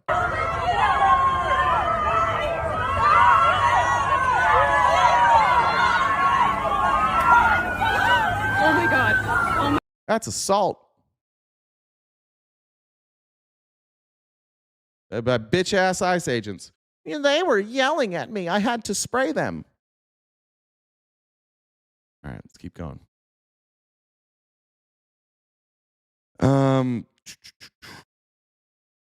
Show you this clip from Chris Murphy. This was from, I think, 6 days ago. To the detention. This is in a detention facility called the Dilley Detention Facility in Texas. This is the one we've talked about a lot, where they're taking people from Minnesota and flying them down to this Texas detention facility. Multiple judges have already ruled that they're doing this unlawfully. They're taking people with pending asylum claims and throwing them in concentration camps. We now know that the administration is also taking people who have been admitted into this country, who have been vetted, and who have status in this country, and they're kidnapping them and taking them down to Texas and questioning them again and trying to find out if there's any reason that they can revoke their authority to be in this country. And if it is revoked, they deport them. If not, they just let them outside and tell them, figure out how to get home. Figure out how to get back to Minnesota. It's a quick walk. Just denied entry to the detention facility here in Dilley. There are 1,200 people inside. There are 400 children. The majority of them are under 5 years old. One more thing. Just a reminder to all of you. These chats are forever. The log of this chat shows up. Someday you'll have kids and grandkids. And perhaps somebody who doesn't like you will show them a video of somebody they don't know, just a regular journalist like me, telling stories of immigrants being sexually abused, assaulted, and murdered by ICE agents. And then they'll see Grandpa Blaze Lion 1. Oh, that's Grandpa's username. What's he saying? Cry, cry, cry. Shut up, bro. You suck. And they'll see if any of you ever convince a woman to sleep with you and you procreate, your grandchildren will see this. They'll see you cheering on the Gestapo, laughing as people are assaulted and murdered by the government. Something to think about. History will remember you as cowardly bitches. I gave them 24 hours notice that I was coming, so I didn't show up unannounced. Where's the video evidence? Oh, I'm sorry. ICE forgot to videotape themselves sexually assaulting people. You know where else there wasn't any video evidence? The concentration camps. Imagine the Nuremberg trials. You have any video evidence? No? Well, I guess we're scot-free. That would be you at the Nuremberg trials listening in on your radio. They don't even have, do they have video evidence? Well, gotta let them go. I just trust Big Daddy government. Big Daddy government would never lie. And they still denied me entry. That is unacceptable. That is patently illegal. They made a ridiculous claim that every single facility in the area is funded only by the Big Beautiful Bill, which is just not true. But even if it were, it doesn't matter. Members of Congress have a constitutional right to inspect these facilities and have a clear statutory right as well. I'm not going to stop. I'm going to go to another facility down the road. I'm sure the same. It's interesting that you said comparing this to Germany is laughable. In Germany, the Democratic Socialists tried to have oversight at these concentration camps. They tried to stop these actions. And Hitler just said, don't work with them. Just tell them to fuck off. It is interesting to watch cats in real time. Like, you're doing exactly what happened in Nazi Germany. I think that perhaps you were educated in red states and you just don't actually know what happened in Germany. You think that it was just like everybody was like, hey, we're going to take these Jewish folks and we're going to gas them and incinerate them. And everybody in Germany is like, yeah, that's not what happened. It was slowly. Slowly, they started stripping rights from people. Slowly, they started abusing people. People went missing. People died. And the German government was like, hey, look, things happen. We'll investigate it. Oh, they fought us, so that's how they lost their life. We just came in to check their papers, and they pulled a gun on us, and that's why they're dead. And then eventually, you just had these concentration camps full of people unlawfully detained, and then they didn't know what to do with them, and then they killed them all. But we're past the stage where They're lying about. They've been caught lying a bunch. But now we have concentration camps full of thousands of people, many of them detained unlawfully, and we can't get any of you folks to pay attention. Thing will happen, but this is astonishing, and it tells you that these guys have something to hide. If they are not letting members of Congress in with less than 7 days. Keep that in mind. Somebody said 0 legal immigrants have been arrested. Oh, wrong, and we'll talk about that. His notice. It tells you how much work they know they need to do to cover up and hide the things they don't want us to see. So you get to see the videos of what's happening in Minneapolis. You don't get to see anything that's happening behind these walls. And the fact that they denied me access, even with 24 hours notice, should make everybody deeply, deeply fearful of what is happening inside this facility and facilities like it. Yeah, that's it. You guys sound no comparison. Why are you defending the criminals? We're not. We're defending the non-criminals. No, they would never arrest non-criminals. They do. Why don't you guys know that? Because you're just like the Nazis. You're just like the Germans who let the Nazis do whatever they want. You close your eyes and pretend. You'd rather be dumb. You'd rather not know. You'd rather just ignore it. You'd rather just keep believing that they're all doing the right thing. But let's talk about some of these. Tony Gonzalez, a Republican, then put this out in response to Chris Murphy. He said, in the coming days, you'll see a lot of grandstanding by politicians at the Dealey Ice Center in my district. It's all for show. He knew what was coming, so he put this out. Now, this ICE detention facility is mostly children. And yep, they've got a library, learning center. There's stuff for children to do there.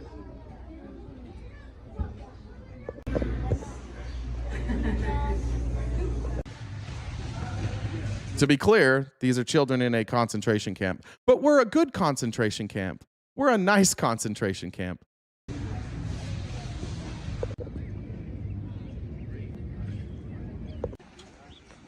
And here's why he put this video out, because he knew it was coming. This man's name is Eric Lee. Eric Lee is an attorney for a family from Minnesota who is detained and in custody in Texas.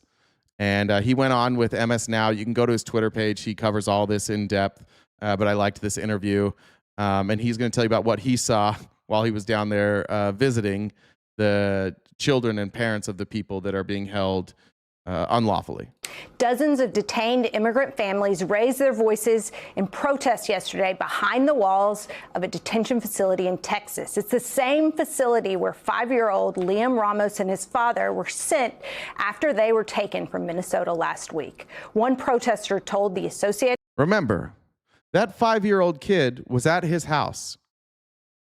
The only people who said his dad ran are ICE. Everybody who witnessed said dad did not run. Everybody there says that the child was on the front porch and that the mother refused to open the door because the father was yelling, "Don't open the door," because they were afraid that they were going to then grab the mother. And the mother said, "Leave my child on the front door. I will let the front door. I will get my child." This is the second time we've seen this exact same thing happen, and the ICE agents refused, so they kidnapped the child. And now that child is in custody in Texas. They didn't have a warrant. As far as we know, that this Texas father has, I believe, I don't want to overstep, but I think he has a pending asylum claim, meaning he is here legally. Now he and his son are in custody. ICE kidnapped that son. So just remember who this is.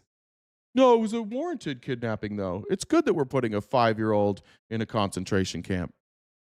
It's good we didn't leave him with his mother when we could have and put him in a concentration camp instead. Press in a phone interview, quote, "The message we want to send is for them to treat us with dignity and according to the law. We're immigrants with children, not criminals." Immigration attorney Eric Lee was at. I want to know, not smoking pot. Why is it a problem that I'm calling them Nazis? Explain to me why it's unwarranted before we get to this. I'm tired of this, because this is what Republicans do. They take me accurately describing that they are exactly the same, and you're like, oh, now I won't listen to you.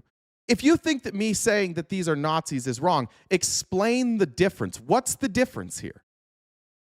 I've made the distinction that this is the Nazis before the Holocaust.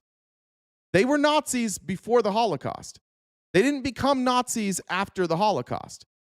I've specified here. These are the Nazis as they started rounding people up and putting them in concentration camps. I've also specified that I don't know if there will be this final solution where they kill everybody in the concentration camps. I hope that they don't. So which part am I getting wrong then? What part is not exactly the fucking same?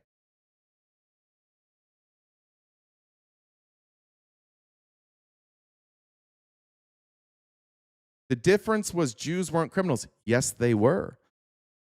They turned them into criminals.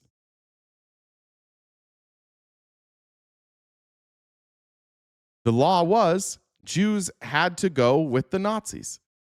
That was the rule. They were criminals in the same way these folks are criminals. They had no legal status. They aren't targeting people based on ethnicity. Yes, they are. They've made new rules that they can go out there and they can arrest people for the color of their skin and an accent.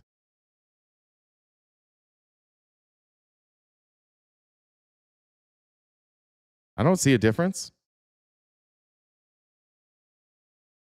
You guys aren't doing a great job. You're not doing a great job explaining to me why I'm wrong about calling you Nazis. You don't need a warrant to deport an illegal immigrant. Well, these aren't illegal. The people that we're talking about right now aren't illegal immigrants. They are legal immigrants with asylum claims. They weren't enforcing laws. They were enforcing eugenics. So are you. They were enforcing the laws. You're doing it too. Elon Musk literally tweeted out like that there's a white genocide and we have to stop it. JD Vance is saying you don't have to apologize for being white anymore. There's clearly a racial component to this. Again, just stop. We're not going to pretend that there isn't. You don't get to pretend that like the leaders of your party get to consistently talk about how white people are under attack and how we need to not poison the blood of our country and then also be like, it's not racial. All right, keep watching. This detention center trying to visit his clients when this demonstration erupted. We've reached out to DHS for comment about this protest and allegations that Don, I could give a fuck. I'm a black American. I don't appreciate you referring to anybody as a Nazi. Well, fuck you then. Go somewhere else. I'm tired of you guys pretending. I'm tired of them pretending that they're not Nazis. I have an open platform here. Anybody can come up and explain it to me. I'm going to say it. It was sparked because of the treatment of Liam, but they have not yet returned our request for comment. Here are two videos taken by Lee outside the facility where you can hear the protests taking place inside. They're shouting, "Let us out, let us out." There's people in blue shirts. Again, there's drones. Now, does that jive with what you just saw? When that representative from Texas, he put out that video at the library. Why do you think he put that out? He knew this video was coming. They didn't want people to hear children screaming, "Let us out." Flying up ahead.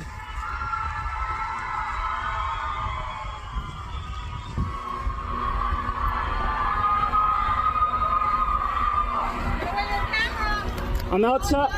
I'm outside. It doesn't say out here. And of course, you can record right there. They're telling me not. Mocha, mommy, sorry I missed this. Question for licensed carriers. When was the last time you fired more than 2 rounds at anything?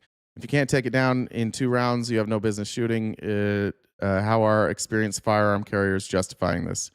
I don't know how they're justifying that, to be honest. Joining us now is immigration attorney Eric Lee, who you just saw in his video. Eric, can you walk us through what happened yesterday and what you witnessed and heard at this facility? Sure. I was visiting a... Where's my outrage over people killed by illegal immigrants? It's the same. My outrage doesn't change if somebody's unjustly killed. The only time my outrage extends beyond the person who committed the crime is when the government does it, right? So, for example, many of you know this. I was friends with somebody who, if you know the name Lori Vallow, she killed her kids and her ex-husband, and she tried to kill one of my best friends and my business partner.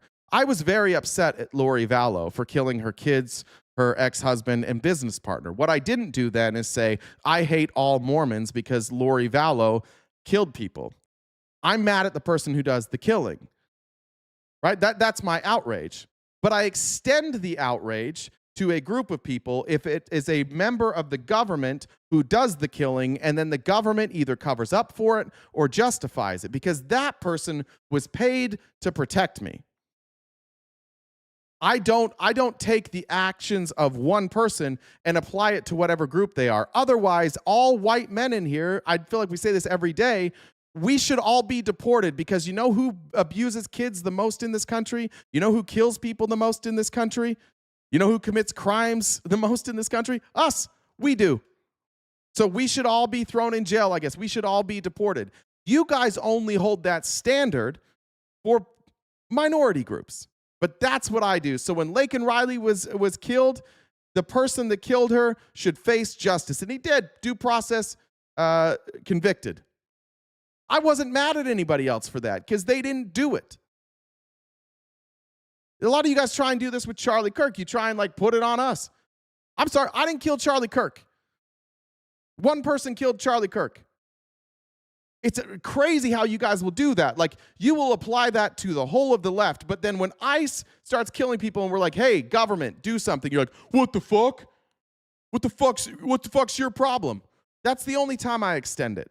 I would extend it for a gang as well. Like if there was a gang killing, I'd extend it to the gang or organized crime. I could extend it there too. But unless I have a real reason to loop these people in together, I'm not going to do it. Family. Where was all the concern when Obama deported people? We already covered this. But the same people covering it now, the ACLU, PBS, NPR, those were the same people criticizing Obama. It was the far left that criticized Obama. And it's the far left that's criticizing Trump. And now, because it's popular, moderate Democrats who never said a fucking word when Obama did it are also in on it. That's a fair criticism. I'll hand you guys that. I was on the other side of that. I would not have criticized Obama. I would have celebrated what Obama was doing. I've changed my opinion. But you're right. Most Democrats didn't say a fucking word when Obama did it, and a lot of them are now. But the left, the far left, the progressive left, they were mad at Obama too. That's the only group of people who got it right. That I represent that includes 2 5-year-olds, a 9-year-old, a 16-year-old, and an 18-year-old who have been detained at Dilley for 8 months. That is a record. You're supposed to let kids out after 20 days. 8 months. Wait till you hear why they're not letting these kids out. They've been there for 8 months. The conditions they have described are abysmal. They are shocking. And when I was sitting in the waiting room waiting to visit with them, suddenly guards said, "Get out, get out." Their faces looked ashen. I didn't know what was happening. I walked out, and then I heard the children shouting from the parking lot. It sounded like hundreds of them. And again, those are children's voices. So to every American who's watching these demonstrations, watching what this administration is doing, the effective attempt to establish a dictatorship in this country, if the kids who are in detention are risking their lives, then what are you doing to stand up and fight for democracy in this country today? Eric, do you have a sense of how many of these types of facilities may be in the country? And do we have any sense at all from organizations that may be tracking this, the number of children currently in ICE custody that are being held? I mean, you talked about, kids there being held for 8 months. That's got to be shocking to everyone who hears that. But do we have any visibility whatsoever into who's actually being held and how many of these facilities are Thanks, MT Clark. in existence around the country? Well, this is the facility that the Obama administration established to detain children, specifically for that purpose. The Trump administration, of course, filled it up in his first term. The Biden administration kept it open for 3 years. There are, as I have heard, at least 1,900 people detained at Dilley. Where were the children? They have relatives that are out here, but again, they're past the 20 days.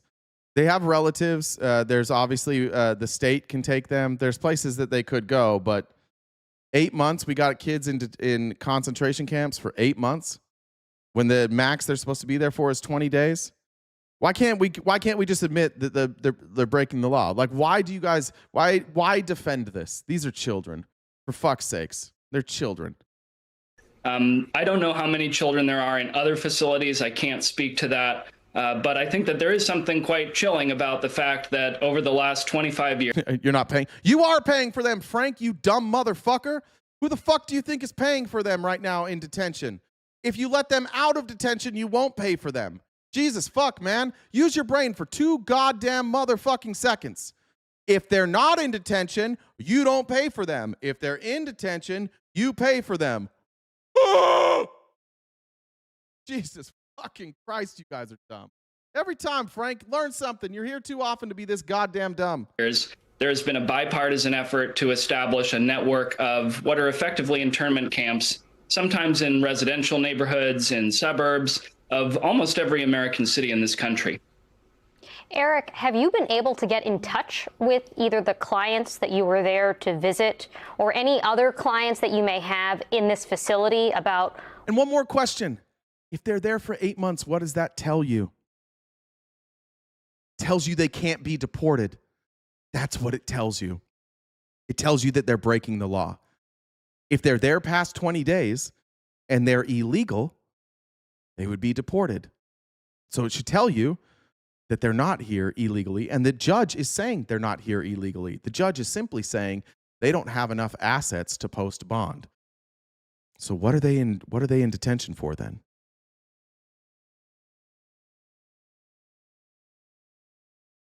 Anybody want to explain that to me? It's not a concentration camp. Okay, but people are in there that aren't supposed to be in there. Well, then deport them. Okay, but you can't deport them. Well, I don't want to pay for them. Okay, but you're paying for them. You want to know the real answer? You know, want to know why they're in there? Because people get paid to house them. That's why. These are money-making machines, these concentration camps.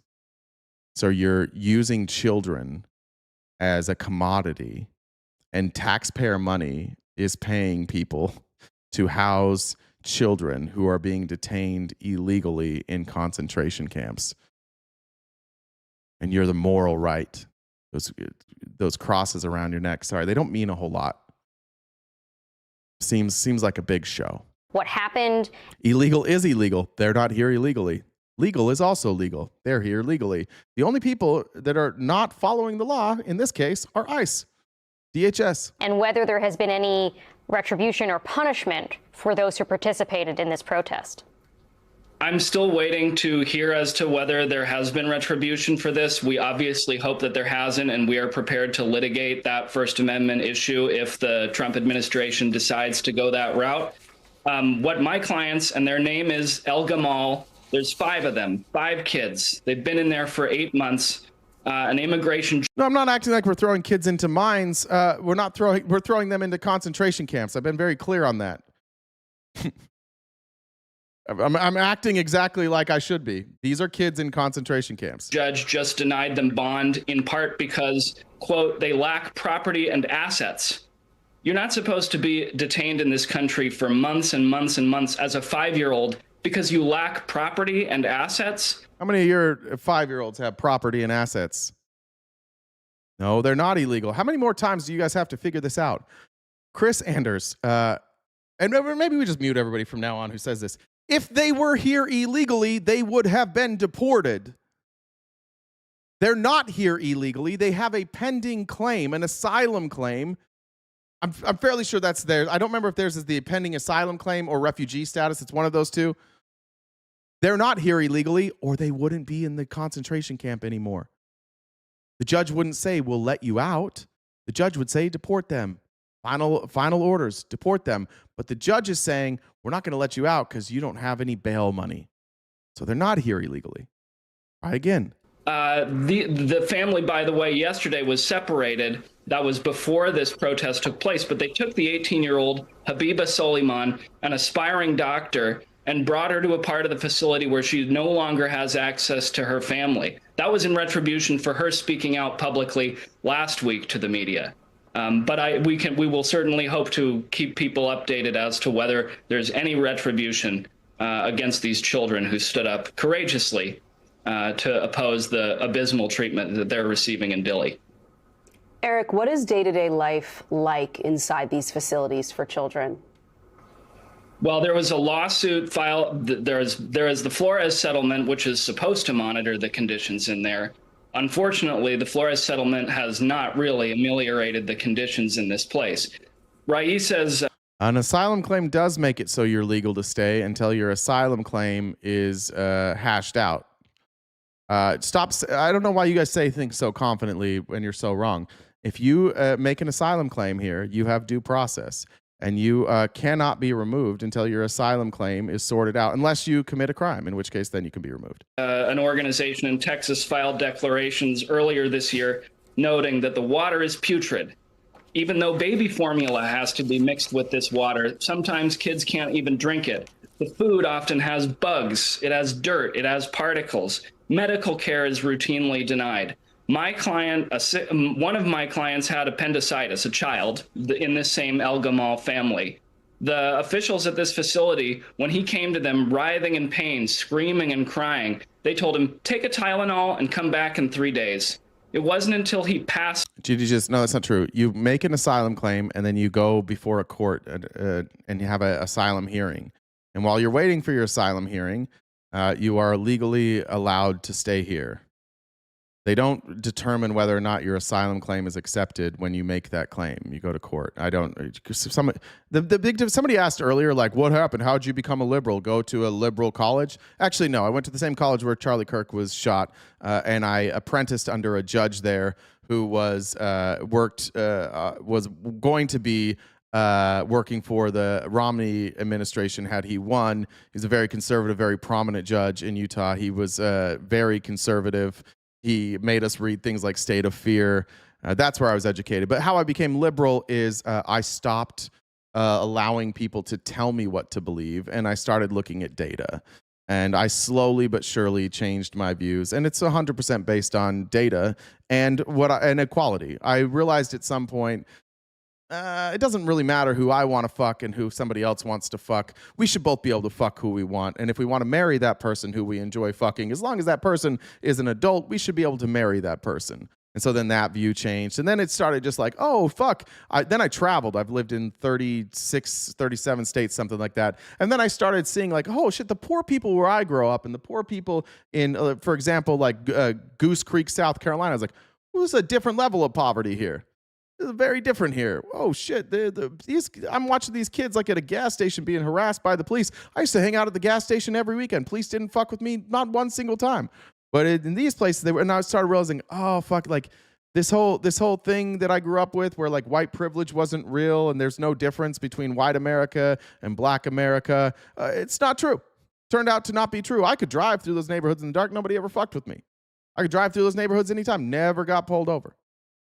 I had a different experience. I lived in Virginia Beach, and you can go. Anybody who lives in the Virginia Beach area, there are places you can go where you're not going to be fucked with, and places you can go where you will be fucked with. And there is a lot of like segregated areas. And I started just traveling. I saw some of these areas like were segregated. And how come every time I went to the black areas, it was a more poor area, and every time I went to the white areas, they had better schools, better roads, better parks. And I just started to realize, like, you know what? There is something to this. Can't be like this everywhere. It can't always be this way. And then it just is equal. It can't be. So that's all that happened. I talked to new people. I met new people. I read more things, and I became educated, and I got experience. And that's the truth. Like when people go to a liberal college and they come out liberal, it's because they're around people with different ideas. And when you sit down a conservative and a liberal or a progressive, and you discuss ideas, and you actually have an open mind, you are forced to come to the conclusion that in order for the conservative to have the rights to worship, to have the rights to believe what they want, then the people who believe the opposite also need to have those rights. And so oftentimes you come to this conclusion that it doesn't really matter what you believe, what color your skin is, who you like to have sex with, like everybody should have the same rights. That's what happens. When you force people to interact with each other that have different sets of ideas, nobody ever goes more conservative. Everybody always shifts left. Why? Because it makes sense. Otherwise, you're left as a conservative saying, I should have more rights than you because my book, my God, whatever it might be, like my belief system. And like, it's just not an acceptable argument in an intellectual capacity to say, I believe this, therefore it should be my right. That's how I became more liberal. And the more people I learn, the more people I meet, the more progressive I become. Just because people live different lives. And I think that everybody should have the same rights. And I think that if we find areas of our government where certain groups of people are marginalized and the government doesn't take care of them because of their identity, then we should fix that. It's really that simple. Out and started vomiting in the hallway, that somebody finally came and took him to an urgent care where they made him sit for 6 hours, but without a doctor. Remember, this is the appendicitis kid who they said, no, you're fine, you're fine. Finally sent him to an urgent care and sat for 6 hours. A kid with appendicitis. Without an appendectomy, before they finally, in the middle of the night, someone decided, well, maybe we should take this kid to San Antonio for his surgery. That's the type of treatment that these children are experiencing. Will I ever change my affiliation? I don't think I'm affiliated with anything. I'm a registered Republican because of where I live. I live in Arizona. You have to be registered to the party if you're going to participate in the primaries. It's a heavily Republican area. So if I want any influence at all, I'm going to try and vote for the least harmful Republican, if that's what you mean. But no, I'm not affiliated. I'm not a Democrat, and I don't have any desire to be affiliated with any of these parties. I think that I don't like that groupthink stuff anyways. I feel I'm fairly independent, but I'm progressive, so I'm going to wind up voting with Democrats more often than not. Experiencing in this place.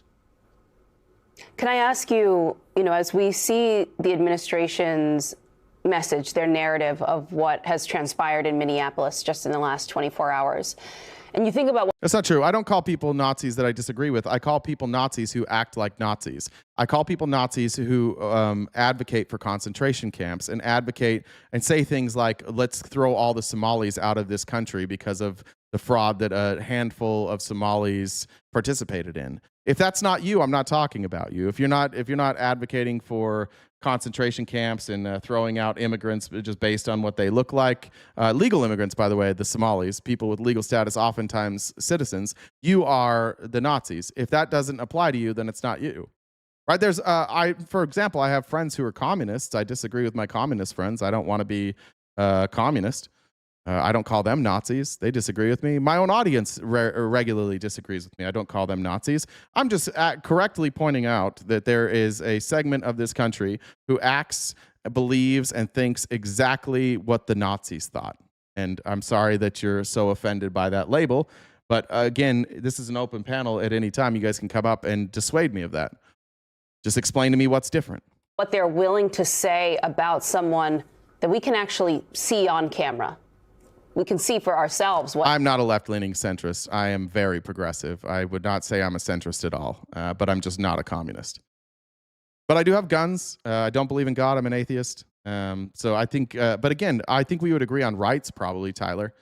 The reason I become progressive is I find that centrist Democrats still want some limits on people's rights based on their identity, and I don't like that. But as far as like Second Amendment, I'm fine with the Second Amendment. I would like a whole bunch of laws written for more sensible gun regulation. I don't mind free markets. I think free markets can work if they're heavily regulated. Otherwise, they become monopolies like we are now. But I wouldn't say I'm centrist. Happened, and it differs greatly from the administration's story. What does that make you— Someone get rid of Super Magnetic Man. Thanks.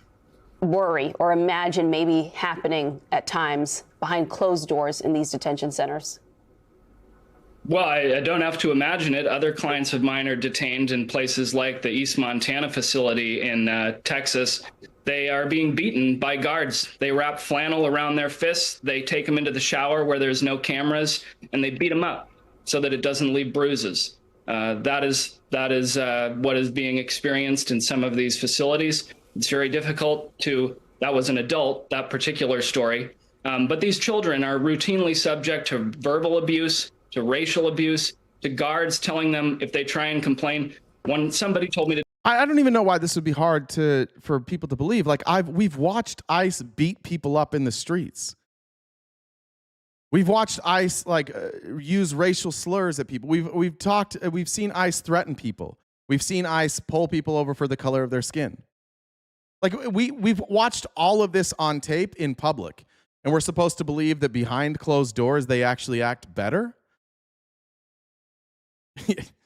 I mean, you have to go really out of your way to defend ICE and be like, they would never do this. These are good people. Don't waste my oxygen.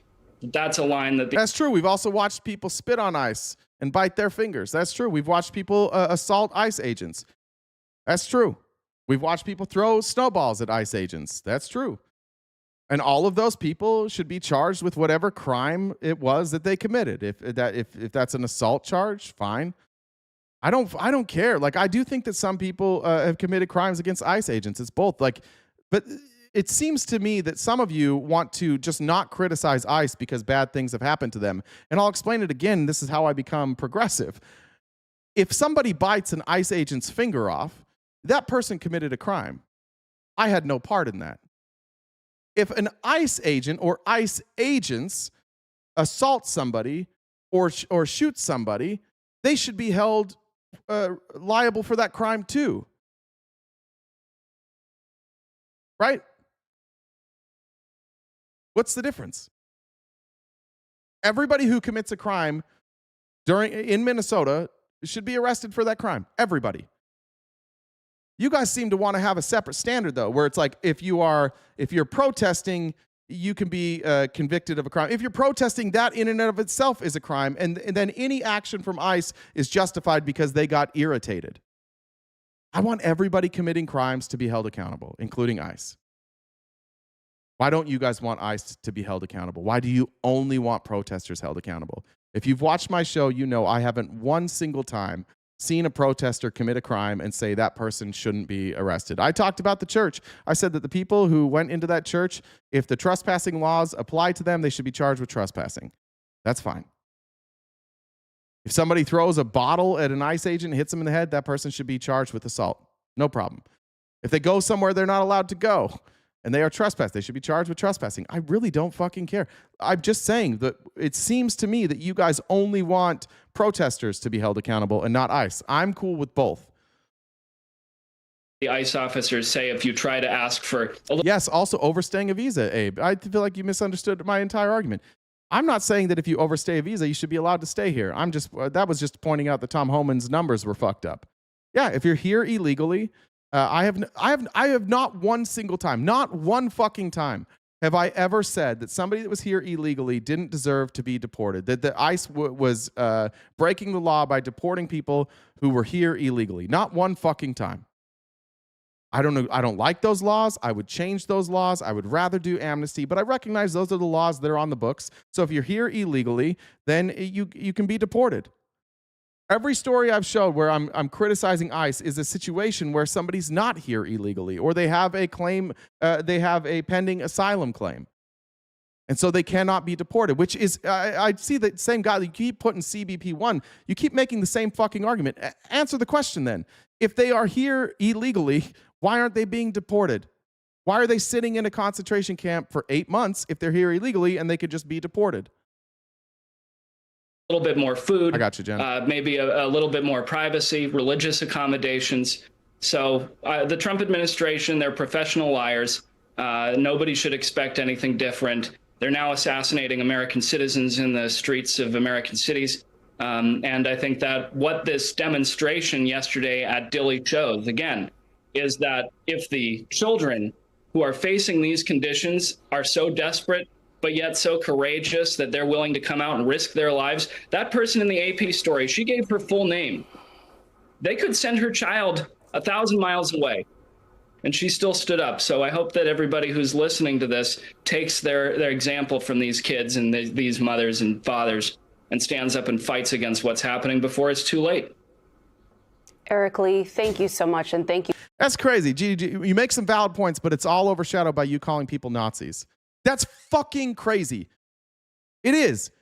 And you said who exterminated people like ants. As I've called people Nazis, I have specifically said before the final solution, which was the extermination order, I'm comparing them exclusively to the Nazi party before the Holocaust. I've made that abundantly clear. So it seems like what you're doing now is like purposely taking what I'm saying out of context. I will not stop doing that.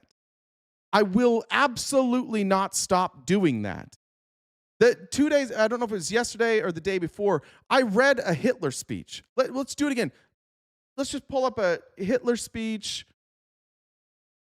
Pick a year. Pick me a year, 1941.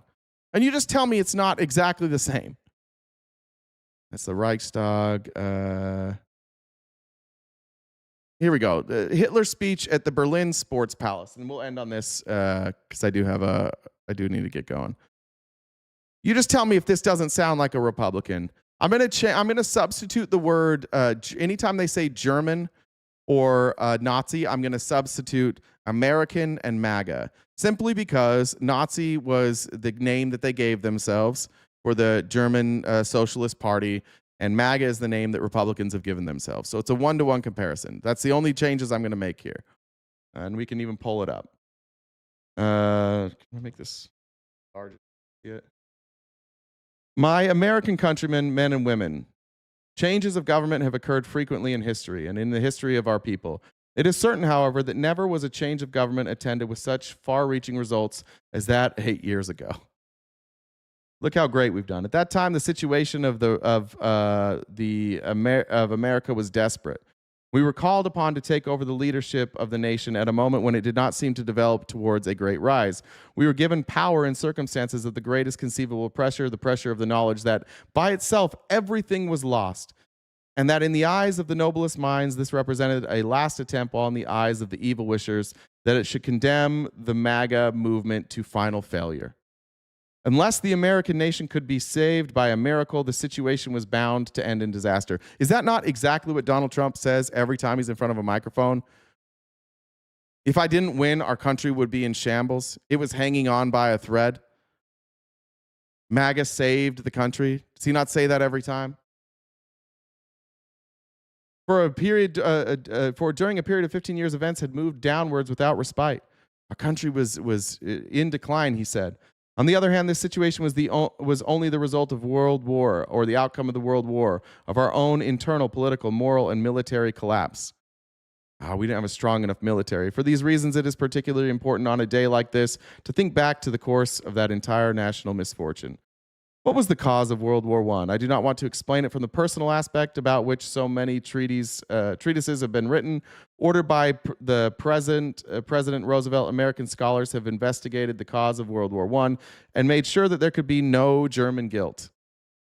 In moments of so great importance of contemporary histories, individuals can play a significant part only if they enter the scene as really outstanding personalities. This was not the case. Neither on the German nor on the other side were their personalities cast in an unusual mold.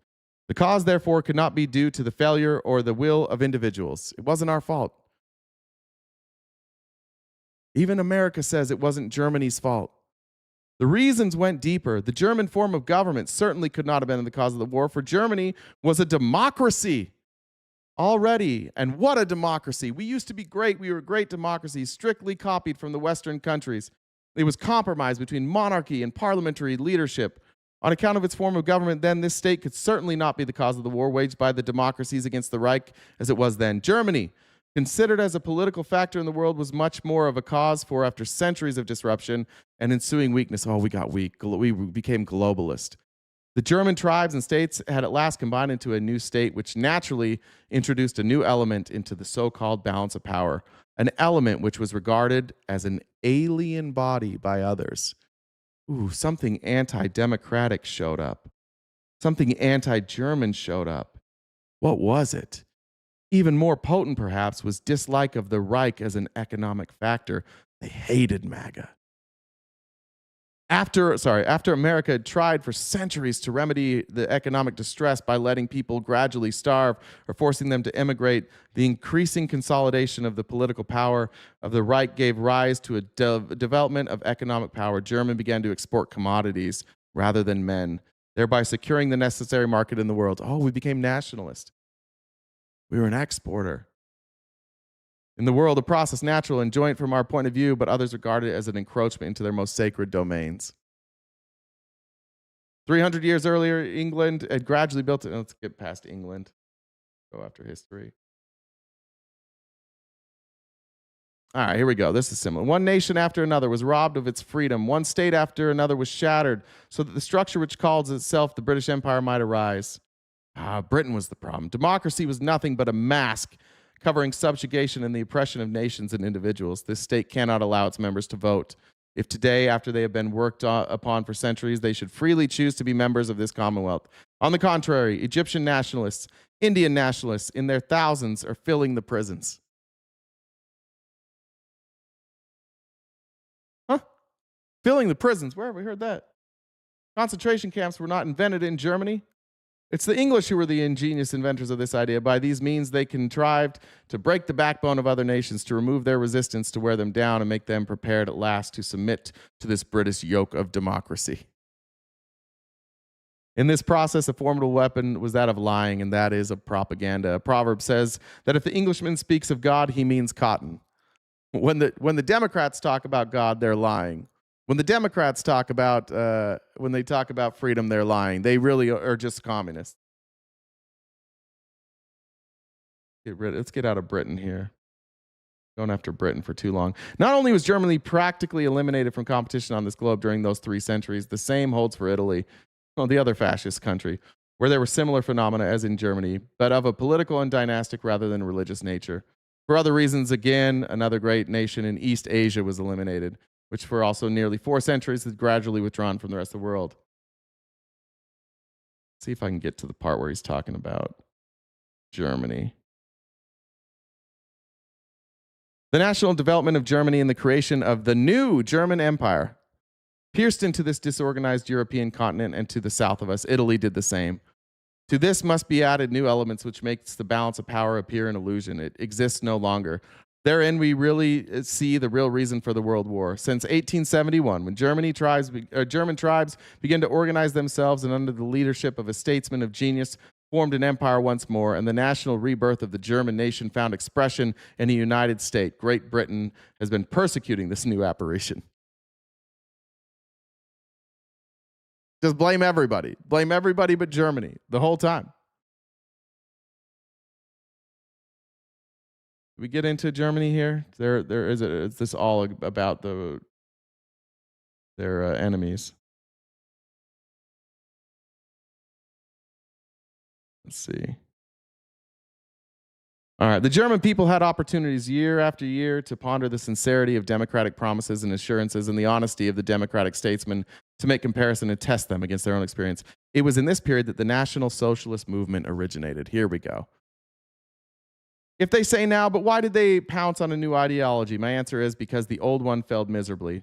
Not only in the interior heavens, democracy was a pitiful thing with us. When 40 or 50 odd parties compete with their gigantic philosophical interests, ranging from that of property down to the level of cyclist clubs, estate owners, and so on, that in itself is a very bad sight. Oh, this is not the old, there's too much red tape. Too much red tape here. It's bad. Too many people with a voice. We got to limit the amount of voices here. Well, that stuff has certainly failed at home, but at least you received decent treatment outside. At home, the whole thing was, of course, nothing but a joke. But foreign countries took you seriously, or at least they pretended. Oh, they didn't take us seriously. We're not respected anymore. When I came home in 1918 and lived through the winter of 1918 and 1919, I realized, like many other people, that we could not expect regeneration from existing political world in Germany. Got to start a new thing. Later conquered the German nation as National Socialism. I started from the one insight. The German nation fell because it indulged in the luxury of spending its strength at home. This use of strength in the interior took away external strength according to external law. You can go read it. That wasn't our best example because it was mostly foreign policy. Go find me a Hitler speech about the state of Germany that isn't exactly what Donald Trump is saying now. And that's the point, Silent Widow. Like, you are the epitome of why I call you guys Nazis. You said, I have parents that fled communism. You white folks don't know what fascism is at all. 2 things there. None of us are communists. And the fascists were Hitler and Mussolini. Mussolini is the father of fascism, the fascisti. Who was his enemy? The communists. So I'm concerned that your parents either didn't teach you anything. I'm pretty sure you're probably just lying. And you're also trying to play identity politics. But the enemy of Hitler was the communists and the socialists. So when you say things like they fled communism, you don't understand fascism, it feels like you don't understand fascism. Hitler's buddy was Mussolini, who started fascism. That was the Fascisti. It was a far-right identitarian group that rallied around one leader. I don't think you guys get it. And this is the problem with trying to explain why I call you Nazis. Because you're exactly like them. You have the same exact ideology. You'll notice that the fascists, the Fascisti, that didn't end the same way as Germany. The Italians basically had enough of Mussolini. Not all fascist regimes end the same way, but they all have the same ideology. And you guys have the same ideology as the Nazis, probably because Stephen Miller's writing all of the speeches. Yeah, there you go. Mussolini was a communist before starting fascism. Thank you. Thanks, Gus, for the raid on Twitch. Thanks, Gus. That's a crazy thing to say. Mussolini and Hitler weren't buddies. Whatever you want to call them, they were allies. Anyways, I'm still going to call you Nazis every day. And the reason I am is because it bothers you. And then you ask questions. And then I get to explain why I call you Nazis. Whatever you want to say about why I call you Nazis, at least I explain it. I'm not doing it flippantly. I'm doing it because as we study history, it's very clear that you and the Nazis have the same ideology, and you're following the same path. You're blaming immigrants and people who have sex in a different way that you do and who are perhaps attracted to the same sex or don't feel comfortable with the gender they were assigned at birth, and you scapegoat all of those people for your problems. And as Donald Trump continues, the further down the road we get and the less he fixes, because getting rid of these people, going after trans people, going after immigrants, going after political enemies, none of this actually fixes any of your problems, because it was a lie from the start that your problems were us. The problem in this country is that wealth inequality is at all-time highs.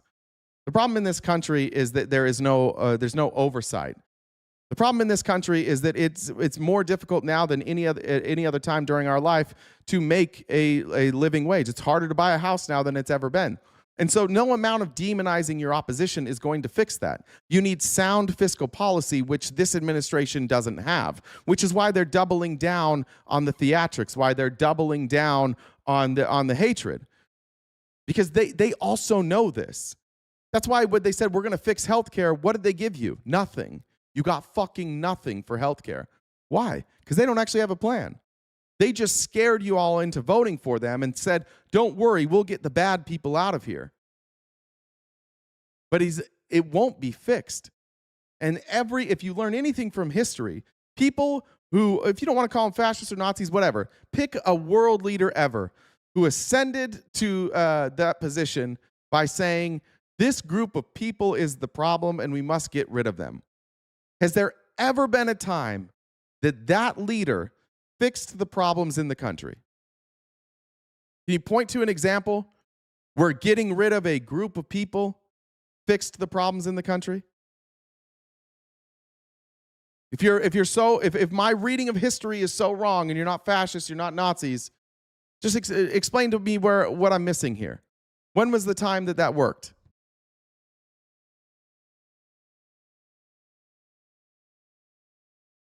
I'll read the chat now.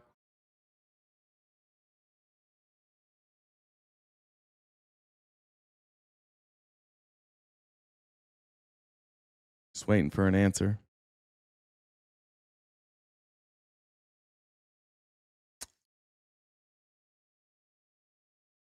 No answers.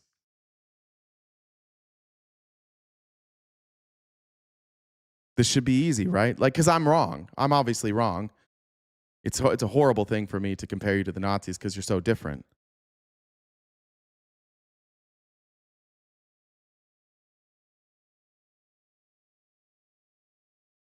Just a lot of attacks on me. Not a single example. The thing is, in the chat, we all see this for what it is. Everybody does. When I directly ask you a question and your answer is just to go at me, yeah, I'm good, Johnny. Everybody sees this for what it is. You don't have an answer to this. Yeah, stupid question. Yeah, no answer.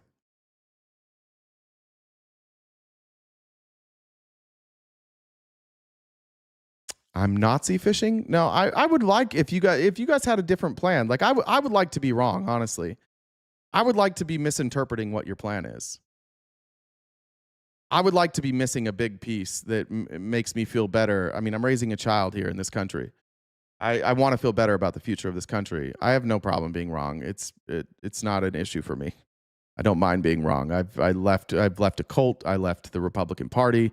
I criticize the Democrats all the time. I've been publicly called out on my show being wrong. I don't like it, but when somebody points it out, I just accept it and I change my opinion. So that's why I'm asking. Just give me an example of a time when somebody had this ideology and it worked out, made the country better. Go for it, Bree. Call me out. Huey said, it's crazy how nobody on the right debate you with any facts. They just commit you with personal insults. I think they know. Nobody wants, like, the Nazis, I get it. Like, when people hear the name Nazi, they think of the Holocaust. So I get why I get why they say, like, oh, well, we're not doing the Holocaust. I agree with that. You're not doing the Holocaust. But like, that doesn't mean because you attribute Nazi to the Holocaust doesn't mean that I don't get to accurately say you're just like the Nazis before the Holocaust, because you are.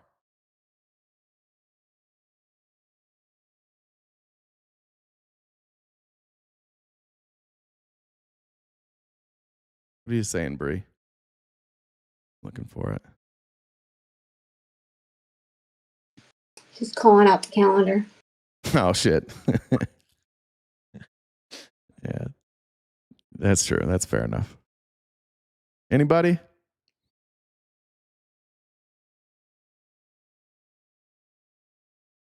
I'm purposely using the connotation to benefit your argument. How does it benefit my argument? I don't think I get anything right. The only reason I even bring up Nazis is I want you guys to think about it. I want you to take an honest look at the similarities between you and the Nazis. And then if I'm wrong, show me where I'm wrong. That's how conversation works. Japan. Tell me what happened in Japan.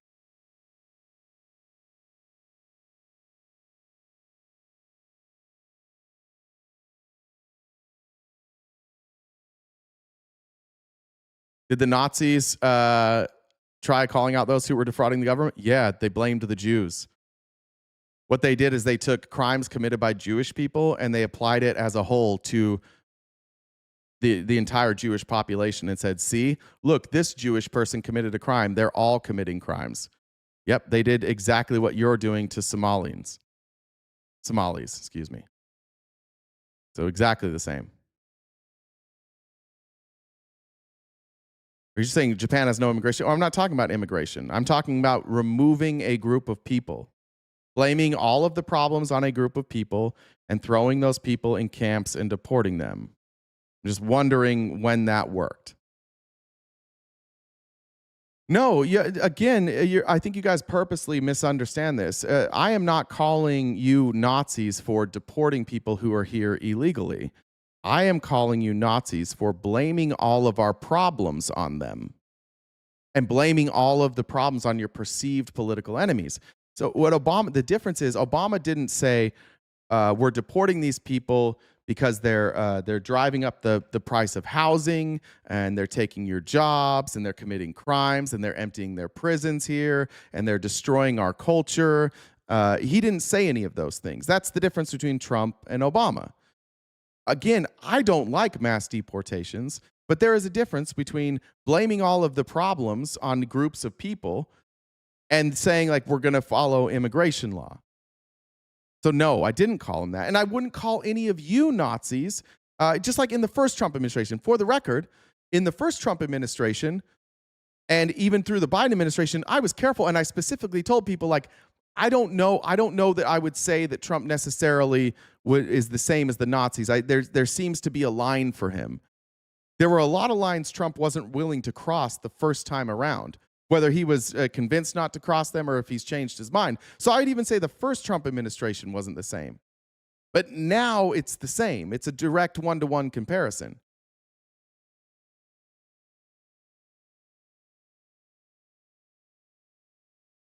Jeez, are you trying to be like, so Somalians and Latinos are the same group? No.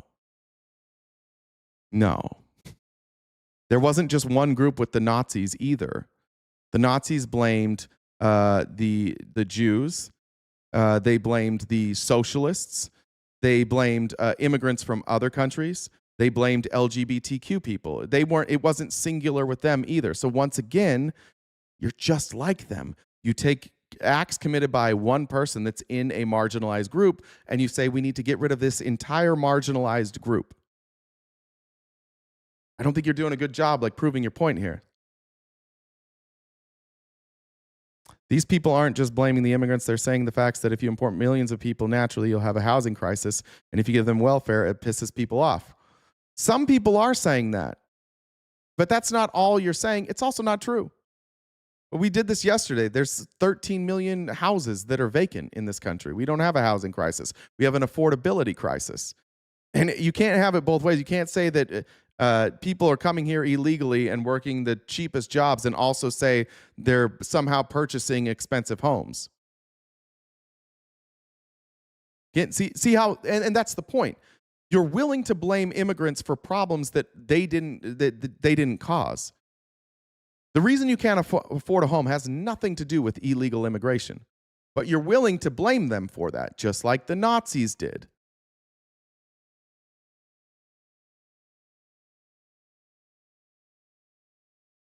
That's true. They blamed the Jehovah's Witness, the Romani. That's true.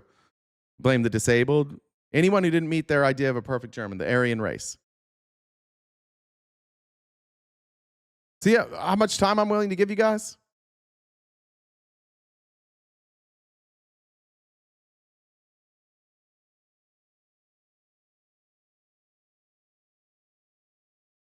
That's why we call you Nazis. Anyways, I'm out of time.